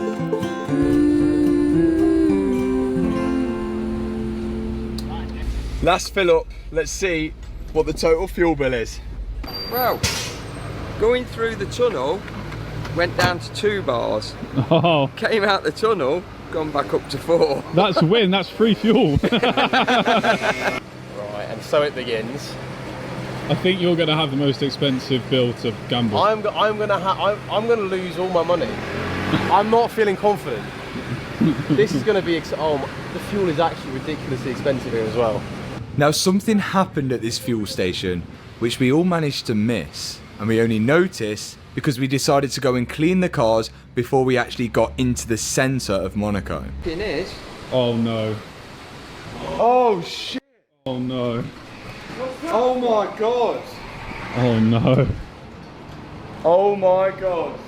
Do you know where that was? No, I remember where Yeah. that was. That was. I told you that do woman you reckon hit it the was car. that woman? I Yeah, promise that's what I said to you. I think I got that on video. Oh, I didn't even It was see that woman. that. She knocked. Somebody had dented the Rolls Royce. No way. So a woman, yeah, we both said it to you, didn't we? Yeah, I heard you both say it, but I didn't. Yeah, she went in a scooter and she went ding into your car. No way. joking. On the good side as well. So a woman on a moped was at a petrol station on the last fill up, and as we were pulling out, these guys said, "Oh, I think she just dropped a moped on the car." I was like, "No way," because we didn't hear anything. No. And well, apparently she did. Nice. That's how quiet it is in this car. You can get crashed into and you don't hear it. Oh my god. Rashford just thought he just went up a curb. You win some and you lose some. But I'm pretty sure if we can fix the car from looking like this, we can fix a dent as small as that. Especially if we're going to Mansory later. Used to look like this. Hola! Ay, ay, ay. Oh my god. Oh. Yeah. Yeah, big crash. Where? How fast do you think he was going? 200? 200? But we now got all the cars clean and headed into Monaco. This place is full of cool cars. And of course, famous for the yachts. And on our way into Monaco, we bumped into some familiar faces. What are they doing here? Didn't expect to see you here. Hannah and the girls also arrived at Monaco. That car just fits in so well, doesn't it? It doesn't belong on a racetrack, Definitely but not. it definitely belongs here. It's the right place for it. But now that we've arrived, I was dying to find out which one had done the best miles per gallon. In first place, we have the Rolls Royce, the most economical car out of all of these three. At £271 it cost me from Spain to here. Well done, Rolls. And in second place, the Ferrari. €282. And yet again, in third place, the Aston Martin at €297 to get here. That money will now be gambled at the casino on either red or black to see if we can get it back. Let's go rob the casino. Come on. This is it. We're now about to try and win back the fuel money that has cost us to get here. And what a way to do it. years ago, me and Hannah come here in a Bentley, which was £10,000. £10,000 Bentley we drove here, me and Hannah, after lockdown, and now we're back in a Rolls Royce, 2,000 miles on the clock. It really does go to show you, if you work at something hard enough which you love, you never know where it might take you. I never thought I'd end up here. And to be here with my friends, my girlfriend, and my dad, it makes this experience that much more special. We're all in on one colour, and we all agree that we're all going to go in together on the same colour. So if we all lose together. If we all win, we all win together. All in, free trip. Let's do it. Hands in. Power Rangers. We were in. This place is beautiful, but we've come for a free trip and we want it bad. So I'm going to put the bet on myself, so it's not all of us crowding around the table going as one. Yeah. So this is joint effort. Here we go. I waited for the right moment and then I was in. Everything on red. If there's a time to win, it's now.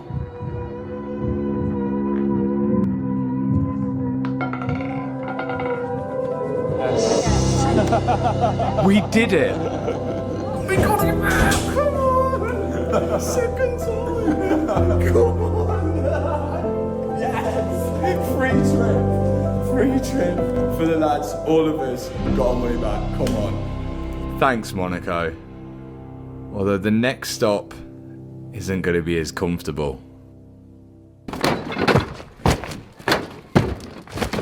There you go.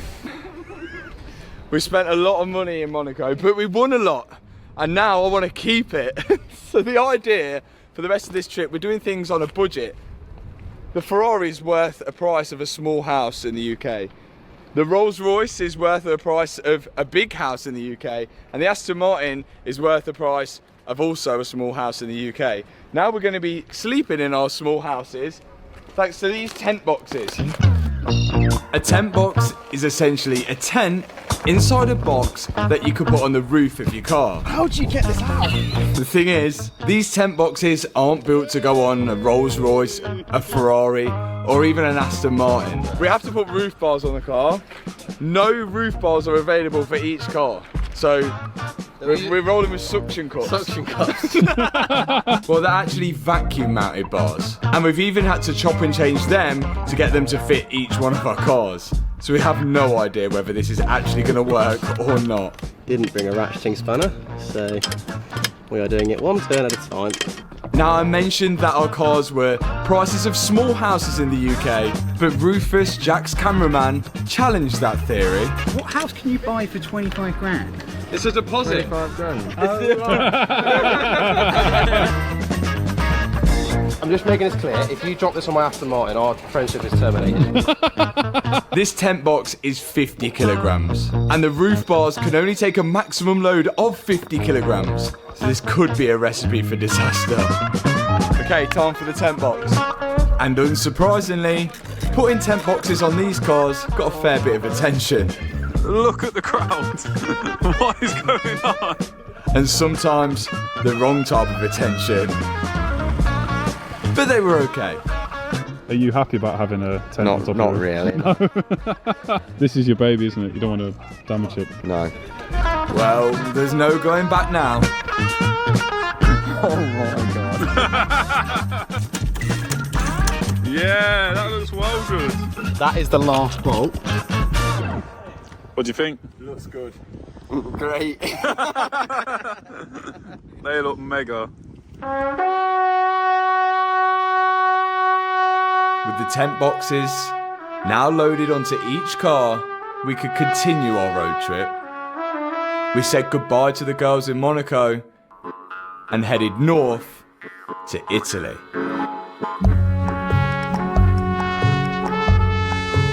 No one dares go over 30 miles an hour. And it took a while for us to build up confidence in our modified vacuum-mounted roof bars with a tent box on top. But when we did build confidence, they looked pretty good. My dad's literally holding it on. He's literally holding it on.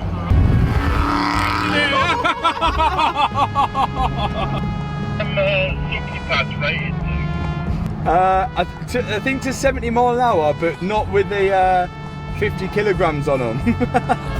Before we got to our location in Italy, we needed to stop for supplies first.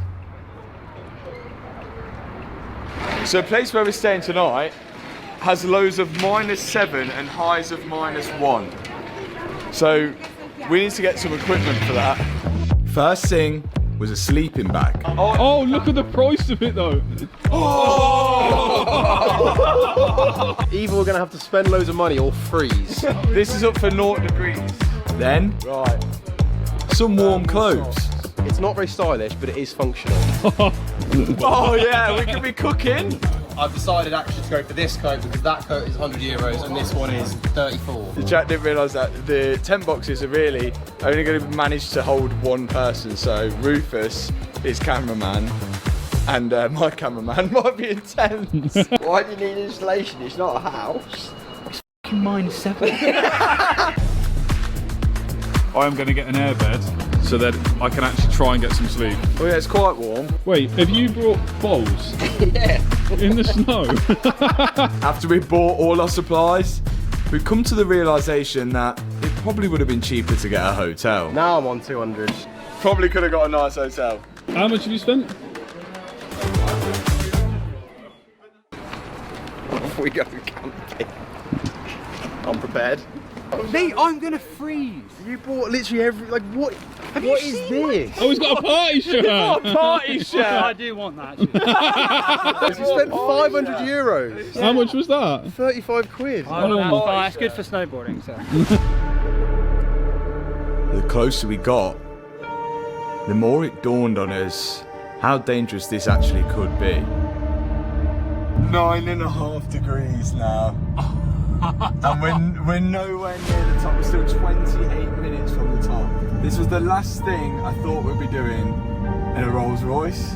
But it's all about enjoying it. As I said, this might be the last time we ever drive it. We might as well enjoy it. Maybe I chose to enjoy it in the wrong type of way.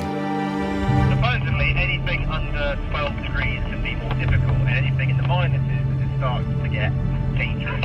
It's -5 up there. Just as we got to the bottom of the mountain, we thought we'd stop off for one last fill-up. What's the coldest you've ever camped in? I've never camped. You've never camped? I've festivals maybe once. Matt, he's never camped before. I did one festival when I was 17. He's never camped and now he's sleeping. Well, he's got luxury camping now. -5 on Stelvio Pass. That's really functional. It's not good. Well, I can't open the boot. I can't. It says don't sleep in -4 degrees. You had to Google that to Yeah. What, it says go. you can't sleep in -4? It's dangerous, yeah. It says Do especially. you know what it says? BMXing is dangerous. And I did it. You don't do that in -4 degrees, do you? It was time for Stelvio Pass. Okay, are we ready? To the top. Let's go. 2,700 meters above sea level makes this the highest paved mountain pass in the Eastern Alps. Here we go. Ladies and gentlemen, here we go. And it did not disappoint. This place is one of the craziest driving roads in Europe. This is unreal. Oh wow, and the view. I know a place where the sun shines every day. This car's now done 2,300 miles. I've done more miles in this car than Marcus Rashford did when he first spec'd it. And what a car it's been. If there's one thing I've learned, no matter what car you're in, no matter what price it was, we all still get the same joy of being pulled along by a combustion engine. Did I ever imagine I'd ever be doing this? No. In a Rolls Royce, especially not. With a tent box on the top, even more no. But with my dad in a Ferrari and Jack in his Aston Martin, what? Can you even write this?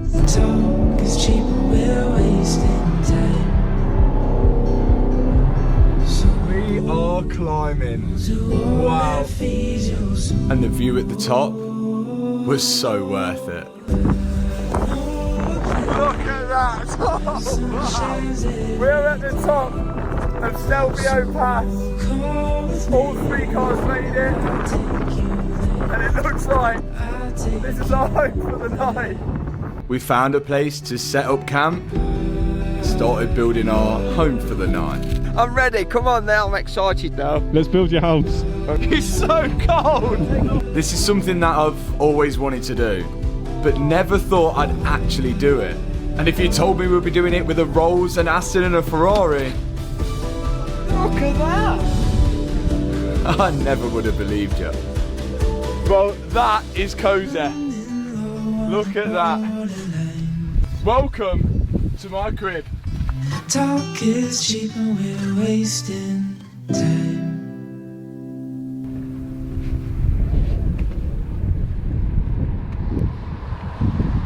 Look at that. The sky's gone purple. How's it looking in there? I've slept in worse places. This is all right. Go on, Rufus, how is it? It's not great. I've better places. Here is my tent. It's quite spacious. It's all right. Got my pillow from the hotel. I feel like I'm on an angle, but I don't know. Hopefully I get some sleep. That's my pillow. That's actually not bad, though. I think I can sleep like this. So here's my tent. It's not quite a tent box and definitely not the Fairmont in Monaco, but fingers crossed it stays up the whole night and we make it through. Nice and snug in my sleeping bag. On top of my Ferrari. Who else would have believed it? See you in the morning. Night, guys!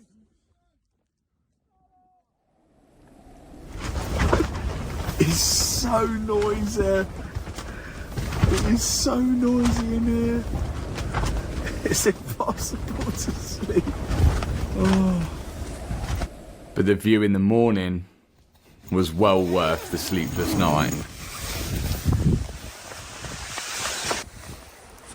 Morning.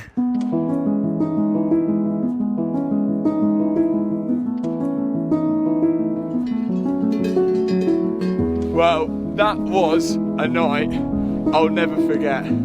But look at the view from here. We've moved the car so we could get this shot. And this could quite be the last day I spend with the Rolls Royce. I'm glad we did that. That was a night to remember. I think my decision with this guy is finally made up. We need to go to Mansory first though. Now, despite how new this Rolls Royce is, it's still got a huge story to tell. Look at that! When we picked it up, it was battered and bruised, and we rebuilt every single part of it. Come on! Come on! Go, you got grip! And now we've got a 7-hour journey from Stelvio up to Mansory. And after a long drive, we arrived at Mansory. Here it is. We're finally here. Sun, rain, snow, even. We've made it to Mansory. This is mental. Now for the grand finale. This is where my Rolls Royce was born after the modifications. The whole thing's forged carbon.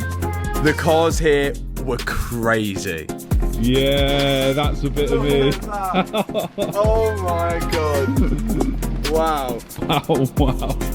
And seeing all these Mansory cars up close really made my Rolls Royce look tame. But we didn't come here to look at the cars. We come here to finish off business. There's a dent in there, she dropped the moped into the side. You're lucky. Yeah, so it wasn't looking. And that means we need the man himself porous Mansory. And he's already spotted some things he doesn't like about my installation. Anything that needs touching up, gap here. Yeah. we took it to the best people now, so you can. You have done it before. Sure. Well, he think he came here is always free of charge. that was the last thing we was expecting. We don't accept cash, credit card, okay? Okay, no problem. If there's one thing we learned straight away, is that Mr. Mansory is really passionate about his brand. So naturally, he didn't like the wheels that I put on this Rolls. Which wheel do you want? Wheels? He hates my wheels, absolutely. No, it's not about the hate. The car is original Mansory, outside, inside. How can you put the Chinese wheels? They're like made in like Sweden. They're custom forged. If you want to give me some wheels, I'm happy to have some. I'll give you some wheels for what? You mean dummy wheels? Well, honestly, you should have original wheels, you know. Look, if you want to buy it off me, you can put the wheels on. Well, let's see. We have to speak about.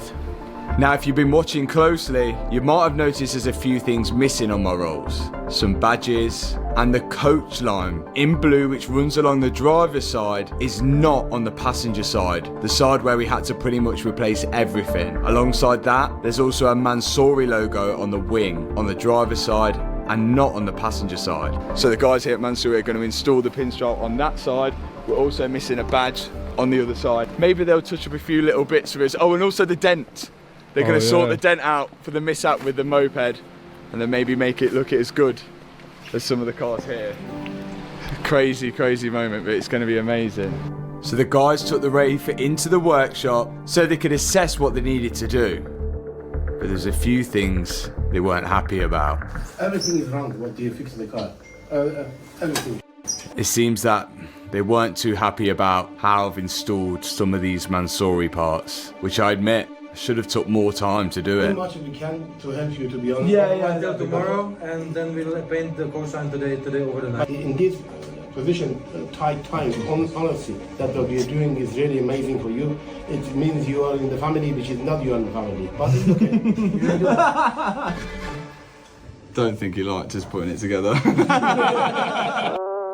So what exactly was the problem? Well, the grille didn't really line up properly to the bonnet, the side skirt has popped out of place, and there was also some damage to the front bumper grille, which I never got round to fixing. But that's nothing the guys here couldn't undertake in the time they had to do it. Now, a lot of this stuff is just the final details, which really I should have spent more time on. After all, this is a £700,000 Rolls Royce. But that's what these guys are good at. Did you do a good job? Who? Matt. This is half and half. Now, moving on to the Mansory logo on the wing, which is painted on, and the blue coach line, which runs all the way along the side of the car. Which first they have to mask off, which is a job in itself. Got to make sure this is perfect. These guys can charge that premium price because they take the time in the little details. Something which I'm learning to do on my journey of working on these cars. Remember, only 4 years ago, I was on an Audi TT. And now to be in the same room as the guys at Mansory with my own Rolls Royce is crazy to think about. The bodywork is now all fixed on the car. And the car is all masked up, ready for the final touch, which is the Mansory pinstripe along the side. I can't wait to see this car done. Let's do it. First thing the guys do is run this kind of sandblaster along the stripe that they've masked up, which roughens up the part that they're about to paint onto. Once they've cleaned it up, they can then start to paint on it. This needs 2 layers of paint.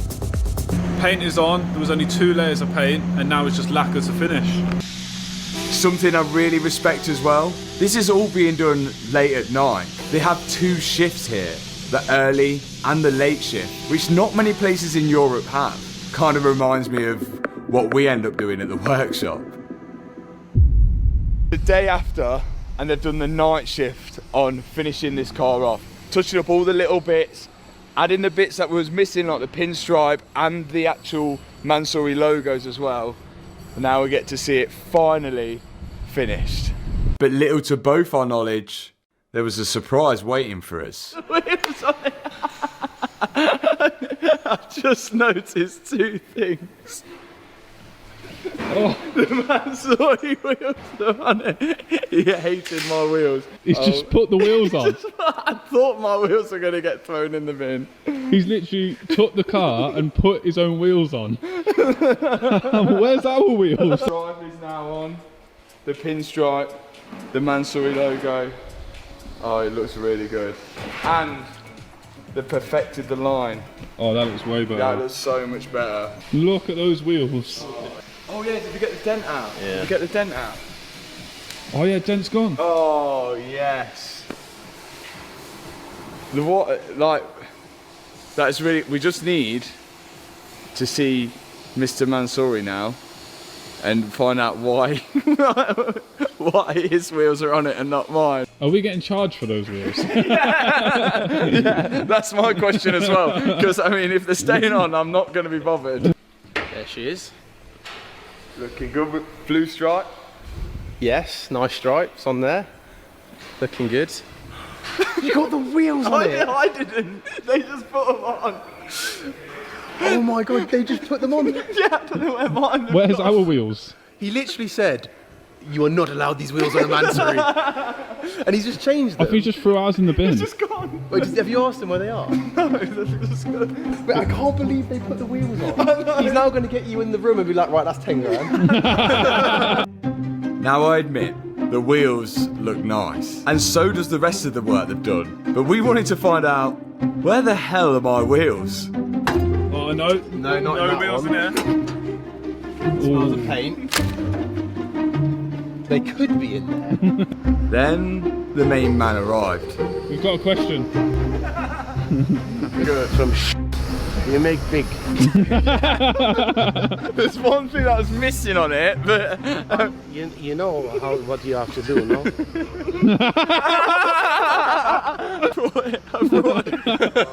I like you. I like you. So you've now given him new wheels? Yeah, I booked already. How much are the new wheels? It was a gift. 10k. 10k for a donation. A donation? Wow. You donated? But it was a gift as he knows that he has to pay. I have a question. Yeah. Where is our wheels? Your wheels, I don't know. Maybe. The funny thing is, I came here with wheels. You have a best wheels, not the. I mean, I don't want to say wheels. Okay, it's different, yeah. But this is the upgrade. He's a good salesman. He's a good salesman. Yeah, he's like, put them on. He's like, try these shoes on, try this suit on. No, I told them, please be friendly, yeah. I try to make the best solution for the best car, the best driver which has never been. I do really like them. They do look nice. Look. Oh, Charles Blue as well. They look really good. I think we should do a vote here. I do genuinely really like these wheels. I was going to have something designed like this, but I didn't. And we had the wheels which were originally made at Wheelmania, but I am swaying to this. And it would be amazing to have two sets of wheels for this. But I want you guys to decide in the comment section, do we stick with the Mansory wheels, or do we stick with the MA wheels? Or do we just have both? I was looking at these tyres thinking, they're a bit dirty and they're a bit worn. He swapped the tyres over. No, because I was thinking to send the wheels alone is cheaper than with tire. That's why we keep the tire. He's already committed to it. Well, looks like we've got our set of wheels.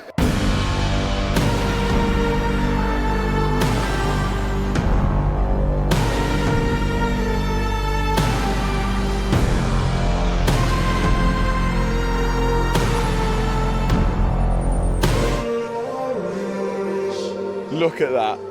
I am over the moon with how this build has turned out, how it looks.